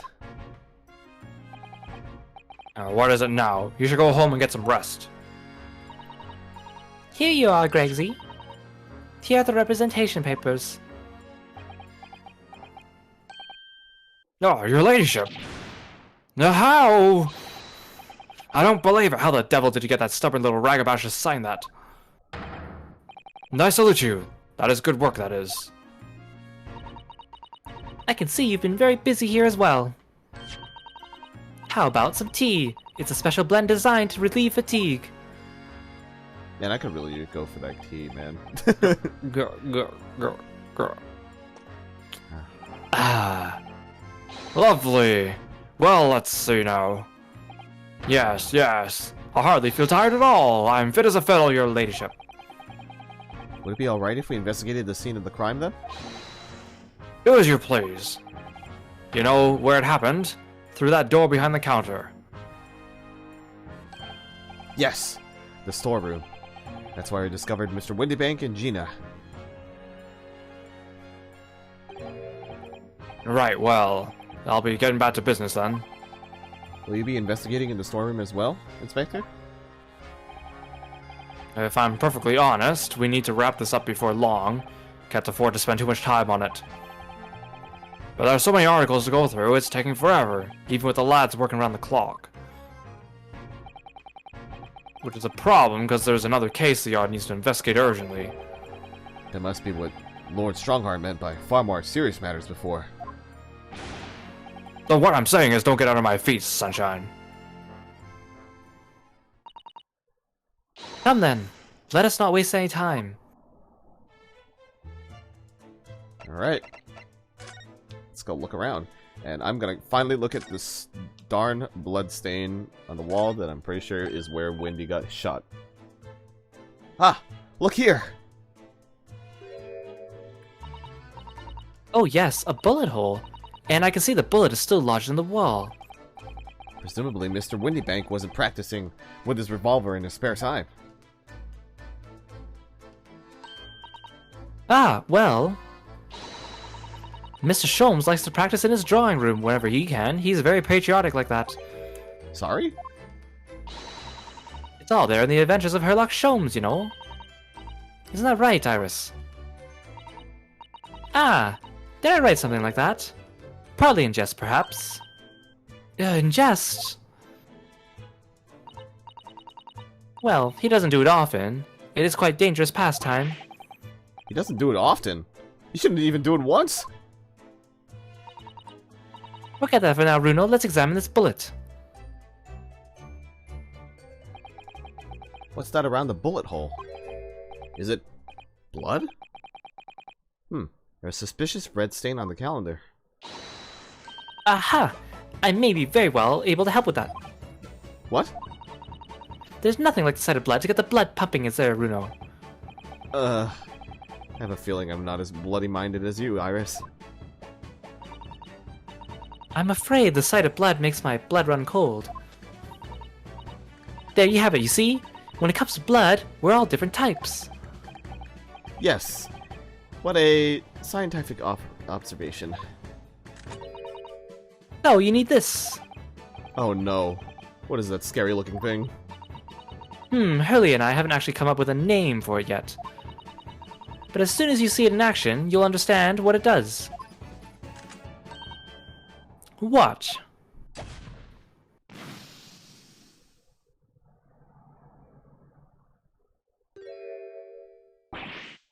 Oh! The color of the bloodstain has changed. There, does it make sense now? Yes. I think I'm starting to understand.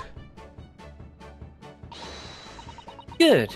It works on the principle that different people have different types of blood, you see. Yes, how wonderful. The chemical it fires combines with the blood, it makes it change color. So you can identify whose blood it is you're looking at. In a flash. Oh, what a fabulous invention, Iris. Isn't it? Isn't it? I bet Ginny would say it's bleeding great. So, whose blood are we looking at then? Well, all the chemical does is turn the blood a different color, so... Just find someone whose blood turns the same color and you'll know who it belongs to in a flash. It's more like 2 flashes, really, isn't it? 1 flash or 2, this could well turn out to be a very valuable clue. So we must make a note of it in the court record. I do hope everyone involved with this case has a different blood type. Oh no. This is a blood sample portfolio now. Oh boy. Let's keep testing and adding the results of any other blood analysis to the portfolio. As long as I have the reagent left, sure. We're done commenting this? Oh, green blood. It just seems wrong somehow. Oh, there are all sorts of different colors. There are pretty pinks and purples too, you know. Like I said, everyone's blood is different. I wonder what color my blood would turn out. Actually, I don't want to know.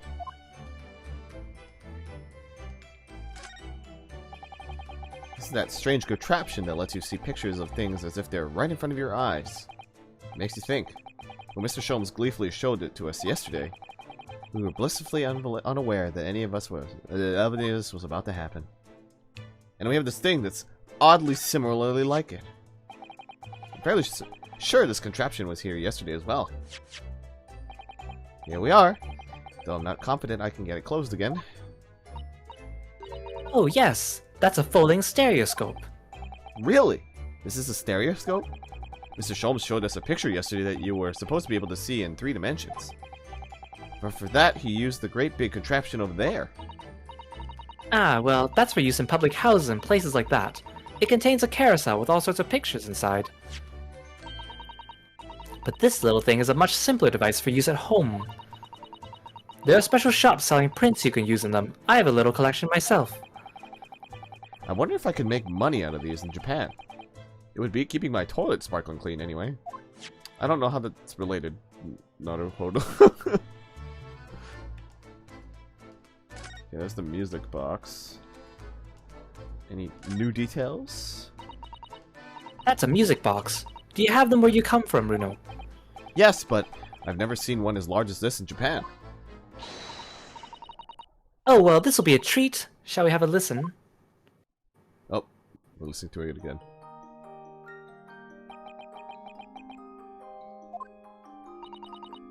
What do you think? Isn't it a pretty sound?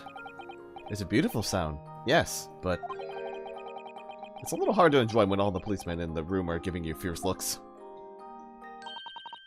Never mind that. If any of them say anything, I'll tell Gregsy to have a word. Iris Wilson, Superintendent of Scotland Yard.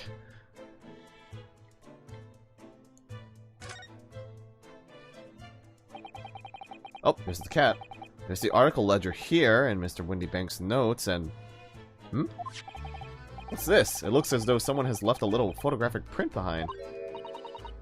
Oh, look on the back. There's some writing. Is there? Oh, show us, Susie. Show us. Oh. 15th February, 10:30 p.m. Article deposited, 1 gentleman's overcoat. Loan amount paid, £1. Redemption deadline, 15th April, 10:30 p.m. A gentleman's overcoat pawned for £1? Clearly, it was a very fine coat, in fact. I think. Yes, this must be the ticket for the overcoat that Ginny redeemed yesterday. And is still wearing, which belonged to Mr. McGilded. I would never have expected the redemption ticket to be handwritten on the back of a photograph, though. It seems Mr. Winbank just used whatever piece of paper happened to have on hand. But this photograph of a cat, it looks very familiar, doesn't it?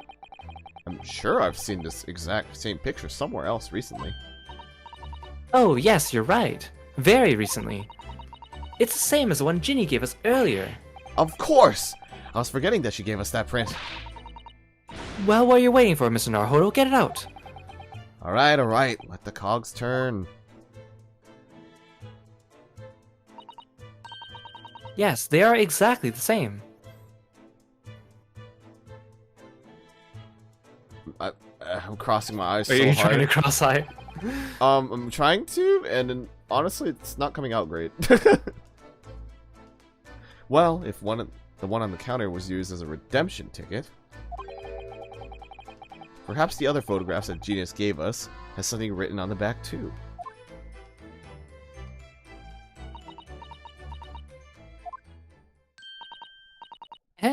I've got it. These 2 photographs hide an amazing secret. A secret? What does she mean? You must tell us, Iris, at once. Do you really, really, really want to know? Yes! We need you to tell us all you know about this pair of photographs. Oh. So Iris, about these 2 photographic prints. The one we found here on Mr. Windybank's counter and the one Gina gave us before. What is this amazing secret you mentioned that's hidden between these 2 identical prints? Actually, that's not quite right. Sorry? If you look carefully, the 2 prints aren't the same. Not exactly. They're not? Have another look at them now. Yeah, they're facing slightly different, but that's for the effect, I think. Can you see that they're just slightly different from each other?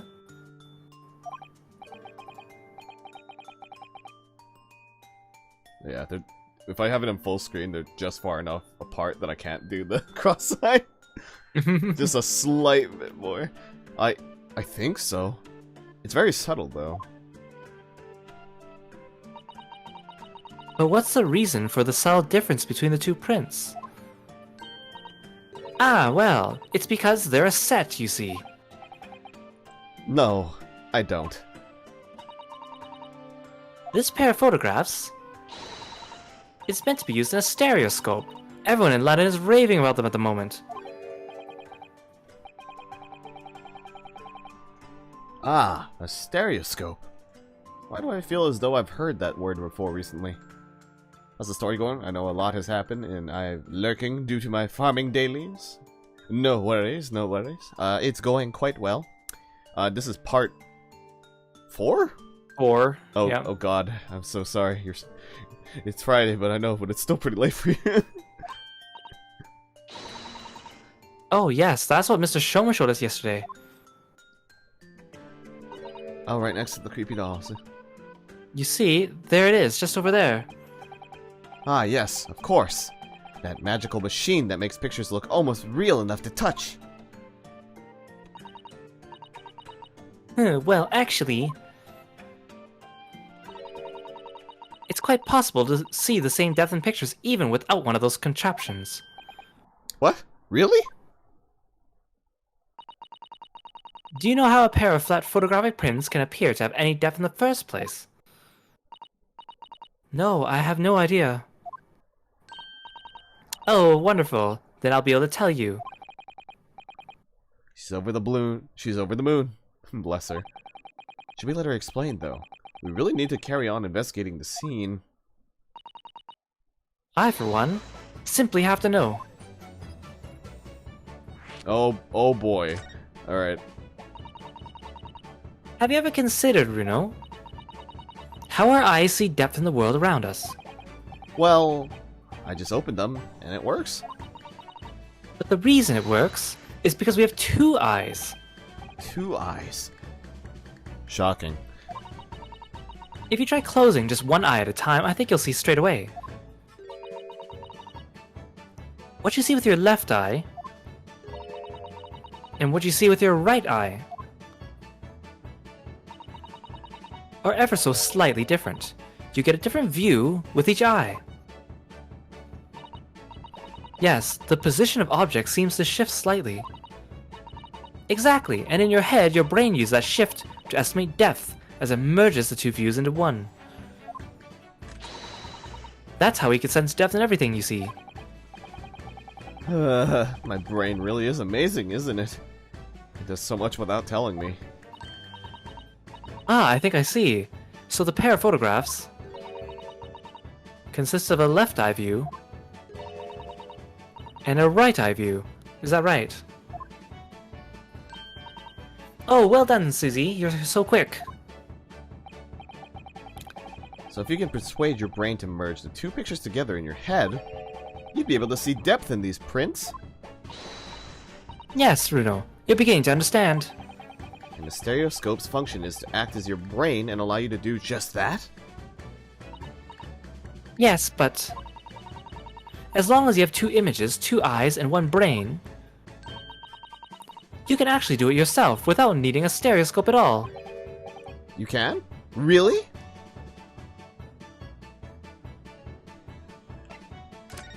Cross your eyes, Naruhodo. Slide the 3D slider on the 3D head. Let's try it. Let's see if you can view this pair of prints without the help of a stereoscope. Oh yes, I'm dying to have a go. Susato-san really loves this kind of thing. You need to be able to cross your eyes. That's the main thing. Can you both do that? Cross my eyes? I think I can.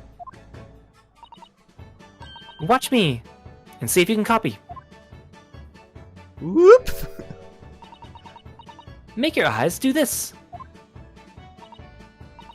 Alright, let me try. Are you ready, Mr. Naruhodo? It looks so... There! How's that? Wonderful, now it's your turn, Runo. The trick is to concentrate on looking at the bridge of your nose with both eyes at the same time. Not exactly an easy task when two people are staring at you, cross-eyed. Alright, that's enough practice. Now let's try looking at the prints. Start by staring at one print and slowly crossing your eyes.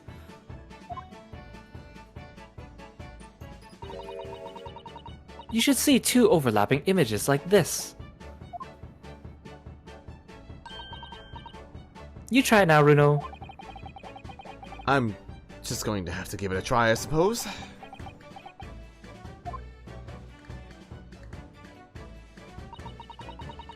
Did the print split into two images for you?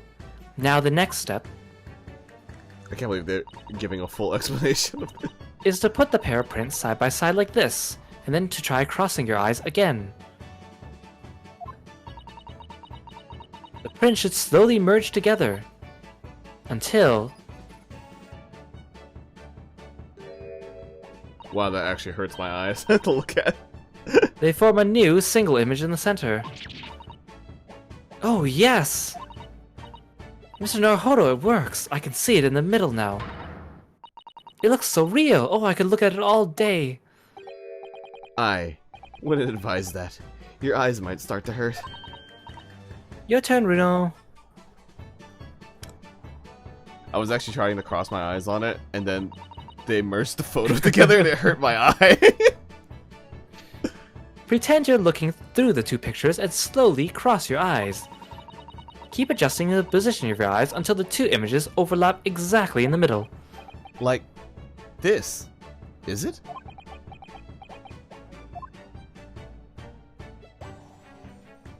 Oh, it didn't do it that time. There, you managed it. So now you know how stereoscopic images work. Well, I don't know who discovered it, but it really is quite extraordinary.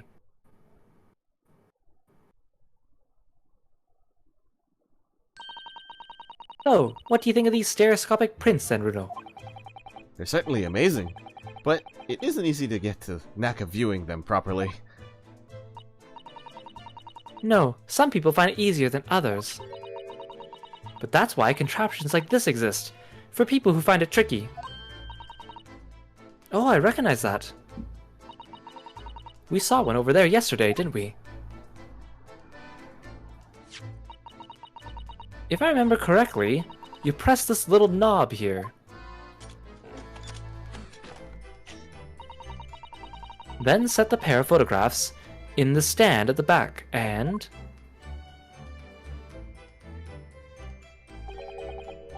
It's still amazing, even though I know roughly how it works now. Well, London seems to agree with you. Stereoscopes are very popular at the moment. You can find one of these folding contraptions in lots of households in the capital currently. But if these little machines are so affordable, surely there's no need to go around staring cross-eyed at pictures like you hate them.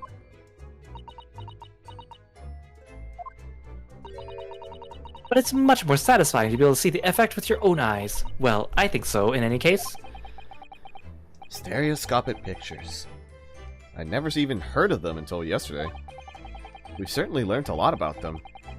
But I wonder if it's knowledge that I'll ever actually need.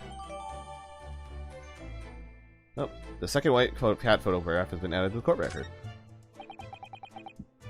Which reminds me, the back of this photograph was used to write out the pawnbroker's ticket that Gina brought in here yesterday. The other photograph came from the pocket of McGilda's overcoat. We need to examine everything thoroughly, don't forget. Alright. If you say so. Wait. Oop. Oop. Up, up, up, up, up. 10 shillings. Look on the back of this print here. There's something written on it. 13th February, 9 p.m. Article deposited, 1 small box. Loan amount paid, 10 shillings. Redemption deadline, 13th April, 9 p.m. So this photographic print is the redemption ticket. For an article that was deposited 2 days prior to the incident on the omnibus, it would seem. Yes, a small box. That doesn't tell us much about it, does it? Perhaps it contains some valuable mementos. I can't help wondering. Presumably Mr. McGilda never redeemed the article in question, since he still has a ticket. So isn't it possible that the box is still present somewhere in the shop? Ah, yes! If it's something McGilda deposited, we need to investigate. Okay, so we have the notes for that. I guess they expect you to re-examine this one again. This is the ticket that Gina brought in here yesterday. Yes, having been entrusted to her by Mr. McGilda 2 months earlier. Article deposited 1 gentleman's overcoat. And the other redemption ticket was in the pocket of that coat. Yes, for a small box deposited 2 days before the omnibus incident. Could that have anything to do with all of this? Blood. Mr. Naruhodo, I don't know if you've noticed, but there's something rather troubling here. I have noticed. The red smear, you mean? Yes, it looks like blood, doesn't it? I wondered if Susato-san had picked up on that. Well, in that case, Yes, we need Iris. we should show this to her before we forget. Okay, and it has the info. Nice. So, Iris, can you look at this for us? Oh, that looks like blood. I would say it's from a gloved finger. Almost certainly a glove made of leather. Well, don't worry, Reno. You can leave the rest to me. Pew pew.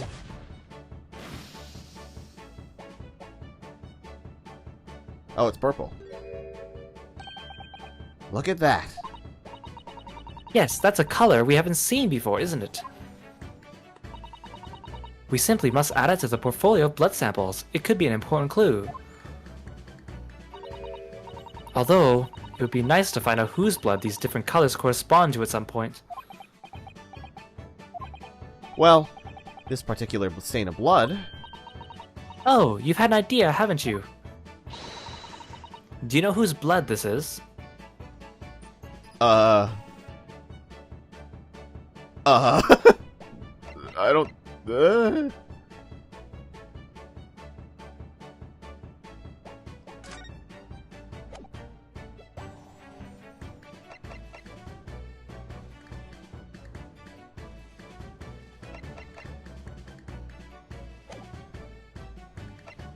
No idea.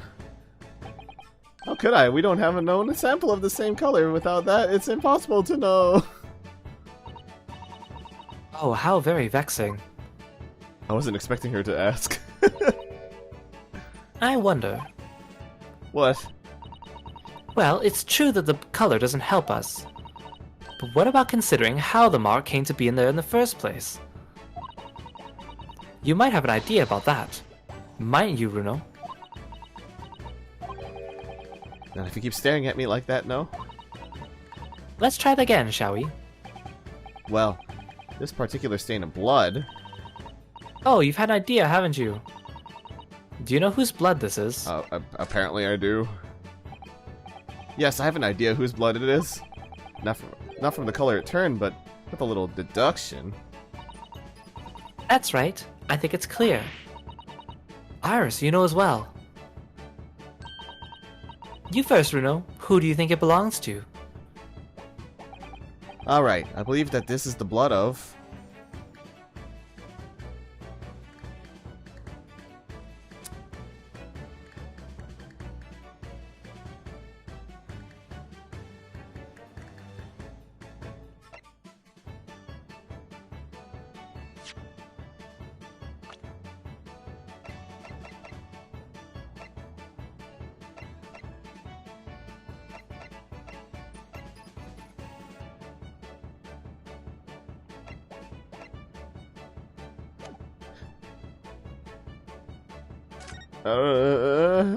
this is... Oh my, you think this is Gina's blood? Yes, it was Gina who brought the ticket here to Windy Banks after all. Sometimes the simplest answer is the right one. But Gina doesn't own any gloves at all. Okay, I forgot. I was like, does she have gloves? Oh. And Ginny wasn't injured either, was she? We're trying to work out who the blood came from, Yes, ma'am. so we can rule out anyone who hasn't been bleeding straight away. Yes, ma'am. Perhaps my answer was a little too simple. I'll have to think this through some more. Who do we know who was bleeding at the time? Alright, I believe that this is the blood of...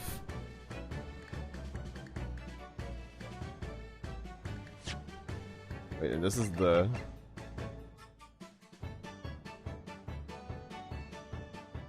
So this is the one that McGilded told Gina to retrieve from Epi after he deposited, after he murdered Yeah. Thrice-Fired Mason.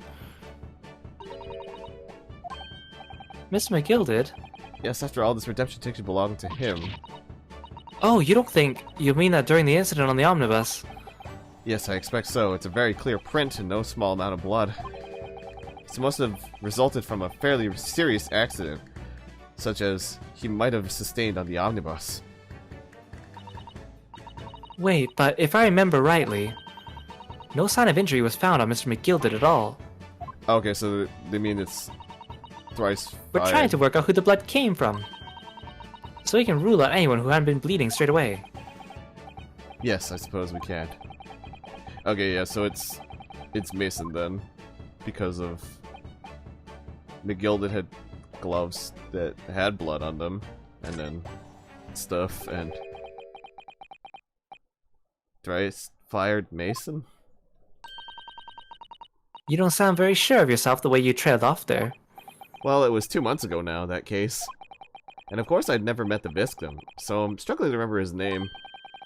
He was definitely thrice fired, though. The victim of the omnibus case. Yes, his name was indeed Mr. Thrice Fired Mason. But that would mean that this bloodstain was left on the ticket 2 months ago. Yes, I think it was. Gina brought this ticket here to Windy Banks yesterday. I'm suggesting that the bloodstain was already on it at that time. So it's a smear of blood from the time that Mr. Mason was killed 2 months ago. Something else is coming back to me now. Mr. McGilded was also wearing leather gloves that night.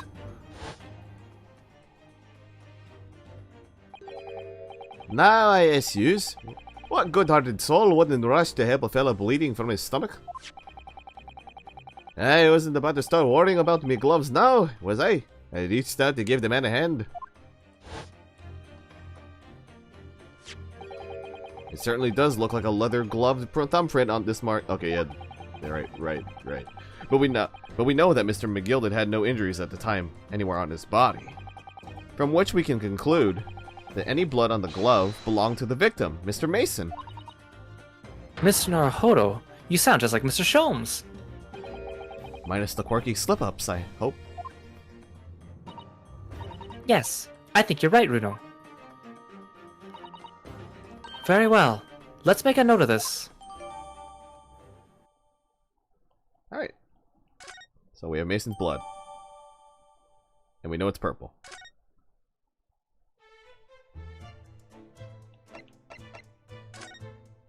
I'd be very concerned if we sprayed this room and we just found many, many different colors of blood.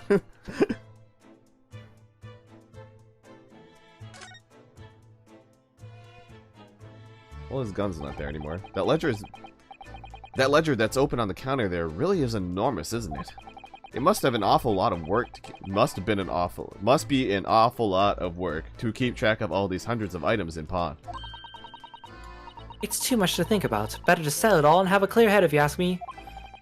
But clearly Mr. Windybank was very careful when it came to the articles in this care.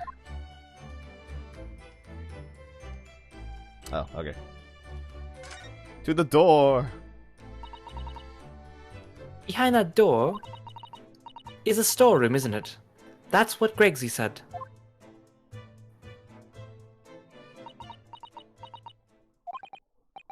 Yes, and that's where I saw that dreadful scene last night.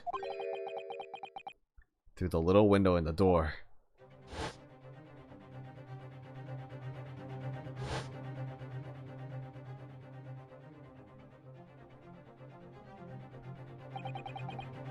Mr. Windybank, face down on the floor, with Gina beside him. As the accused's legal representative, you have the right to examine the scene, Mr. Naruhodo. We must make a thorough investigation. Yes, of course. And we will. Behind that door, that's the real scene of the crime.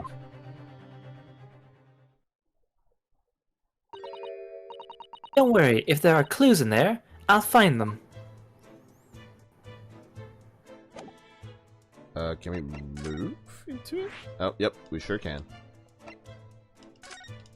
Off we go!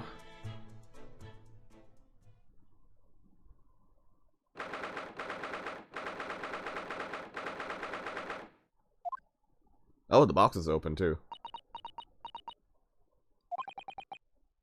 Poor Iris. She's climbed up completely. Iris is bound to find this difficult. After all, Mr. Windybank's life was taken in this very room only last night.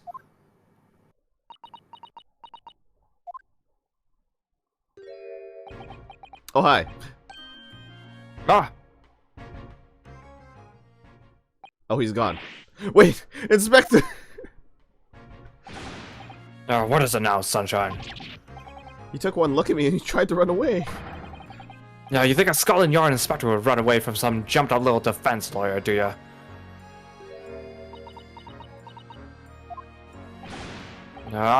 Well... I've never seen her ladyship looking like that before is the thing.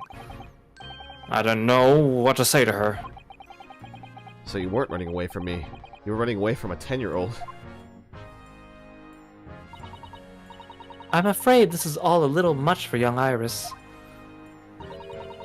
Some gentle reassurance might go a long way, perhaps, Inspector. No.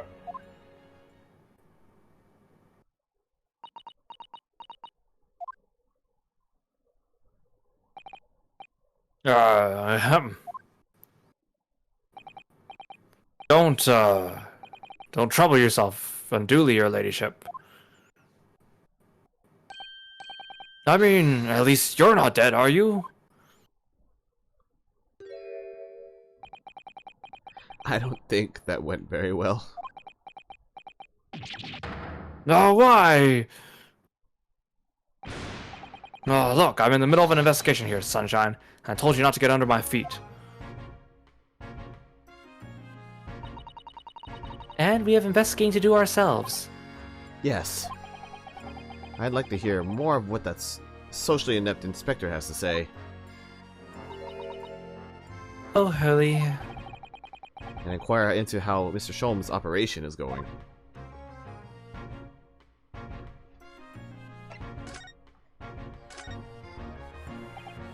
So, Inspector, what do you make of the crime scene here? Sure, you got eyes, haven't you? Use them. It is what it looks like, nothing more, nothing less. Iris, could you lend me a hand? So, Gregsy, what do you make of the crime scene here? Oh, yes, your ladyship, do allow me to humbly explain. Last night, at shortly after the hour of 1 o'clock in the morning, Scotland Yard police attended the scene. The one and only door to the storeroom was found locked from the inside. So it was locked from the inside. The lock appears to be broken now, though. Was that the police officer's doing? Quite right, ma'am, quite right. We took the liberty of smashing the door in as humbly as possible. Oh. As you can see, the victim was discovered prostrate on the floor, thuswise. And next to the aforementioned body, we discovered the vile gutter child. Are you talking about Ginny? She's my friend, you know, Inspector. Miss Lestrade, the hapless girl, was curled up on the floor, dead to the world. She's still alive, you know. Yes, when I saw her, she appeared to be unconscious. And I'm afraid to say she had the gun that was used in her hand. No. Presumably, it's the gun that's still down there on the floor now. In her pocket, we found the key to the door as well. What? The key to the storeroom? And you say the storeroom had been locked from the inside, Inspector? Correct. All of which leaves her ladyship's friend in something of a sticky situation, I'm afraid.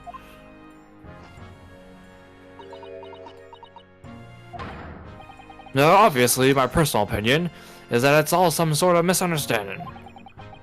Of course it is, Inspector. Of course it is.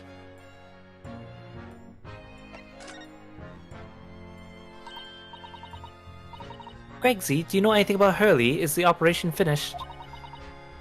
Is Hurley alright? Is he? The thing is,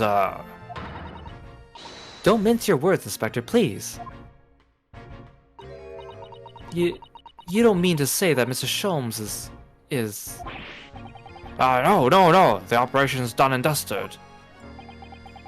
It's just that, well... Not with it.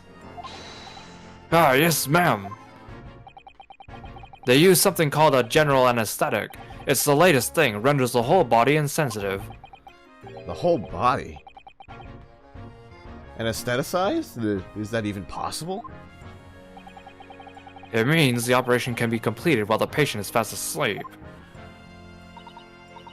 Goodness, in the Empire of Japan, we can just manage to provide laughing gas for a tooth extraction. Now the trouble is, the latest thing isn't always the greatest thing if you follow my meaning. They couldn't get the medication to work at first, so it took hours for him to nod off, or so I heard. And now that the op's finished, they can't get him to wake up, apparently. Oh my.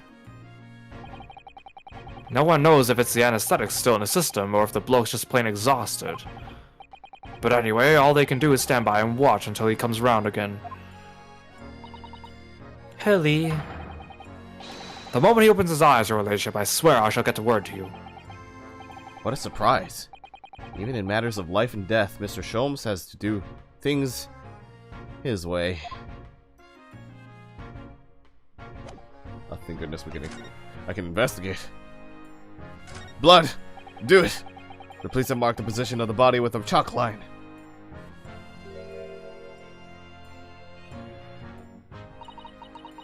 Poor Mr. Winterbank. He was a nice old man. Wow, he was shot just once, through the heart. Most likely the fellow died instantly. He wouldn't have felt a thing.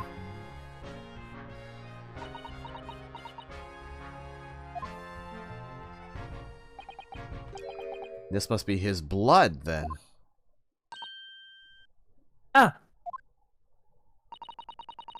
I don't like to ask at such a wretched time, Iris, but I wonder if perhaps... Don't worry, Susie. I'm ready for action. The power of die compels you.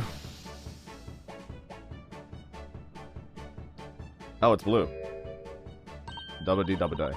So, now we know the color of the chemical turns when it reacts with Mr. Winterbank's blood. And it doesn't match our analysis of the blood stain we found in the main shop. No, but let's add the sample to the others we've already collected anyway. Alright, so we have Wendy's blood. Alright, so I think 3 pieces of main evidence. There's the box, this gun, and the blood. So this is a revolver, a real one. And quite possibly the murder weapon used to take Mr. Winterbank's life. What's the matter, Susie? You and Bruno look like you've about to faint. Well, it's just that I've rarely seen a gun in the flesh. And I've had issues with guns in the past. But anyway, we saw Mr. Winterbank and with this yesterday, didn't we?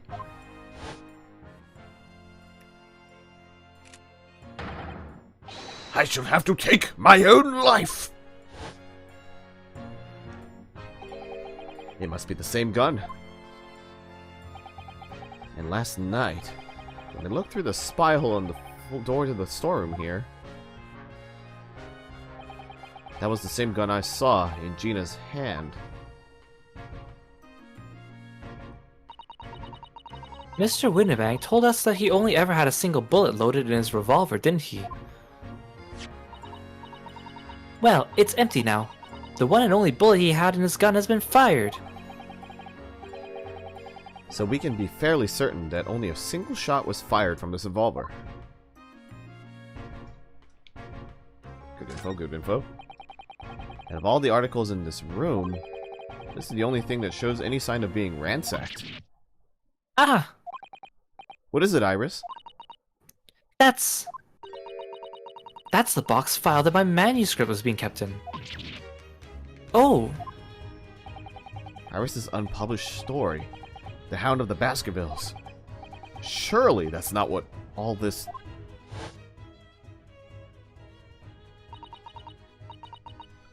Sorry, Iris, but if you ask me, he sold it.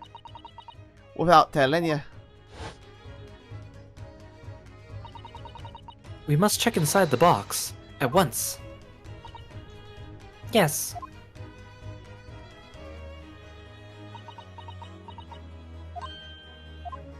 Ah! It was there. Iris' story was there. Really? It was? Well, that's good news, isn't it, Iris? Yes. I mean, of course, I believe Hurley when he said he deposited here, but still. It's a relief to actually see it. Really? Because that's not a very well hidden frown. Iris's manuscript has been entered into the court record. Uh-huh.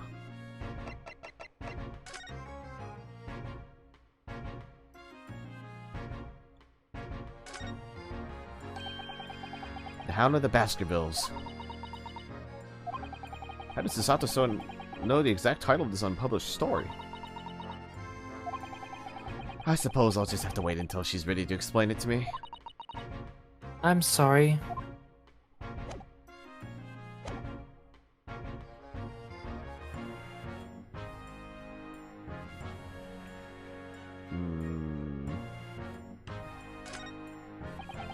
Look at all these articles that have been deposited. The room is stuffed full of them. I can't believe how many there are. A bicycle, a gramophone, musical instruments, even some enormous paintings. Look. Pieces of different people's lives, quietly gathering dust in here together. There's something very peaceful about the atmosphere in here. Or at least there would be, if not for the chalk outline on the floor and the policeman shuffling around. Not much I can do about that, Sunshine.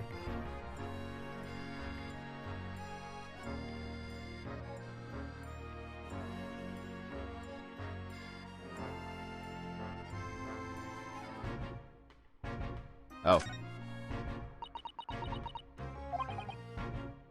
Iris? Don't worry, I'm alright. But we must find the true culprit. Yes, absolutely.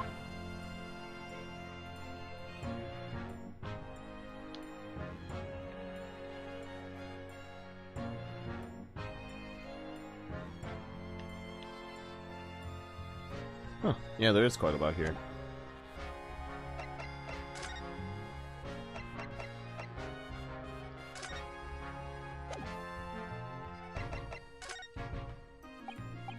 Inspector, what do you make of this?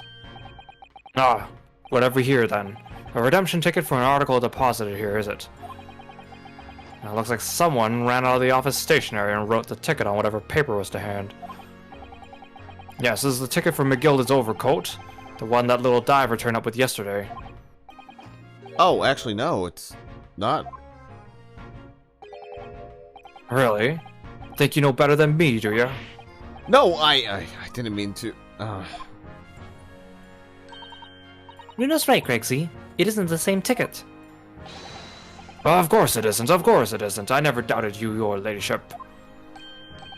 So, what's all this about then, if I may be so bold as to ask? This is a second ticket.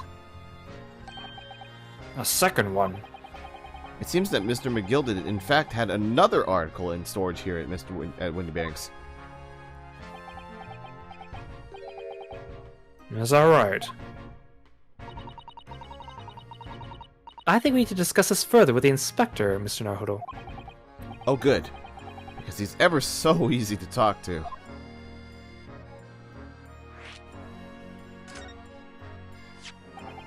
This ticket was in one of the pockets of Mr. McGilded's overcoat. You mean to tell me? Yes, there was more than just a music box disc, it seems. Huh. I should have insisted on the lads taking it back to the yard, examining it properly. Well, according to the details on this ticket, Mr. McGilded deposited another article here with Mr. Windybank. Yes, I could see it written here. A small box, was it? Do you have any idea where it is, Gregsy? Any idea at all? It's another article belonging to Mr. McGilded. It could be an important clue. Well, I suppose it could be. Now, please stop staring at me with those big turquoise eyes that are full of hope and expectation. It's all too much pressure. I'll lose me marbles, I will. I'll go balking.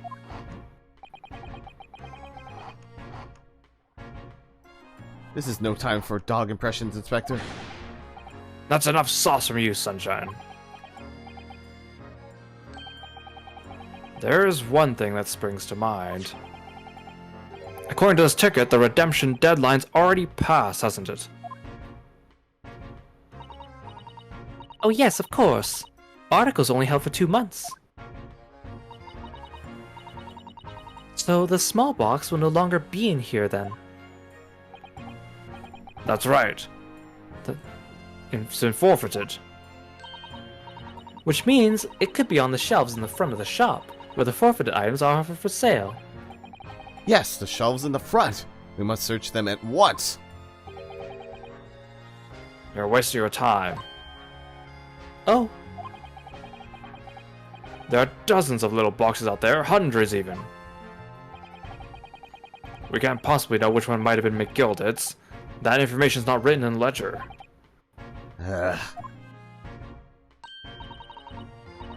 well, I think we should at least have a look, just in case.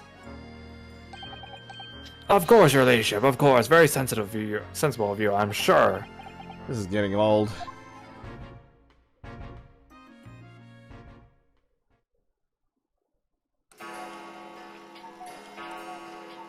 Here's your clocks. Dong, dong, dong.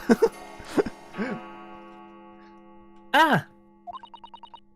I nearly jumped out of my skin there. How could Mr. Winnemag set up such a wicked trap? I doubt he set it out. I doubt he set out to scare anyone. Hi, Forte. Welcome, welcome. Welcome to the stream, Forte. It's late, but for me, it's only 11:37. Is that really the time? I think perhaps we should pay Gina another visit soon. Oh? Her trial's tomorrow. We must establish whether or not you will be defending her. I think we should ask her one more time. She may have changed her mind.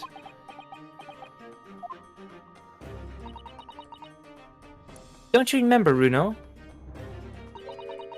You told her she could rip up the representation papers if she didn't want you to be her lawyer. Really? Did I say that? Yes, you did. The deadline for submitting the paperwork is fast approaching. In that case, we had better hurry back to the prison and talk to Gina again. But what about the box? Where's the box? Hey, Tomo, you still awake? Is there even a box? Am I going crazy? Yes, this is where all the items that have been forfeited by their original owners are offered for sale. That's right. They've all got little price labels on them, but there are so many. I wonder if the small box this ticket was for is still on the shelves somewhere. The box that McGilded deposited here just over 2 months ago. Even if it were, finding it promises to be a very troublesome indeed. There are so many boxes. It could be any one of them. Mr. Shulm said that a pawnbroker was the safest place to store anything, more secure than a bank's vault. So perhaps this small box of Mr. McGilded's contains something of very great value. Well, if that's the case, he'd probably have kept it locked. So then, we need to find every box with a lock and break them all open. Hey-ya! That sort of misconduct will get you arrested. I won't let that happen. Ah, this takes me back. It's been some time since Susato-san last threw me. Oh god, he's getting used to it.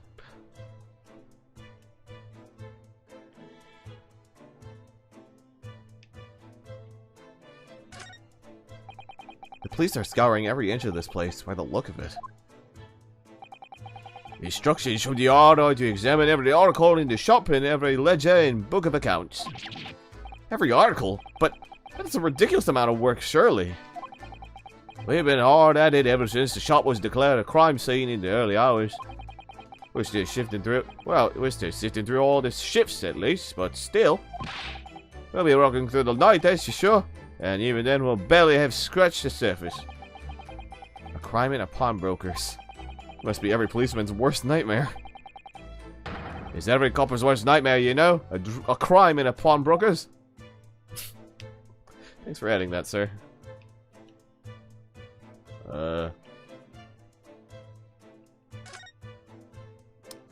Is that really it? Nothing else.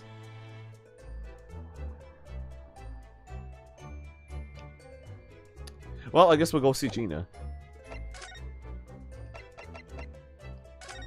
So I can do that wonderful accent again. I had a hard time doing Gina's voice too. It's really hard to read her Cockney, Scottish accent. Ah, Gina, good. You're back.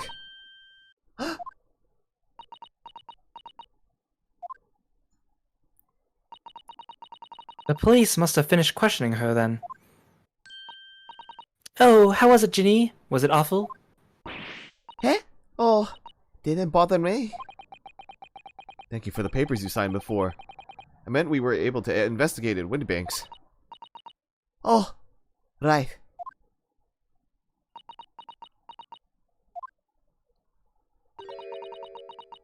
Don't you want to know how we got on? We've been ever so busy. What's the point in asking?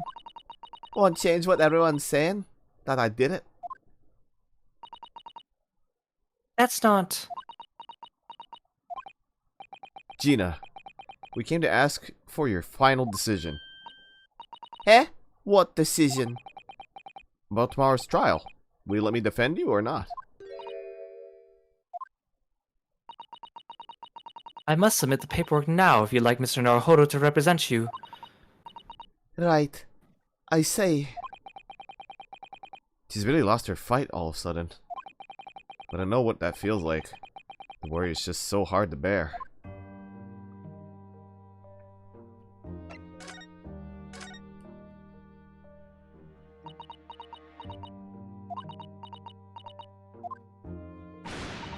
Oh, alright then. Blimey, give it a rest with them eyes, Iris. So, come on. Oh, so, come on then. Fill us in. Who's done it? Who done it? Unfortunately, we don't know that yet. You don't say. We don't know yet, Gina. But Mr. Naruhodo and all of us know that you are innocent of this crime. And while we haven't yet managed to work out who the real culprit is, there are a number of interesting facts that we have managed to establish. Oh yeah? Like what? Well, for example, the reason for you being there in the first place. I think I know now why you broke into Windibanks that night. It looks like I'm gonna have to take some evidence that clearly reveals the reason and thrust it in Gina's face. Or I could present it to her calmly, I suppose. Let's talk about the representation in court first. We already have the representation papers and other documents we need. All you have to do is hand them to the court clerk. That is, if you allow me to represent you in court tomorrow.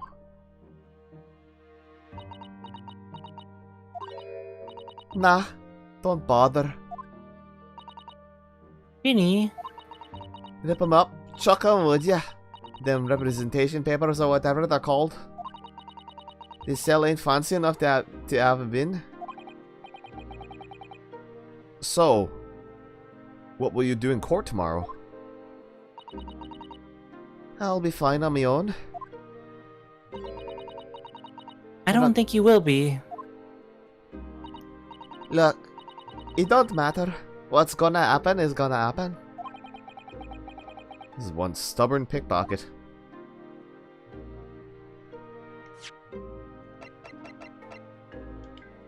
Oh.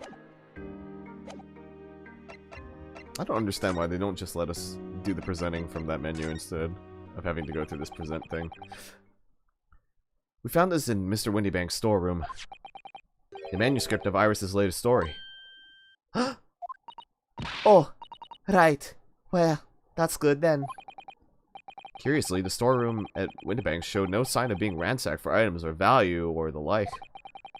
With one exception. The box file that houses his manuscript. It was you, wasn't it, Gina? Who broke open the box containing this manuscript last night? Heh? You were determined to find out whether or not the Hound of Baskervilles was really there. That's the real reason you broke into the storeroom last night, isn't it? Ah! Why don't you tell us what happened? Please.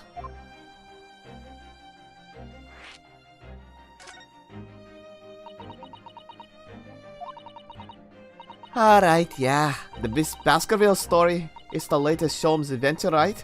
But it ain't been printed yet. So I figured it's gotta be worth a fair few pieces of silver, right? Oh yes, at least 5,000 pounds. What? So, you intended to sell Iris's manuscript, did you? No, Ginny. How could you? What? Wait, no, hang on. Of course I wasn't gonna sell it. All I wanted to do is find out if the manuscript, or whatever you call it, really was there or not. That's the only reason I was in the place. For Iris's sake, isn't that right? Huh? We knew why you'd done it from the start, Gina. Of course we did. But I knew you wouldn't do anything mean like that, Ginny. I just knew it. well, When I saw the manuscript in the storeroom, it reminded me of what you'd said the night before. grown-ups do a lot worse than that, believe me. Barefaced liars, the lot of them. You just ain't realized it yet.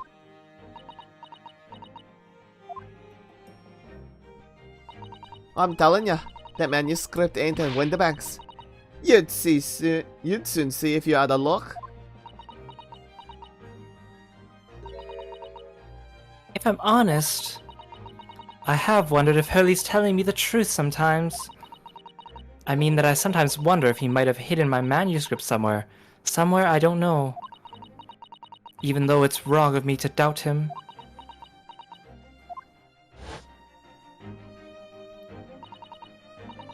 Oh, Ginny, that was so sweet of you. Alright, alright. I'll tell you why I did it. Just stop looking at me like that, Iris.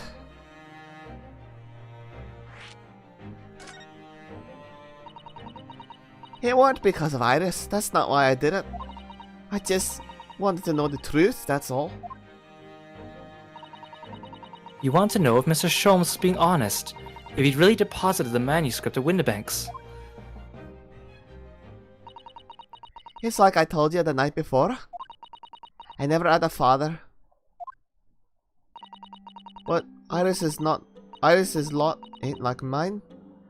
She's got her dad, only she can't see him. And I reckon that's gotta be harder. Huh? That's why she writes her stories. Not about her dad, really. That's what it sounded like to me, anyway. Last night when I was listening to what you were saying. Stories about Daddy. You mean, they're not the adventures of a great detective? So much as the adventures of a great detective and his trusty partner? Well, that's how I see it, yeah. You're so thoughtful and so kind, Ginny. Yes, and we never thought any differently, did we? Look, give it the rest, will ya? I ain't this chummy nonsense, you hear it? I hate it. I don't trust no one, right? That's how I work. Because if you don't trust no one can let you down. So leave me alone. Go on, Scarpa.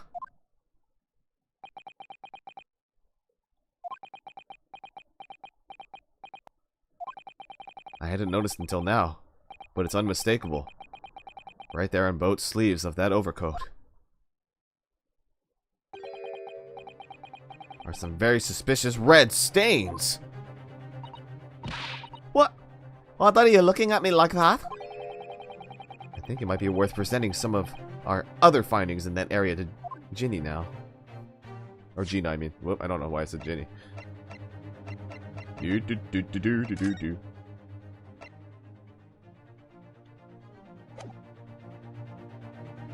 Oh wait, I have to do the present option.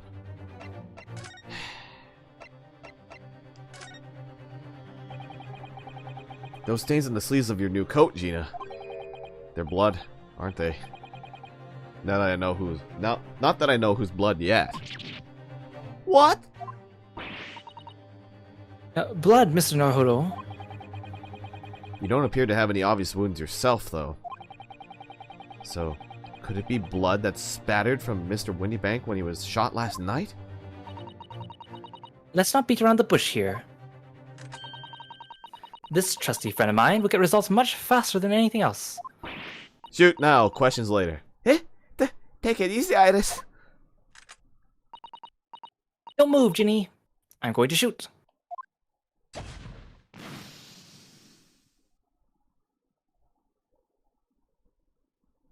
Whoop. Oh. Oh my. What the? Forget the sleeves. The whole coat is covered in blood. Of course! The black color of the fabric was masking the stains. That's why we haven't seen them until now. And the blood has reacted with the chemical to turn a purple color, which matches one of the samples we've already collected perfectly. Yes, now let's see. Who had the purple blood? Aha, yes. It was the brickmaker, Mr. Mason, the victim of the murder case 2 months ago. I knew it. What? What are you all on about? The victim? What do you mean?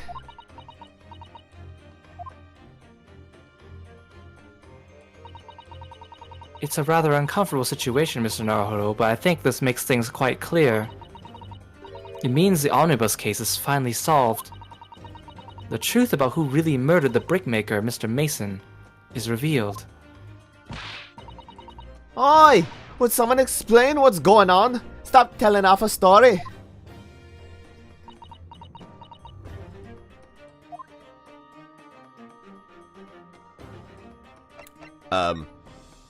Okay. I don't know why we're talking to Susato. We can see now that the victim's blood is all over Mr. McGilded's coat. But in the trial 2 months ago, the defendant said this in his testimony. Oh boy, I have to do McGilded again. Now I ask yous, what good-hearted soul wouldn't rush to help a fellow bleeding from his stomach? He wasn't about to start worrying about me gloves now, was I? I reached out to give the man a hand. But if you look at this overcoat now, it's clear. These stains couldn't have arisen from McGilded trying to pull the victim to his feet. No. If that was what... No. Oh, sorry. If that was what really happened, the blood wouldn't have splashed all over the front of the coat. The only explanation for this pattern of blood is that it splattered over McGilded's coat when he stabbed the victim in the stomach. I've tried to run from the truth for long enough, but there's no escaping it now. The true culprit in that case, Mr. Mason's killer, was Magnus McGilded.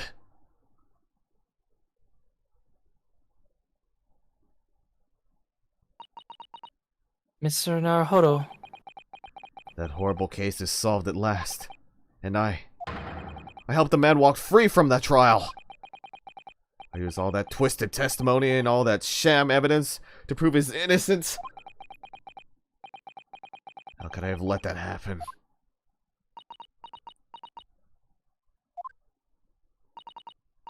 Runo, did you believe him, though?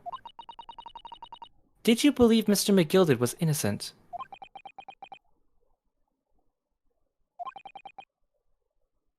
I believed. Or rather, I think I was trying to believe when I wanted to. Because believing in those you represent in court The defense lawyer's greatest weapon. A weapon?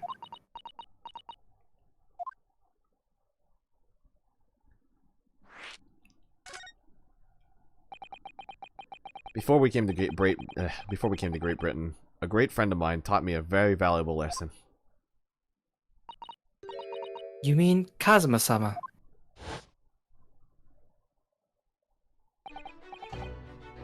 Listen, Ryunosuke. We lawyers are only human. We can't know for sure what is the truth and what is a lie. Which is why we must resort to our primary weapon. An unwavering belief in our clients. That's all we really have. Unwavering belief? Only when we truly believe what our clients tell us can we fight with everything we have for their cause. In any battle, there can be no victory without faith. So I believe in you, unwaveringly.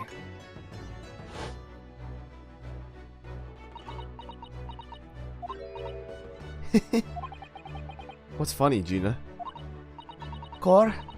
Sounds like in this empire of Japan you come from, everyone must be soft.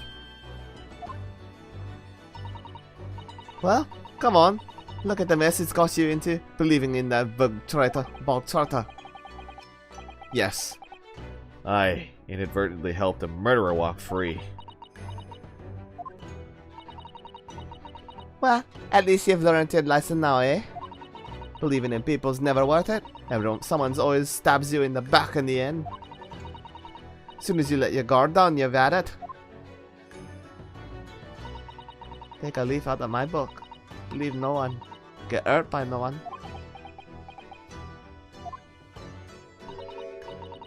Ina, may I ask you something? What?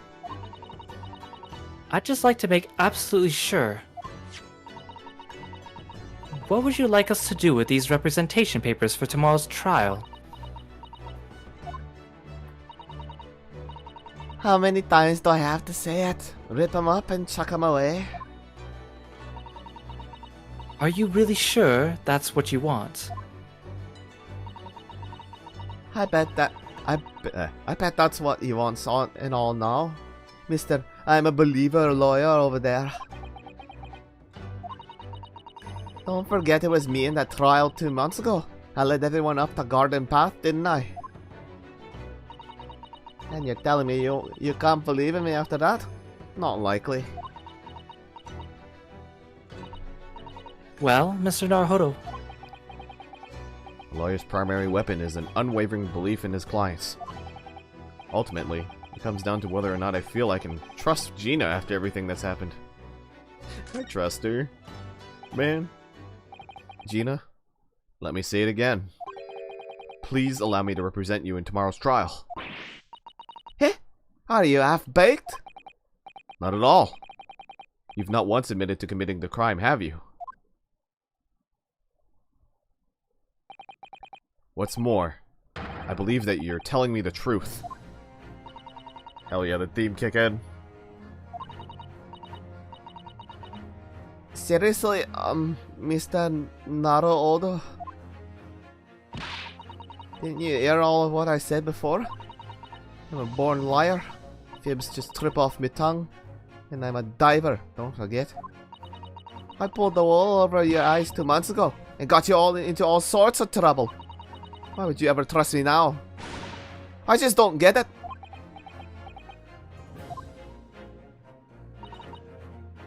Ina, I do understand why you choose not to put your trust in others. But I assure you, there is more to this life than you yet realize. What do you mean? The world we live in. It's full of people you would do very well to trust. People who won't ever let you down. It's true that I'm just a student of law, and I'm certainly lacking in courtroom experience, but I can promise you this. Whatever happens, and until my very last breath, I am completely on your side!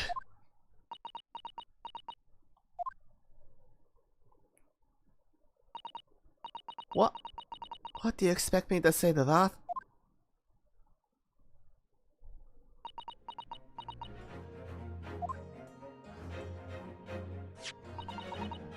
Then as decided, I will take these papers now and carry out the necessary preparations for tomorrow's trial.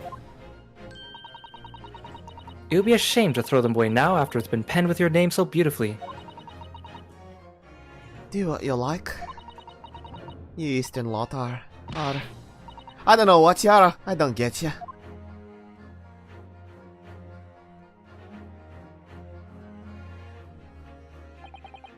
Gina's taking herself off the back of her cell. It's off to the back of her cell. She'd never admit it, but I hope she's feeling relieved. It turned out alright in the end, I think.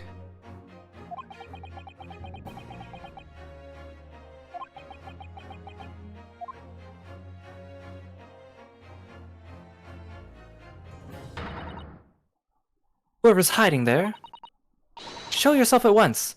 Eavesdropping is the height of cowardice. Miss Susato? Somebody is there in the shadows. I can sense it. Somebody who wasn't there before. What?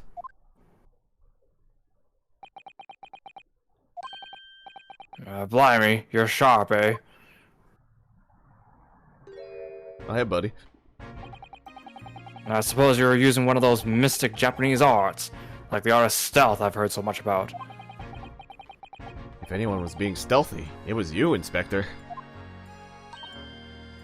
Rexy, Oh, dear me, I'm most terribly sorry, your ladyship. I didn't mean to startle you. how long have you been listening in our conversation? Good grief, listening? No. I just got word that there were some visitors who were refusing to leave, even though it was after hours. I assure you, your ladyship, I only just arrived, this very minute, not a moment earlier. That's all there is, nothing untoward, nothing at all. After hours? Isn't that late already? Oh, Renosuke, you don't know the half of it. Looks at our stream time. So then, I'll humbly excuse myself now, your ladyship. Ta-da, toodaloo, cheerio, all the best, bye-bye-bye. That's a lot of farewells. And not one of them appropriate for her ladyship. Oh, but I want to have a little chat. I'm terribly sorry, but time is pressing at the minute. Oh, I see. That's a shame. If I don't get this emergency at the Supreme Court dealt with sharpish, Lord Strongheart will, well, Emergency? Lord Strongheart? Nothing, forget I said anything. Anyway, I'm off. Alright, Gregsy, if you have to, but let's chat soon. Delighted, charmed, can't wait. If you please, my pleasure. That's a lot of pleasantries. And not one of them sounded sincere. Gregsy's so funny, he says such silly things. It's certainly entertaining to see an inspector of the police fawning to a 10-year-old girl. But anyway, I wonder what this emergency is at the Supreme Court. I must attend the court clerk's office now before it closes. Yes, of course. Thank you, Miss Usato.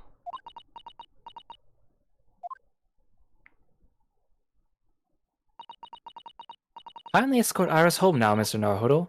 I shall meet you there later.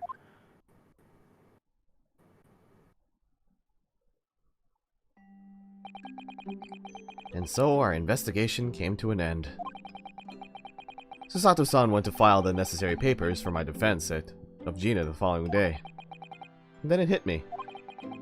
I could no longer suppress the wretched feeling that had been gnawing away at my insides. Tomorrow, Susato-san would be leaving Britain and making her way back to Japan.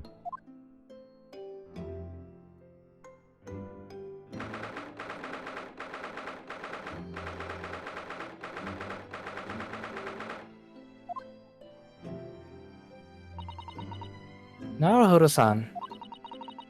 It's been a very trying day, hasn't it? I do hope you're not too exhausted. What about you, Susato-san? Today has been even more trying for you, I'm sure. Mr. Sholmes was shot before our eyes. Gina was arrested. All on the back of the news that her father had fallen ill and that she must return to Japan at once. I hope your father recovers soon. Thank you for your kind words.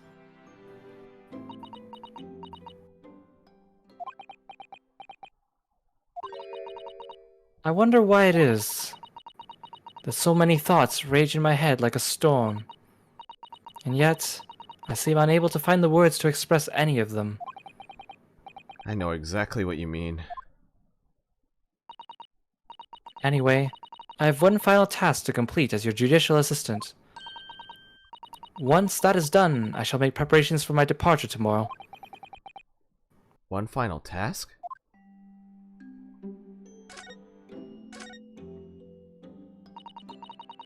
It's just 2 months since we arrived in London, but we've managed to establish this office. It was finally feeling as though we were settling in. I would be lying if I said I felt no regret. I'm so sorry, Susato-san. It's just so sudden. I really don't know what to think. I've had no time to gather my thoughts. I know we've only been here a short time, but in my limited experience of the courtroom, I feel I've learned something. And what would that be? It seems to me there are many facets to people's personalities. Facets. And like a jewel, the light plays off of them in complex patterns, illuminating their actions and their motives. But we only see a small number of the total facets, and what is illuminated is only a part of the whole story. What lies in the shadows? What do those facets we cannot see look like?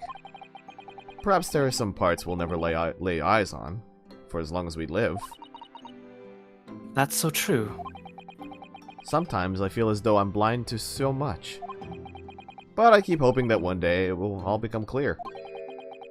That all the facets will be illuminated, and I'll finally understand how everything fits together. Naruhodo-san. I suppose what matters is that we keep our eyes open and keep moving forward. Even if the way sometimes seems a little dark. It's amazing to think it's just been 2 months. You've grown so much. Sorry? I've what? Oh no, it was nothing. Unimportant. Do you know what time you leave London in the morning? Yes, I picked up my ticket earlier. I shall be leaving here at 4 a.m. I see. Well, I'll escort you to the station. Absolutely not. Sorry? I'm sure you realize why I couldn't possibly let you do that. You have a very important day ahead of you tomorrow. Gina's trial. Yes, I know, but Every word you utter will have the potential to determine Gina's fate. You must get as much rest as possible. Even though, like me, I'm sure you'll find it hard to sleep. But please, for me, do try.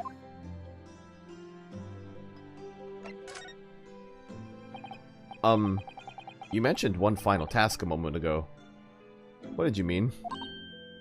Oh my, I nearly forgot. Please, I want you to have this. What is that? Some huge bundle of documents? It's my notes from the case 2 months ago. The murder that was committed on the omnibus. The McGilded case. You wrote a whole book? It seems to me that this case of Mr. Windibank's murder, of which Gina is accused, is very much tied up with that omnibus case, in ways that are not yet completely apparent. So I took the liberty of consolidating my writings about this case for you. With everything else she's had to think about.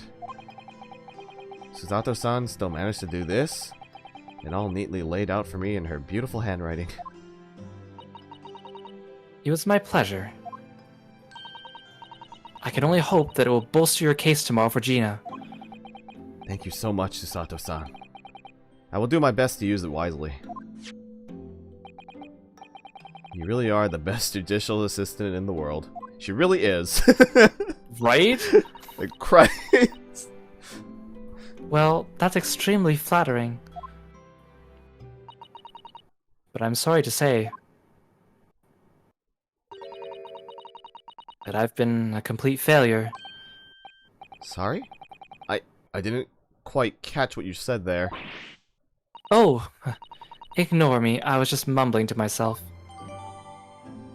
Alright, and we got the McGilded case notes.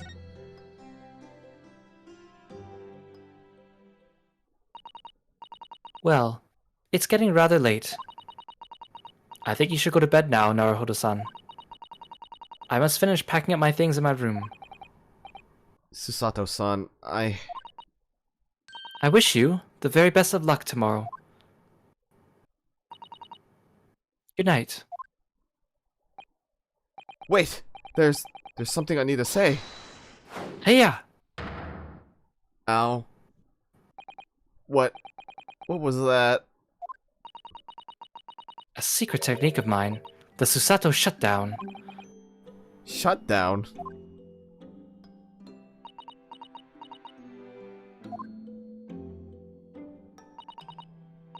Please, I implore you. If we have to voice our goodbyes, I won't be able to hold back my tears. Aw. Oh, there she goes.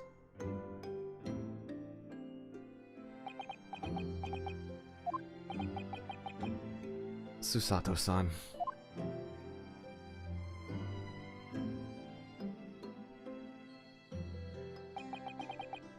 It truly had been a trying day. On our feet for hours, getting Gina to open up to us, and learning the truth about that nemesis of a case. Physically and mentally, I was exhausted, and yet the idea of sleep seemed impossible. But I forced myself to close my eyes, and as a cacophony of scenes of our lives here in London played through my mind, eventually, my fatigue triumphed, and I fell into a deep sleep.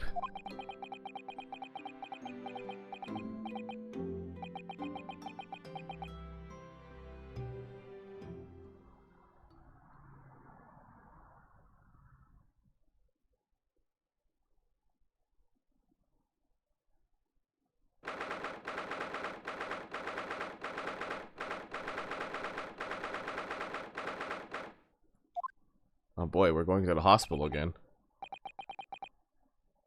Yes, I quite understand. That is a great weight off my mind.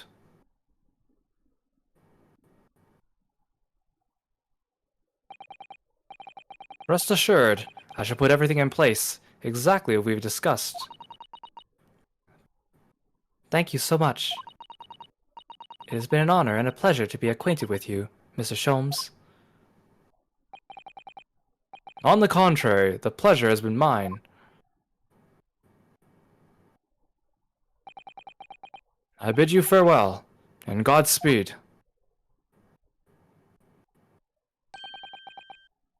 My dear madam.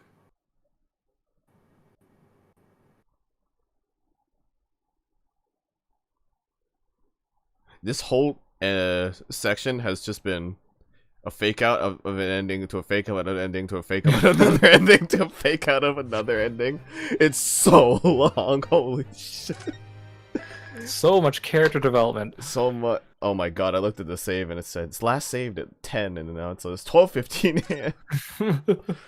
Oh god, my eyes are so tired. We're finally in court. Oh god, we're finally in court. But we're And gonna... the court section's even longer. Oh great, good, I'm glad. Oh, holy shit. Oh boy. Gosh, maybe I'll have to like play it a little bit more often so I can get through it. But yeah, that's where we're gonna end it for tonight, dear watchers. I think it is quite late. at this point. So, yeah. We're definitely ending it right now. Thanks for joining us, everyone. Yeah, thank you for joining us, because from what I remember you telling me, it is 8 hours for the next part. Yep. Oh, God. Well, yeah, we're definitely stopping for the night. But that was very fun. But then you can definitely tell we were dying at the end. Thank you for joining me again, Mr. Kiro. Thanks for having me, Drago. Yeah. Always a pleasure to have you. Anything for Ace Attorney. Oh boy. I'm telling you, one day it's just we're gonna get the entire group to do the entire beginning trilogy. Oh my gosh. Where we can all die reading together. Alright, let me see who in the actual fuck is alive at this time of night. Coco's playing Ring Fit. That sounds hilarious, but I think they're also watching Songhua, but I'm not entirely sure, but I'm just gonna raid Coco. Thank you guys for all coming. Nighty night. Good night. Wait, okay. Yep. Good night. Okay. I gotta press the end stream button.